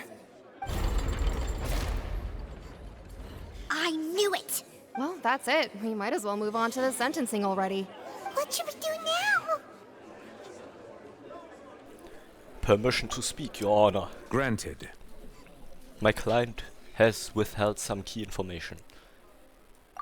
My defense cannot proceed. In that case, what is your request? I request a brief adjournment. There are things that must be discussed. Is that really necessary? They're already as good as guilty. Das ist doch die Definition von Diskriminierung. Ja, du bist schuldig, weil du von Schnellsnaja kommst. Das macht keinen Sinn. Das ist absolut kein Beweis. The defendant deceived their own attorneys. What is there left to discuss? Order! Order, I say! Your request is reasonable, and we shall adjourn. This trial will reconvene in 1 hour. So you would stick to Mr. Linney's defense even after knowing what you do now? You certainly have more professionalism than I thought. Oh, das Game hat In mich that einfach nur case, zurückgezogen. my dear audience, let's allow the joy of victory to steep for a little while longer.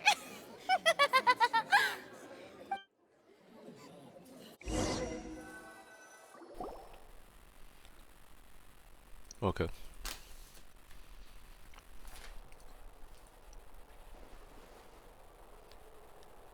Well, this is awkward. I didn't think the Hydro Archon would dig all that up.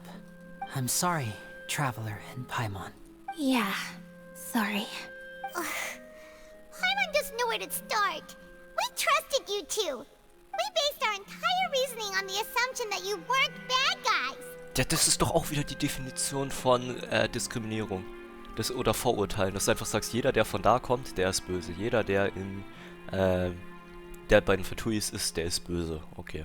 Ja, gut, schade. Natürlich, man kann sagen, overall, bei so Sachen, zum Beispiel Nazi-Deutschland, könnte man sagen, jeder, der in der Armee war, war böse. Das ist vielleicht berechtigt, wenn man sagt, jeder war mit dabei. Aber zugleich kannst du auch sagen, du hattest keine andere Wahl vielleicht bei Nazi-Deutschland. Oder du bist einfach nur gejoint, weil du für dein Land kämpfen wolltest. Egal, ob die irgendwas Gutes oder Böses gemacht hatten, weil du musst ja dich selbst verteidigen. Das heißt ja nicht gleich, dass du automatisch selbst böse bist. Deshalb ist es so ein, ja, ihr seid schlechte Leute. Digga, Paimon, halt deine Fresse. Keiner von diesen Typen hat hier überhaupt irgendwie so 5% an Common Sense im Kopf noch übrig. Das ist ja wirklich heftig. Not to set the wrong tone or anything, but Paimon's really mad. Halt die Fresse, ich bin mad auf dich. I'm very sorry. I know you're angry, and reasonable. I know you've clashed with the Fatui several times before. I wouldn't be surprised if just hearing the word is enough to make you upset. But our organization is very, very large, and the Harbingers have very different personalities and goals. Ja, das meine ich ja eben. Du hast unterschiedliche Sachen auch innerhalb einer Fraktion. Das habe ich nicht gesagt, habe ich wahrscheinlich auch nicht gemeint. Moment. Aber genau, halt eben nur, weil du Part von etwas bist, heißt ja nicht gleich, dass du irgendwie automatisch böse bist, wenn es overall böse ist. Du kannst ja selbst deine eigenen Philosophien haben, deine eigenen Ziele, die komplett anders sind wie die von anderen Dingen. Das macht keinen Sinn, automatisch wegen einer einzigen Gemeinsamkeit, die nicht gleich böse ist, sondern eigentlich ein neutrales Statement ist, selbst wenn es böse ist, immer noch zu denken, dass diese Person automatisch auch böse ist. Denn nur weil du gelb siehst, heißt es nicht gleich, dass dort kein Blau drin sein kann in einem additiven Farbsystem. Denn gelb kann auch durch 100 Rot, 100 Grün und 10 Blau gemacht werden. Denn ich könnte auch sagen hier zu 100%, dass in diesem Pixel, den gerade der Traveler hier im Haar hat, auch Blau mit drin ist. Was nach außen so erscheint wie eine Sache, ist nicht immer das, was im Einzelnen auch für jeden stimmt und zutrifft. Right now, we want to save people. As many as we can. That's right. I'm sure we're on the same page when it comes to this nation and the disaster that its people might face. I knew if it weren't for our respective identities, we could become good friends. That's why I didn't wish to flat out lie to you, but chose to hide some details instead. The truth is very important, but being completely transparent about everything would see us spending more effort than we need to. But how can we know this isn't all just another lie? Right. So, you be the judge. Heck, if I were you, I fear that I'd even struggle to trust me at this point. You met a Fatus who works as a magician, a trickster by trade. All by coincidence, too. But still, I'm asking you to trust me. I am no criminal. At least, not in this case. Das klingt sehr vertrauenswürdig. Sorry. Please forgive us. Well, you both say that, but... Explain the other issues first. Where did you actually go while the trick was being performed? Right. Let's hear your answer first, and no lies now. Of course. I'll answer any question you ask. We've been trying to find out how the Oratrice operates. We want to know why it has a consciousness. Why can it deliver sentences accurately? During our investigations, we learned that the machine's core is beneath it. From that moment on, Lynette and I have been designing this box swap trick with the objective of getting close to the core. Is that why you needed a whole minute? That's right. In truth, the audience would take about 75 seconds to count down from 60, while I would only need 15 to get to the opposite box. So, after jumping into the tunnel, I accessed the Opera House basement via the vent, and went to investigate the room in which the core is stored. That air vent was created during the construction of the tunnel specifically to execute this step. And what did you find? Well, nothing. As soon as I reached that room and was about to investigate, I heard someone's voice. Which should have been impossible, of course. I was quite certain that I was the only one in the room. That voice seemed to recognize me and tried to speak to me. I chose to err on the side of caution and retreated the way I came. On the way back, I saw the broken vase and the clothes on the ground, but the countdown was almost finished, so there wasn't time to give it any thought. After that, the homicide occurred just as you saw. Well, that explains why you didn't hear the thud. But why do you want to understand how the Oritress operates? Because of that prophecy I told you about, of course. We must know all we can about this nation's secrets in order to deal with that prophesized crisis. That's the only way we can save everyone. So, there you have it. The whole truth. I swear, I didn't hide anything from you this time. It was never my wish to proceed under this cloud of mistrust either. But like I said earlier, you can be the judge. If you want to leave because you don't trust the Fatui, there's nothing I can do to stop you. Well, Traveler, you decide. Paimon will follow your lead however you choose. I believe in the facts. Okay. I will defend you from these charges. I believe the judgment will be dispensed as it should. Okay. Thank you. Thanks for giving us a chance. The current problem is that the scales are tipped pretty badly against you two. If we want to refute the Hydro Archon's accusations, we're gonna need a seriously watertight defense. You already have the key evidence we need. Huh? The journal's almost over. Let's go back. Oh, Paimon thinks she gets what you mean. Linnae claims that he headed to the chamber containing the Oritress. Das did not hear the socket. Das kann man halt eben benutzen. Zu erklären, weshalb es nicht gehört. Und Linnae claims to have heard a mysterious voice within the chamber that houses Oritress core within the Opera House underground structure. Okay.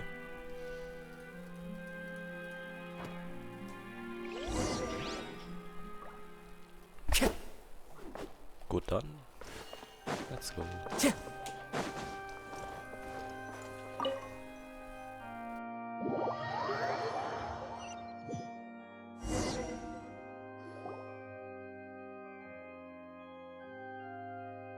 Both parties have returned to their positions. Let us continue the trial. When last we left off, Mr. Linney acknowledged the new evidence presented by Lady Farina as fact. Therefore, Lady Farina may continue stating her reconstruction of the events. That took long enough. Now then, if everyone would lend me their attention at this stage, let's revisit that scene from Linney's perspective. Based on the opinion's accusation of events, you can identify loopholes in their statement. Was?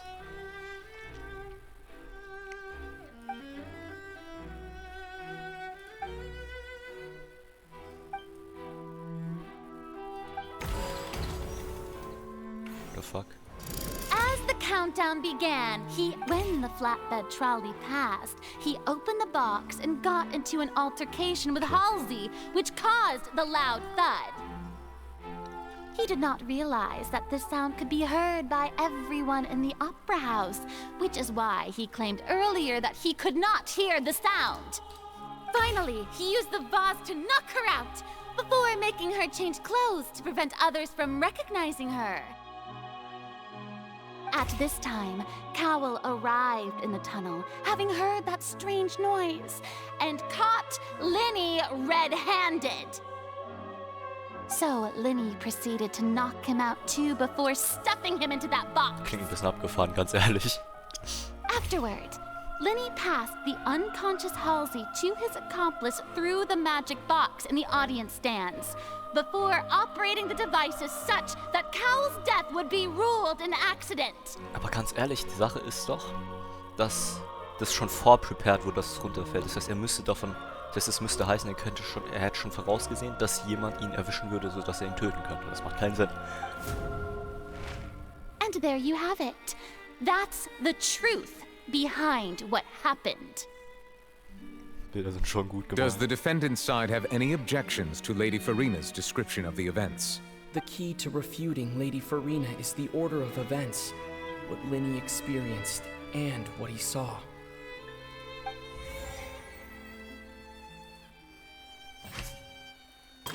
Identify loophole. Linny claims that he had the chamber containing the Oratrice core upon entering. Ja, ich kann eigentlich Brute Force machen.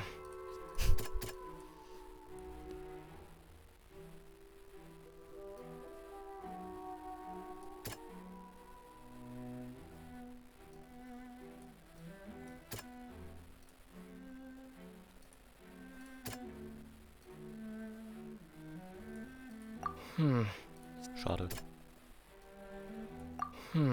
Ja, dann Brute Force ich halt durch. Ist ernsthaft das letzte? Nein. Schade. Ach so, ja gut. Moment. According to Linny, he left via the vent after entering the tunnel. He couldn't have had that altercation with Halsey.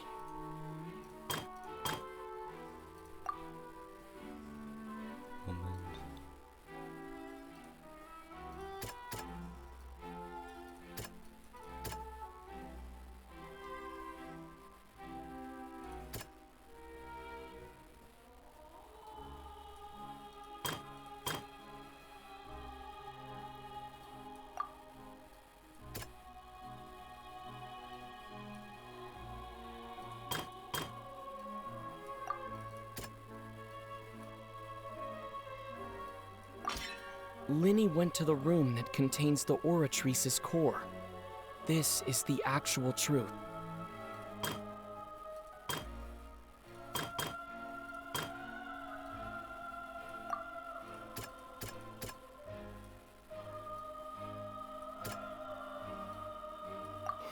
Schade. Was ist das hier? Was ist das? Schade. Linny did not take part in the underground altercation. He only witnessed... Ja, gut, schade. Attention!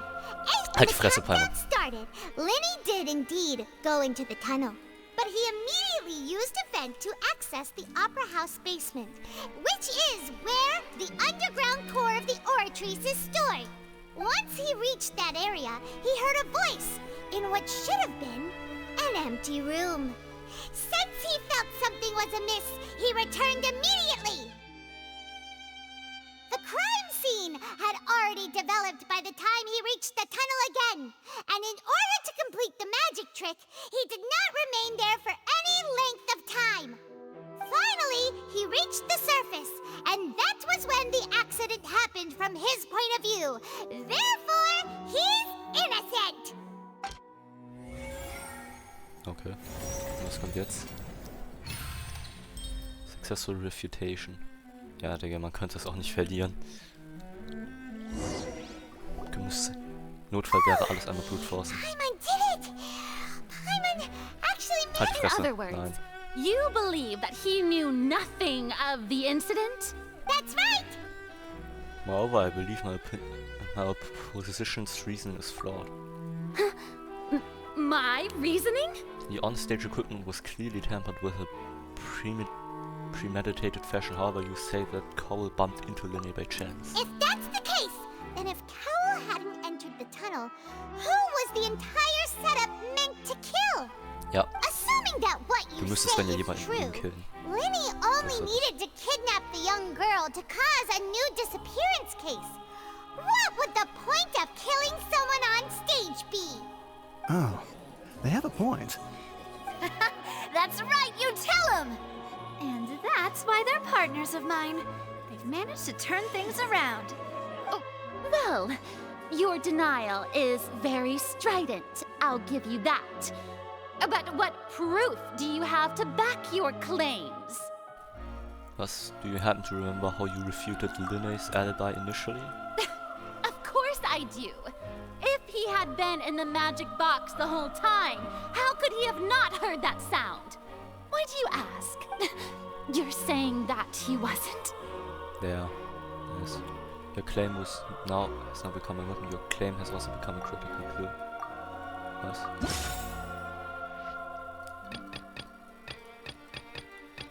Irrelevant. No one left the Opera House. During the switching performance, there was not a better thumb than many. Soll ich das einfach nicht? That's right! Lenny wasn't in the box or in the tunnel. That's why he didn't hear anything strange during the performance. This means that when the crime happened, Lenny had already entered the basement via the vent. The same clue you used to disprove his alibi has now become the best proof! How do you like that? Das ist immer noch ein neutrales Statement. Es ist überhaupt nicht relevant. Die sagen einfach nur, er war halt nicht da. Okay, nee, sie hat selbst gesagt, ja, er tut so, wenn er es nicht gehört hätte, weil er schuldig daran ist. Du kannst genauso gut sagen, ja, er war halt nicht da, weil er währenddessen sie entführt hatte. Das ist genau das Gleiche, weil dann könntest du es ja auch nicht hören. Well played. Das ist halt einfach etwas entstanden ist. To think you'd use such logic. Well then, if it wasn't Lenny who committed the crimes, then who was it? Es geht ja nicht gerade darum, dass du jemand anderen beschuldigst, sondern einfach nur, dass du erstmal den Suspect entschuldigst, dass er es nicht war. Das ist nicht die Aufgabe des Verteidigers, des Anwalts, zu sagen, jemand anderes ist schuldig. Du sagst einfach nur, meiner war nicht schuldig. Das ist die einzige Aufgabe. Aber okay, dann spiel halt die Karte. Gott der Gerechtigkeit, spiel mal die ungerechte Karte. Mach das. Genau. The murderer was. Select the gear icons in the interface to check the corresponding case questions. Bla bla bla. Okay. Gear investigation report. Okay, ich habe keinen Bock, das vorzulesen. Ich lese es selbst durch.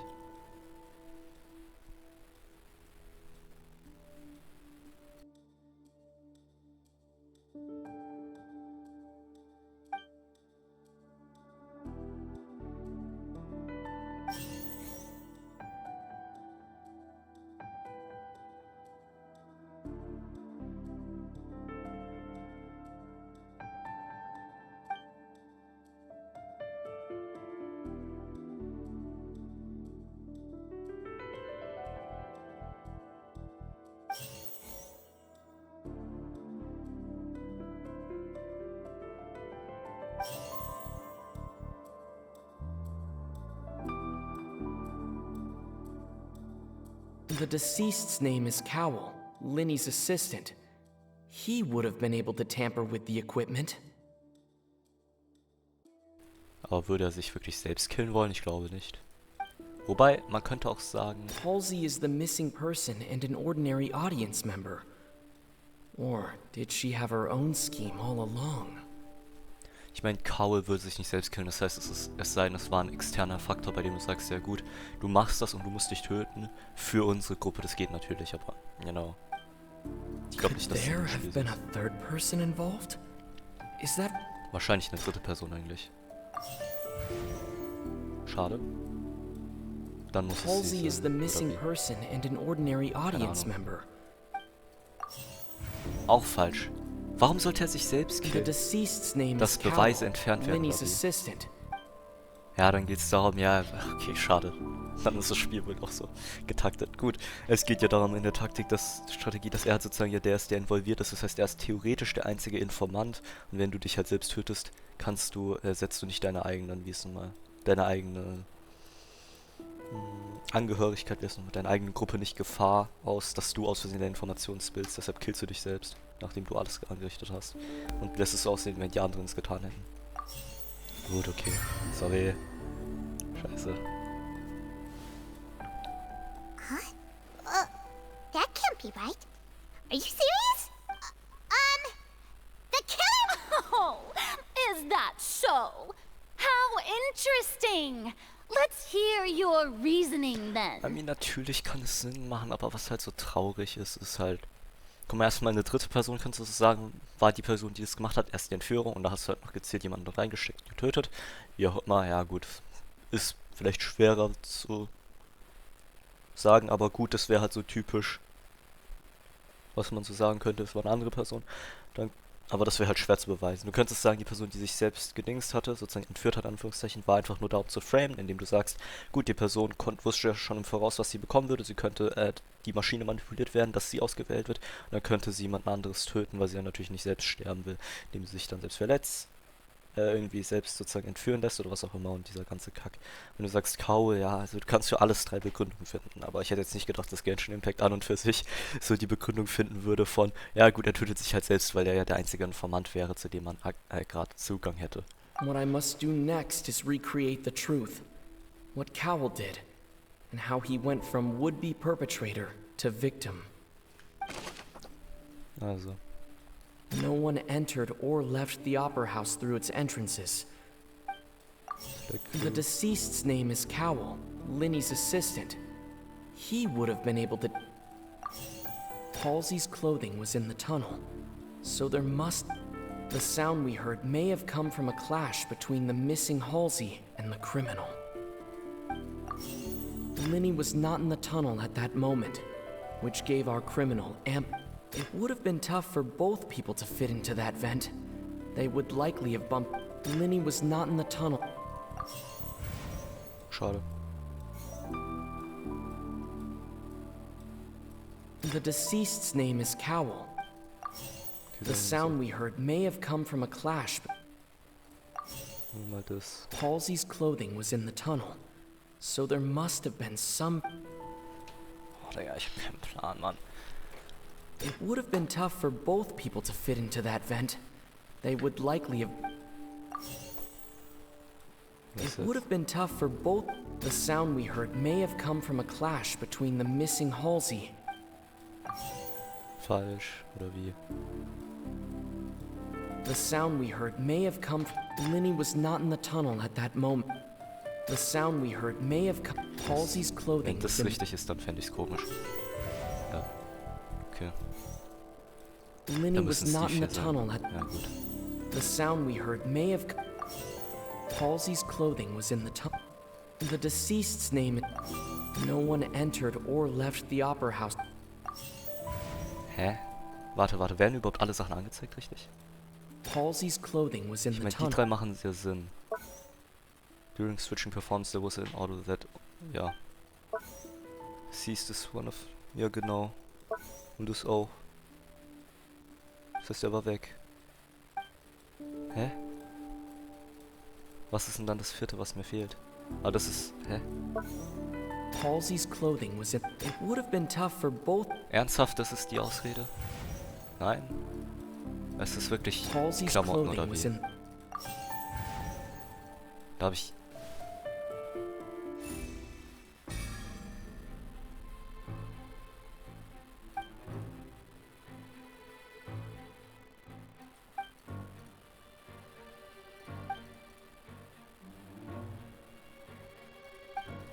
Warte, ist es extra so, dass du es nicht hinbekommen kannst?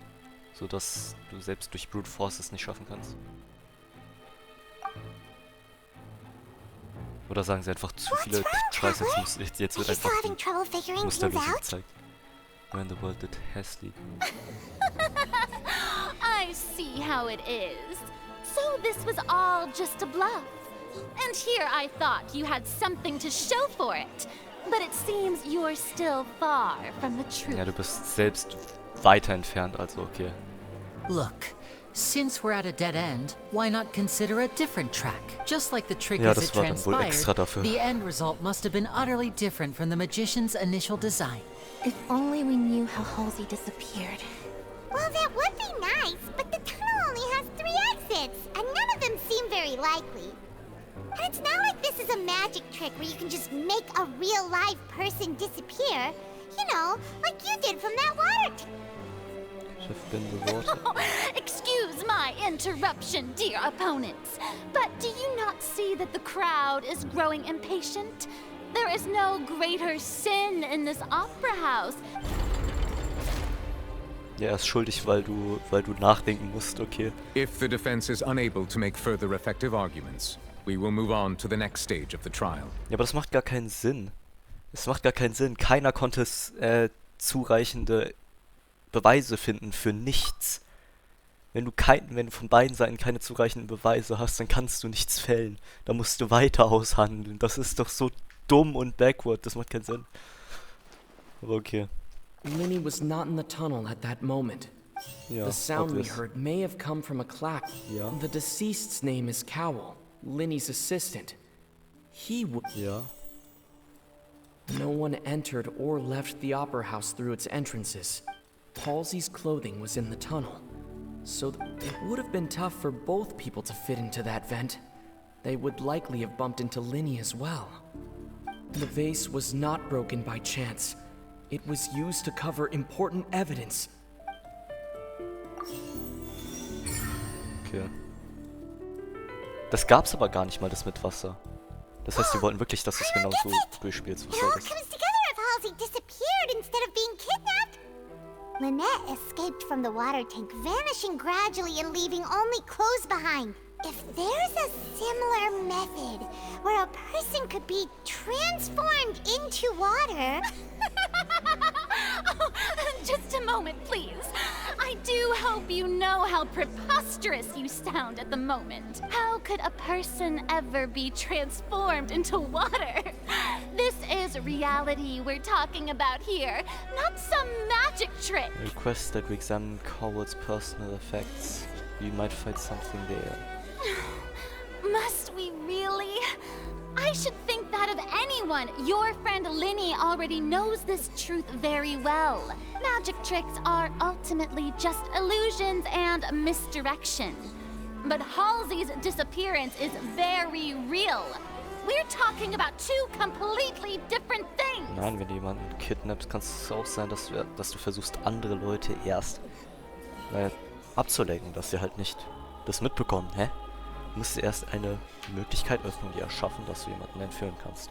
Natürlich sind es zwar unterschiedliche Fälle, aber bei beiden versuchst du etwas durchzuführen, was andere nicht bemerken. Dementsprechend hast du auch eine ähnliche Strategie von Ablenkung. Even so, I trust the traveler's judgment. The truth must be out there somewhere.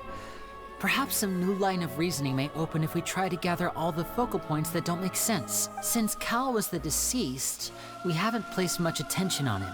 Es war extra so, dass keine Informationen liegen kann. But given that we aren't making much progress with the case, it wouldn't hurt to have a look at his belongings, would it?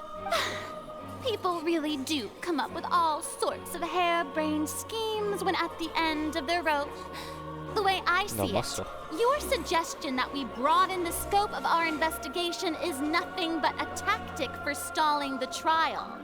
Oder du sagst halt einfach, man könnte es auch genauso umdrehen, den Spieß. Ja, vielleicht ist er ja schuldig und du versuchst extra diese Person nicht ranzuziehen, weil man sonst herausfinden könnte, dass es nicht stimmt. Nevertheless, I believe that this is a reasonable request on the part of an attorney. Since the trial does indeed appear to be at an impasse, I believe that additional evidence may help us make more progress. Guards, please step into the lounge and examine the personal effects of the deceased, Cowell. Das ist ja halt eben die Sache. Du kannst nicht einfach sagen, ja, du kannst mir nicht das Gegenteil beweisen, also muss es stimmen. Das ist das Gleiche wie, ja, ich denke, dass es im Weltall eine fliegende Tasse gibt. Aber ich kann es dir nicht beweisen. Sie ist vielleicht in einer Galaxie 500.000 Lichtjahre entfernt von uns. Wir haben es nur nicht entdeckt, weil es zu klein ist. Ja gut, dann ist aber nicht irgendwie so, aber wenn du nicht, Moment mal, dann sagen sie, ja, du kannst mir ja nicht das Gegenteil beweisen. Deshalb kann es ja sein, dass es existiert, deshalb muss es existieren. Nein, wenn man einen Claim bringt, muss man erst den beweisen, bevor man sagt, dass der andere den Gegenbeweis bringen soll. Du kannst nicht sagen, ja, du kannst mir keinen Gegenbeweis bringen, deshalb stimmt's nicht. Deshalb muss es stimmen. Denn das ist so wie in der Mathematik. Wenn du etwas beweisen willst, musst du selbst den Weg herausfinden. Du musst genau zeigen, weshalb es stimmt. Und wenn du etwas entgegenbeweisen willst, wenn du einen Gegenbeweis machen willst, dann reicht es aus, wenn du nur einen Fall nimmst, der es widerlegt. Aber in dem Fall geht es ja darum, dass jemand sagt, man will etwas beweisen. Sie versucht zu beweisen, dass er schuldig ist. Du musst einfach nur sagen, nee, es gibt Gründe, weshalb er nicht schuldig ist. Wenn du keinen Grund nennen kannst, weshalb er wirklich schuldig ist, keinen handfesten Beweis, dann kannst du nicht sagen, ja gut, dann musst du aber schuldig sein, weil du keine perfekte Defensive aufbauen kannst. Nur weil du keine Defensive aufbauen kannst, heißt nicht gleich, dass jemand, der ohne Offensive dann auch gleich gewinnen kann. Weil die Offensive dann halt auch nicht vorhanden ist. Ohne Offensive ist auch keine Defensive überhaupt vonnöten. We Könnte are man eher still sagen. examining the items, but we have already made critical progress that we feel must be shared with everyone post-haste. We discovered several test tubes of fluid within Cowell's baggage, each labeled separately. The notebook in his backpack claims that these fluids are water from the primordial sea. The primordial sea? The note's contents also indicate that Cowell belonged to an organization that sells illegal drugs and that he had an accomplice. The notebook has many entries concerning safe usage of these fluids, in which the keyword dissolve appears many times. One of these tubes was labeled Opera Epiclese, along with yesterday's date. It is empty. The notes also state that these dissolution properties work exclusively on people from Fontaine. It's likely that Halsey was chosen as some sort of test subject. As such, we believe that the defense's hypothesis is, in fact, supported by sufficient evidence. You've got to be kidding! People dissolving into water? Could something so ridiculous actually be true? Wait a moment. This reminds me of a certain prophecy, but it's just a coincidence, isn't it? Huh. If people can become water, does that mean that the water tank's real use was as a means to hide water stains? And if Cowell was targeting that girl... Wait just a minute. Could that mean... You two, with me, quick! Demoiselle, wait! What about your partners? Let's go. Just trust me. Order! Order! It is undeniable that further examination of the deceased's personal effects has yielded some surprising results. But we cannot yet verify the veracity of these clues. Warum sollte er aber die Teile bei sich tragen? Das ist dumm, die hätte er eigentlich weglegen sollen. Er kann sie ja zu Hause nummerieren und dann sie am jeweiligen Tag mitnehmen, wenn er sie braucht. Natürlich wäre es dann mies, wenn sein eigenes Haus investigated wird, aber das ist ja unwahrscheinlich, wenn er überhaupt keinen Verdacht hat. Oder wenn er selbst weiß, dass er an dem Tag sterben sollte, dann sollte er doch alle anderen Sachen wegschmeißen. Oder zumindest einer anderen Person geben. Das ist halt auch dumm, aber ja gut. Ist halt so. Still, let us assume that these clues are indeed authentic, albeit with the understanding that Ms. Halsey has yet to be found. Guards, please continue examining the items along these lines. Mr. Linney, it appears your hypothesis is supported by the evidence, so please continue speaking. Of course. Thank you, Your Honor. If we uphold this hypothesis, I believe that many of this case's seemingly unrelated clues can be connected together. Right! Like the metal hook! That one didn't make sense at all. Let's think about this. Cowell's methods must have something to do with that water from the primordial sea. Look what the guards found in Cowell's luggage seem to have ability to dissolve Fontainians into water. The water from the Now it seems like the hook rope was not meant for another magic trick, but was Lynette was in the magic box on stage. I remember there was something else within the inner layer of that box. Now it seems like the deceased's name is Cowell, Linny's assistant. The rope that held the water tank up was lit by the fireworks and snapped. As such, the focus here is on the water. I remember there was... Vielleicht das. Schade. Die zwei sind falsch. The rope that held the water tank... The deceased's name is... Lynette was in the magic box.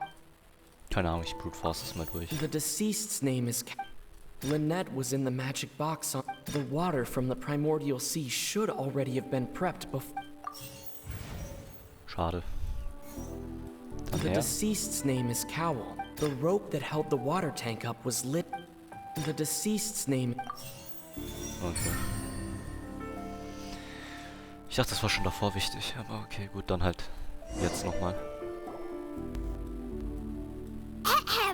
It's in the original plan.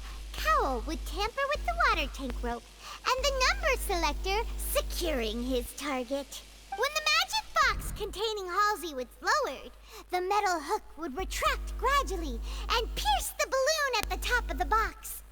When the balloon attached to the box popped, the water from the primordial seed inside inside it would pour down and dissolve Halsey.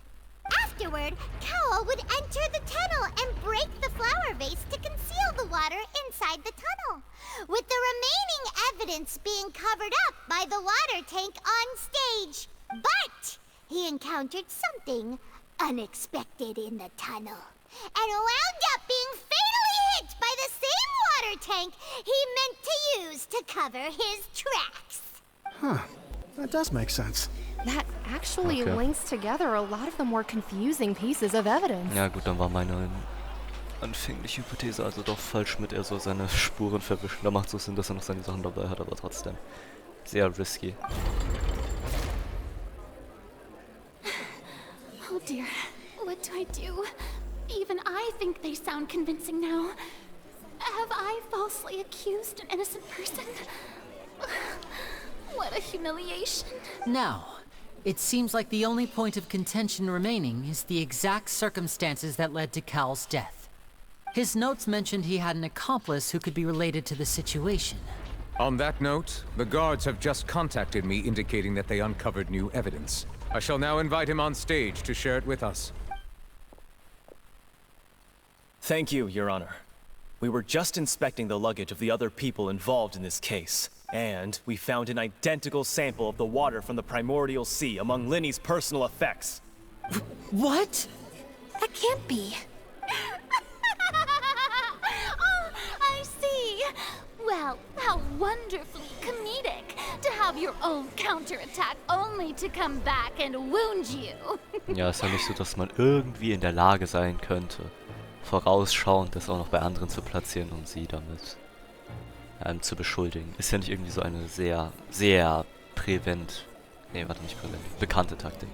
Präsente Taktik. Does this not clear all doubt? Nein. My dear citizens, my loyal audience, allow me to present my reasoning and bring this performance to a swift close. Okay. Linny did not need to take part in the dissolution of the young woman at all. Indeed, he did leave the scene via the vent. Having made modifications to the props beforehand, his accomplice Cowl then caused Halsey to vanish using the water from the primordial sea. But upon his return, in cruel avarice, Linny desired sole credit and prepared to do away with his partner in crime. Da kann man wohl nichts machen. Ultimately, he knocked Cowl out, and the tool meant to cover the crime up also became a murder weapon. Now, as much as I regret having come to such a viciously straightforward conclusion, it does seem that the famed Fatui is quite the Okay. Am I right? We've used up all the evidence we collected. Is this the end of the road? Kann man gar nichts anklicken. Paimon can't think of anything either. It doesn't look like there's any way around this. Seems using the water as new evidence was too good a move. Why did this have to happen now? I think we've all seen enough now. And we have ample witnesses to my flawless reasoning. Naja, der Flaw ist, dass man halt nicht sagen darf, dass es sowas wie Evidence Planting gibt. Was halt hier höchstwahrscheinlich der Fall war. Aber ja, okay, dann nicht. I believe this is indeed the finale. Man ist halt nicht in der Lage, Now then, einen my anderen good, Counterpart noble chief. Ist das noch irgendwas? Jetzt, das war's aber langsam, oder? Ja gut, das ist Justice. Should we not, in your view, move... Excuse me, everyone, but I must interject. Natürlich kommt es. Miss, I must ask you not to shout and to respect the ongoing legal proceedings. Oh, come on. Don't be hasty. I have a good reason for interrupting, you know. Now, would anyone here like to take a little break from all this debate and see a little magic? I'll show you an amazing trick. One that can bring a young woman who has disappeared back in the flesh, right before your very eyes. Please, do the honors, Mr. Linny, if you would be so kind. But what in the world is she saying? No offense, miss, but miracles like that are beyond my scope as a magician. Come on now, don't be silly. Magic is all about misdirection, isn't it? It often conceals the truth while presenting a fascinating illusion. But once everyone believes the illusion, can't magic reveal the truth to them once again? And wouldn't such a trick be the most marvelous finale to today's performance? Come on, Lenny and Lynette. Give it another go. Don't worry. Spina di Rasula has made the necessary arrangements on your behalf. But, as the magic makers and stars of the show, I think I should leave the final performance to you. I understand. The fuck is going on? And voila. Ja, jetzt kommt die raus. Aber die hat doch ein komplett anderes Outfit an. Die hatte doch niemals dieses Outfit. Sorry for the interruption. Wait, isn't that Halsey? So the whole thing about people dissolving wasn't true after all? To be clear, I'm only here because this person told me that if I testified, the merit of doing so would lessen my sentence. I was hiding outside this room listening to the proceedings because I was afraid that I would be the one put on trial. I was just feeling happy that no one had noticed me. And then before I knew it, she caught me. That'll teach you to underestimate us three. Where should I begin? I'm sorry. Okay. Firstly, my name isn't Halsey. It's Lillian, and I'm originally from Mondstadt. I heard that Linny's show was gonna be a real thriller, but I missed the chance to buy a ticket, so I stole one. That's how I make a living. I steal stuff here and there. And I'd never been caught before. Das zu sagen ist dumm. Du kannst etwas klauen und du kannst dann sagen, bei der einen Sache gibst du es zu, aber du musst dann nicht noch weiter sagen, aber und das habe ich auch gemacht, obwohl es nicht mal Teil des Ganzen ist. Das heißt, das war einfach nur dumm. But I was noticed at the harbor a few days ago, and I barely got away. Lenny was the one who caught me in the act. Ach so, ja. Okay. Hey, no wonder you look familiar. So you were the thief! Liddy even mentioned that you were pretty skilled. Well, and I thought that would have been the end of it, but then the number selector chose me. He even mentioned the Fortress of Meripede. That's a prison, isn't it? So you can imagine how shocked I was. I thought he was onto me for sure. So I played along with the show while looking for an opening to flee. But then I got water poured on me for no reason, and then someone jumped into the tunnel to nab me. Ach so, das ist ja doch versucht, das Wasser zu benutzen. Es kann tatsächlich doch Fontaines wohl treffen, aber sie ist Mondstadt, also kann sie davon nicht dissolved werden, oder wie? Ist das deren Erklärung?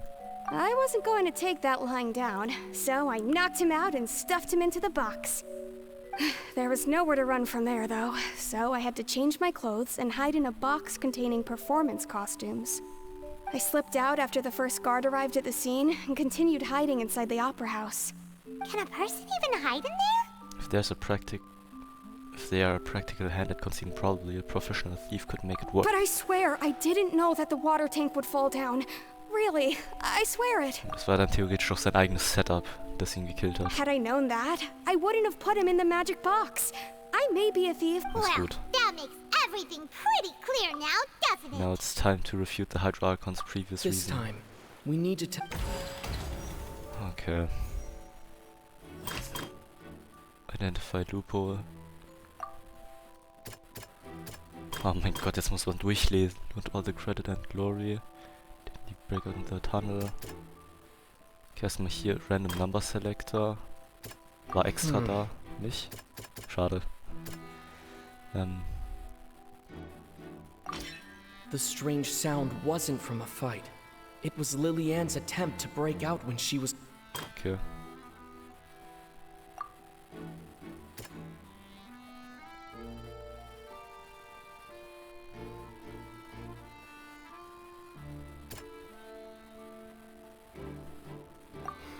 Schade.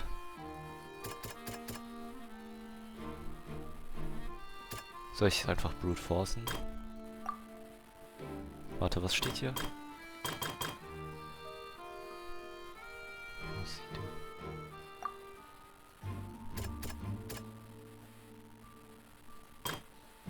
Möchte sein, kein Plan.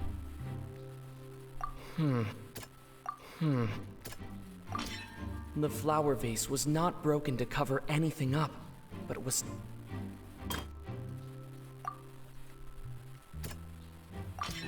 Lillian was afraid that she would be recognized if she left, so she changed clothes and... Okay. Ja, gut. Halt, wirklich, behalt die Fresse, Punk, das ist nicht mal lustig, das ist so nervig. Vor allem die Stimme ist so nervig. So she kicked the door open, producing the thud we all heard. Hearing the commotion, Cowell leapt into the tunnel, only to discover that Lillian had not dissolved. He did not know that Lillian was not from Fontaine, but was a thief who made her way in by stealing a ticket. Mistakenly believing that the water from the primordial sea needed time to take effect, he tried to force Lillian back into the box. The two broke the flower vase during the struggle, but Lillian came out on top, knocking Cowell out and putting him in the box. No offense, aber ich würde sagen, es wäre schon schwer, als eine Frau einen Mann in einem One-on-One zu besiegen. Nicht, dass ich sage, dass es so möglich ist, aber rein biologisch gesehen ist es deutlich schwerer als eine Frau in einem One-on-One-Combat ohne Magie oder sonst irgendwas so zu gewinnen. Du müsstest schon sehr schwach für einen Mann gewesen sein, weil du im Schnitt halt als Mann easy jede durchschnittliche Frau besiegen kannst. Ist halt einfach so, weil du biologisch viel anders gebaut bist mit viel mehr Kraft und einer höheren Range of Motion. Das heißt, wenn du dann verlierst, musst du schon scheiße gewesen sein. Oder sie war besonders gut. Also, okay. Ist auch schon ein lustiger Zufall, aber gut. With no way of escaping, she changed her clothes and hid in the costume trunk until the performance ended. Okay.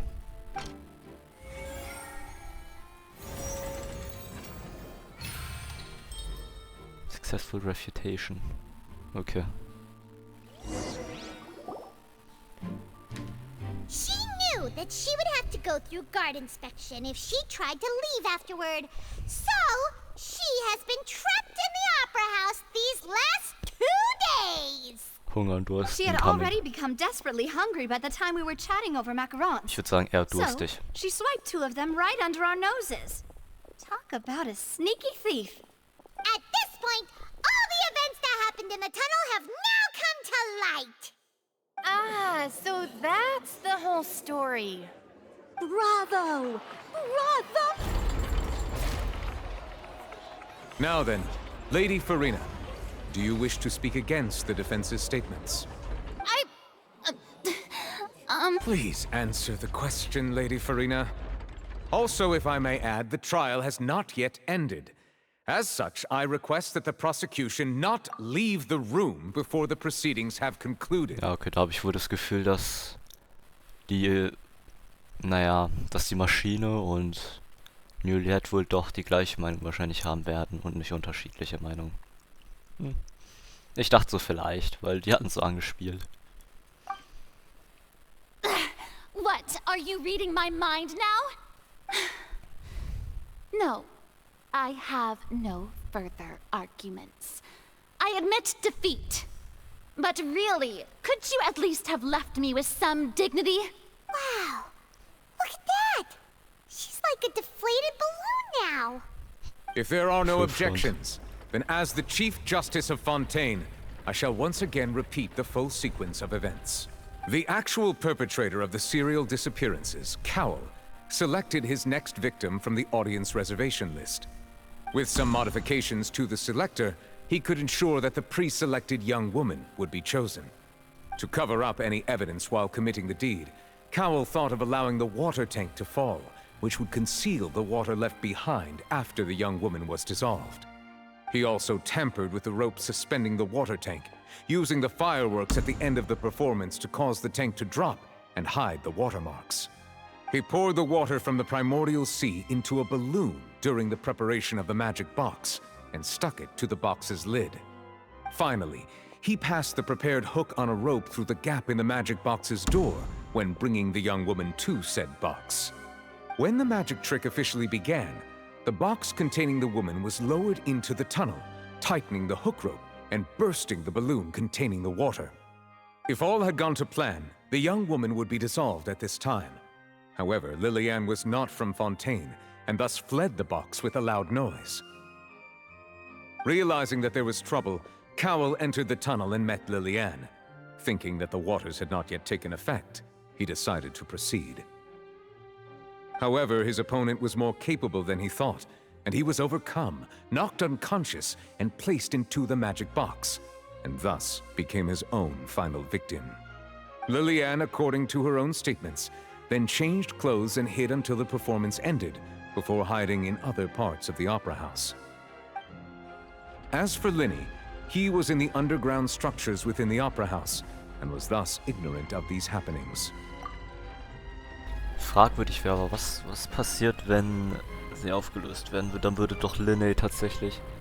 Angenommen, die wäre nicht zufälligerweise Mondstatten gewesen, sondern wäre tatsächlich Fontaine gewesen. Das würde heißen, dass man dann nicht irgendwie eine andere Aussage hätte. Und weil man dann auch nicht den gestorbenen Mann befragen würde, weil er ja nicht unter den Suspects gehören würde, wobei er könnte schon unter den Suspects gehören, dann wäre es schwerer, es aber herauszufinden. Wobei, wenn er zu den Suspects gehört, dann wiederum könnte man es herausfinden, indem man sagt, ja guck mal, er hat diese Flüssigkeiten. Dann könnte man wieder Evidence Planting machen, was scheinbar funktioniert, weil es gibt ja nicht irgendwie Wege drumherum. Also, die haben jetzt ja nicht gesagt, ja guck mal, Linny hat doch auch diese Flüssigkeiten, deshalb müssen wir das weiter nachschauen. Das haben sie jetzt ja nicht mehr weiter verfolgt. Aber insgesamt hätte jetzt noch nicht diese weitere Person gekommen, also wäre diese Frau nicht gekommen, dann wäre es wiederum schwer zu bezeugen, ob Linny selbst was damit zu tun hat oder nicht. Das heißt, es wäre wahrscheinlich ein bisschen schwerer gewesen, das Ganze aufzulösen. Weil das war jetzt ja, dieses finale Argument war ja, guck mal, die Frau hat alles gesagt. Gut zugegeben, wäre der Typ da, dann wäre es schwerer, es aufzulösen, aber ja...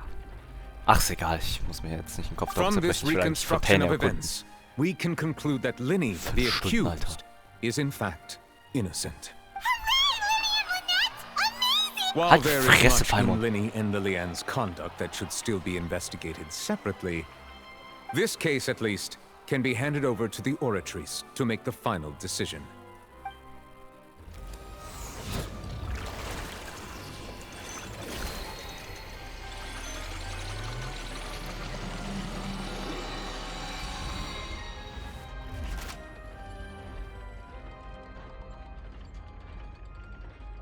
As such, Linny and Lynette are officially declared not guilty.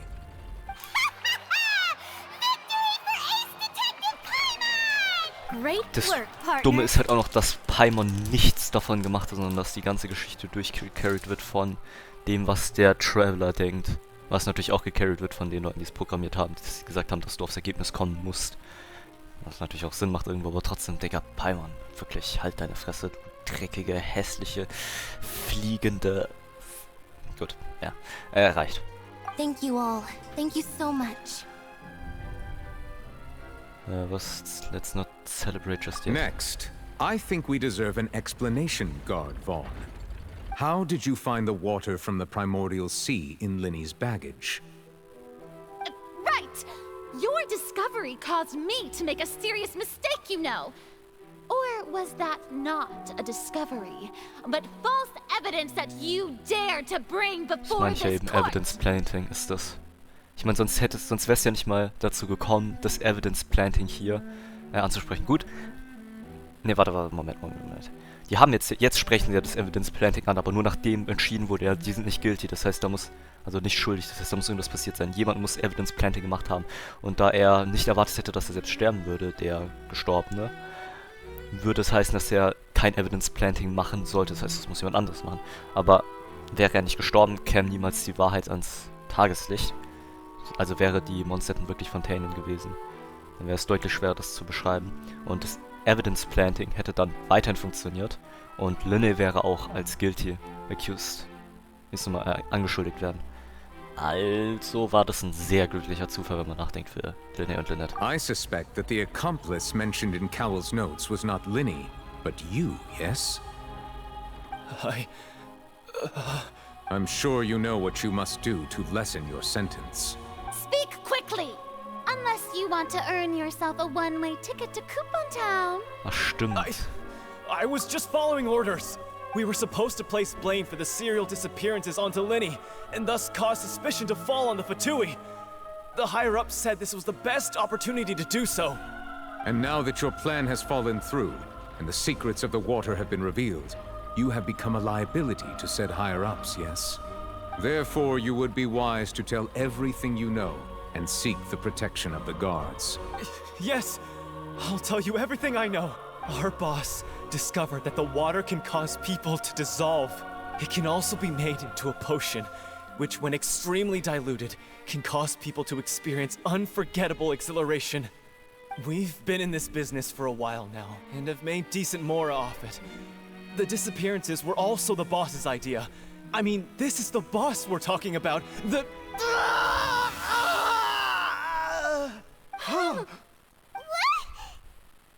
He turned into water. Nice. And now he can no longer talk. Such ruthlessness.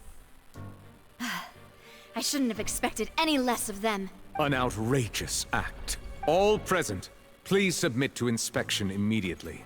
Ey, ganz ehrlich, ich finde, das ging jetzt sogar von der Quest. Also ich habe schlimmere Genshin Quests gefunden, gesehen. Also dafür, dass es die erste Archon Quest ist, der erste Teil von diesem Akt, ist es tatsächlich voll gut, weil bis jetzt waren die ersten Akte immer voll langweilig. Das war sogar schon relativ interessant, aber es war auch nicht ganz 5 Stunden, es war so 3,5 Stunden bis 4 Stunden lang. Ich habe es natürlich auch ein bisschen rausgestreckt, habe angefangen noch irgendwie 40 Minuten was anderes gemacht. Aber dennoch, 5 Stunden, 10 Minuten ist nicht wenig. Der Stream geht 5 Stunden, 13 Minuten, aber da habe ich ja noch erst angefangen. So, we're just going back now? Und das hat ein bisschen meine Expectations, Erwartungen komplett zerstört. Also ich finde, die Archon Quest geht sogar noch voll. Ist ein bisschen slow-paced, aber trotzdem in Ordnung. The problem seems to have been solved for now. That's true, but... Traveler, Paimon! Please wait. Lenny... I know you may not want to speak to me right now. Maybe you don't even want to look at me. But still, let me thank you again for defending me to the end. Jetzt sicher nicht mal, was das Even Problem after war. you learned that I'm a member of the Fatui. Didn't wish to see anyone be falsely accused, I just want to be sure that we're square. Hey, aber das macht gar keinen Sinn. Warum solltest du ihn hassen, nur weil er von Fatui ist? Ich sehe es halt nicht ganz. Zum Beispiel, du hasst ja auch nicht Child. Child ist ja auch irgendwie dein Kumpel geworden, obwohl er auch von den Fatui ist, nicht? Er ist sogar ein fucking Harbinger. Er ist einer der Higher-Ups. Das heißt, es macht gar keinen Sinn. Wenn du Child feiern kannst, warum feierst du nicht einfach ein paar Leute, die sogar unten drunter sind? Es macht 0 Sinn. Warum hasst du sie auf einmal? Richtig, es gibt keinen Grund. Es ist einfach Genshin Impact Logik. Geil, Mann. I guess. But regardless, I'd like the opportunity to set things straight. I didn't approach you with any ulterior motives or ill intent. I've spoken to you as myself, just plain Linny this entire time. As for why I'm a Fatus, it's because the goals of the House of the Hearth align with those of an orphan like me. That's all. Und was sind die Ziele? Kein Plan. Ich dachte, man kann doch sowieso gefühlt nicht aus Schnitznaya heraus, oder? Und dann ist Fatui sein gut, weil du dann leicht aus Fatui, aus Schnitznaya kommt hättest. Keine Ahnung, das weiß ich nicht. That was how Father, who you might know as the Knave, approached recruiting us back then too. The Knave? Yes, Otets. The one who controls the House of the Hearth? She's your father? Das ist eine Sie. That's right. And since we're here, I was wondering, would you mind hearing a story? It's about my past. Dritte Animation? Back when our parents first died, Lynette and I were left wandering the streets. To survive, I took to surreptitiously observing an older street performer who did magic. It took me several days to figure out how he pulled off his amazing tricks. I took my sister through several streets until we found a crowded corner, and we began to perform magic tricks there. To my surprise, we proved to be pretty popular, and we could at least stop worrying about where our next meal would come from for a time. But I didn't want my sister to remain a street rat together with me forever. Was eigentlich mit Fremont? Before long, an aristocrat came to me and claimed that he wished to take us in after watching my performances.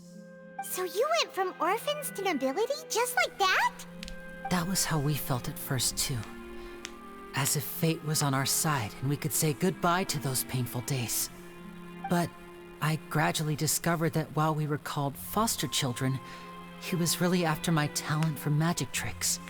He would constantly take me to all sorts of banquets to garner attention, which he would then use to expand his social circles. That doesn't seem too bad either. Better than roaming the streets at any rate.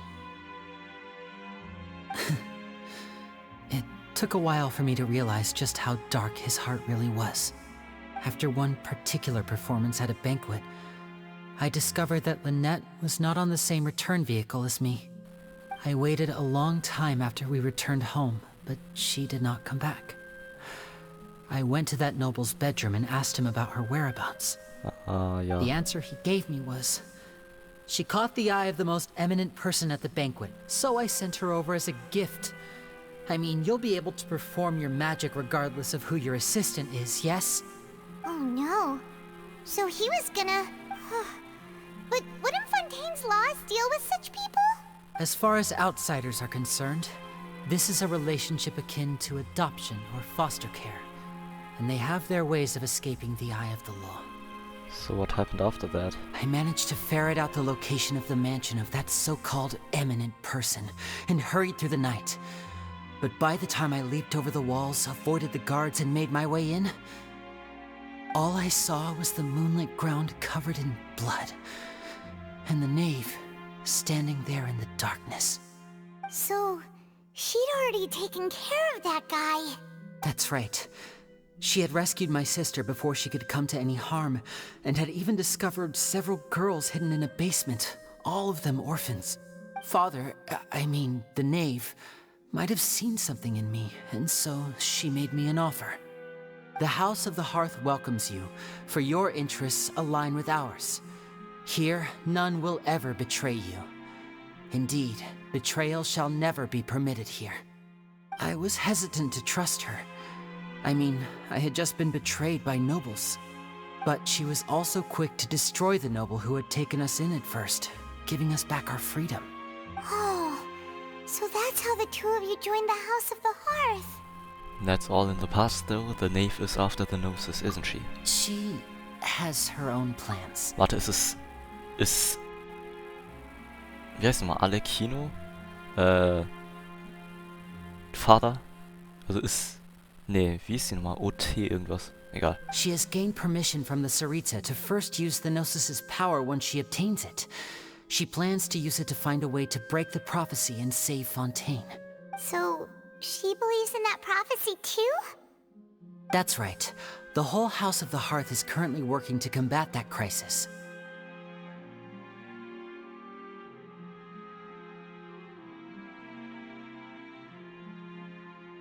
Today's case has also proven that people from Fontaine can indeed dissolve into some sort of water, thus further supporting the prophecy. All of us house members here, Lady Arlecchino herself included, are from Fontaine. We won't give up on defending our homeland.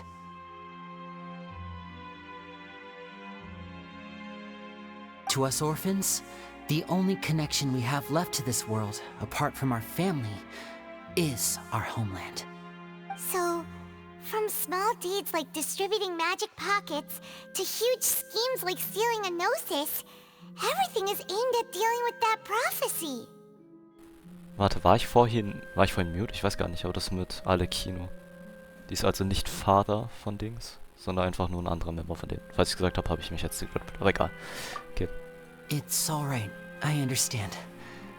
The only thing I can do is relate all this to you.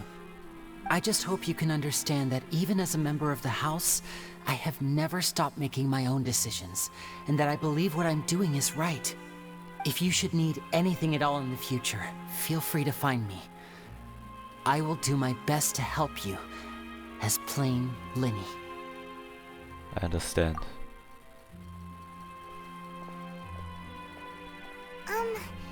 Bye, Linny! War's das? Immer noch nicht. Heilige Scheiße, also die Quest ist ja wirklich länger als gedacht. Ich hatte ja am Anfang gedacht, sie geht vielleicht nur 3-4 Stunden. 2-3 Stunden. Maximal 4, weil es ja nur eine Dings... Also, dass es mich 4 Stunden und vielleicht, wenn du es durchskippen würdest, vielleicht nur 1 Stunde. Ich denke halt trotzdem, das ist doch bodenlos. What was with the disappearing act you pulled right as the trial ended? Es ist ja... Warum ist es so lang? I mean, ja, ich sehe es, es ist viel, was hier passiert, aber es ist trotzdem so lang. Ich hatte ja vor, maximal nicht länger als 6 Stunden zu streamen, jetzt bin ich schon bei über 5 Stunden.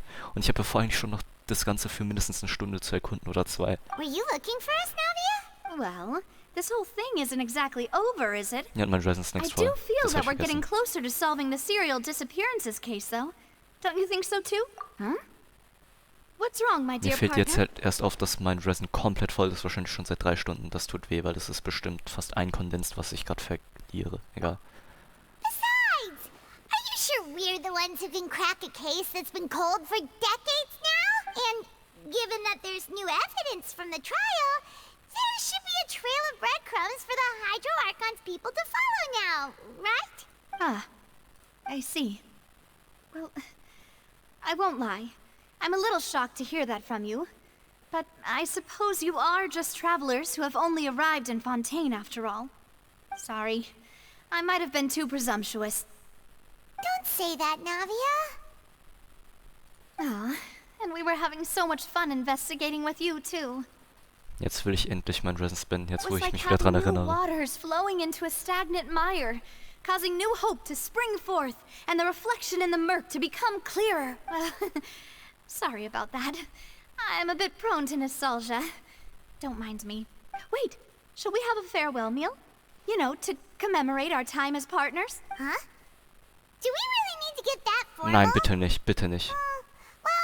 Well, I'd just like to have a proper ending to every important memory. Das dauert immer noch so Anyway, 50 it Jahre would just be gefühlt. a meal, so it shouldn't take up too much of your Oh time. mein Gott, das wird bestimmt eine halbe Stunde dauern. You don't have to twist Paimon's arm. If Boss Navia's treating, can't Paimon... Oh, wonderful. All right then. Let's... Ah, ich hab keinen Bock mehr. Ah, nevermind, das ist um. Besser ist es. Heilige Scheiße, besser ist es. Oh mein Gott. Offerings to the what? Ich hab nicht mal eine Ahnung. Go to the workshop, das ist wahrscheinlich... Nee, aber es gibt ein nächstes, gell? Ja, das geht schon direkt weiter. Ich mach mal so, ich will da nicht reinlaufen aus Versehen. Go to the hotel, be bored. Ach, das heißt, sobald ich aus dem Haus gehe, würde ich direkt eingeladen werden. Gut, besser ist es. Wo kann ich jetzt Offerings abgeben? Ist es hier irgendwo? Fontaine of Seed. Ich habe vergessen, wo ich es jetzt unlocked habe, also. Aber was ist das hier vielleicht? Egal, ich muss mich dann schnell beeilen zur Dings. Ich würde mich raustippen, weil dann muss ich nicht noch aus Versehen das zweite direkt attenden, weil das wäre sehr hässlich. Das heißt, so schnell wie es geht, schnell schnell zur Artefakt-Domain. Ich muss meinen Resin ausgeben. Und zwar so schnell wie möglich. Ich würde sagen, ich gebe erstmal nur 20 Resin. Oh, geil, hier ist. Hydroxy ist fuck. Wie wär's, wenn ich einfach Casa benutze? Gut, ich muss sowieso hier entlang. Ich würde sagen, Ayaka kann fast schneller rennen, als der Bus schnell ist. Das heißt, ich renne hier einfach die Wasserstraße entlang. Ich muss schnell zur Domain, das ist ja wirklich heftig. Also wirklich, ich glaube, das Resin ist wirklich seit mindestens 2 bis wahrscheinlich 3 oder 4 Stunden schon voll. Was sehr schmerzhaft ist.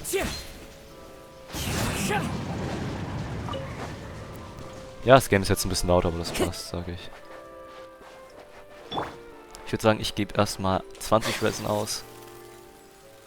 Mach einen normalen Domain Run, mach dann Dailies und so Kacke.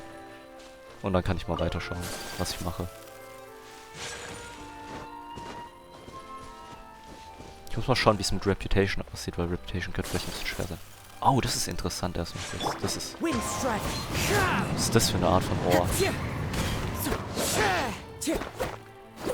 Condensed Crystal.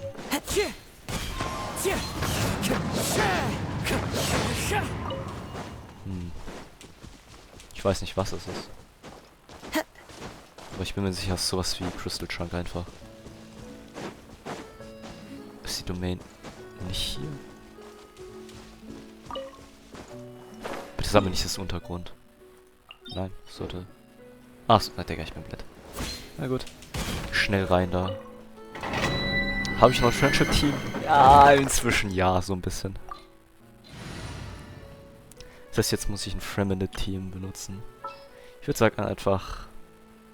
Ich benutze einfach Double Hydro, bloß statt Yelan kommt Feminine rein.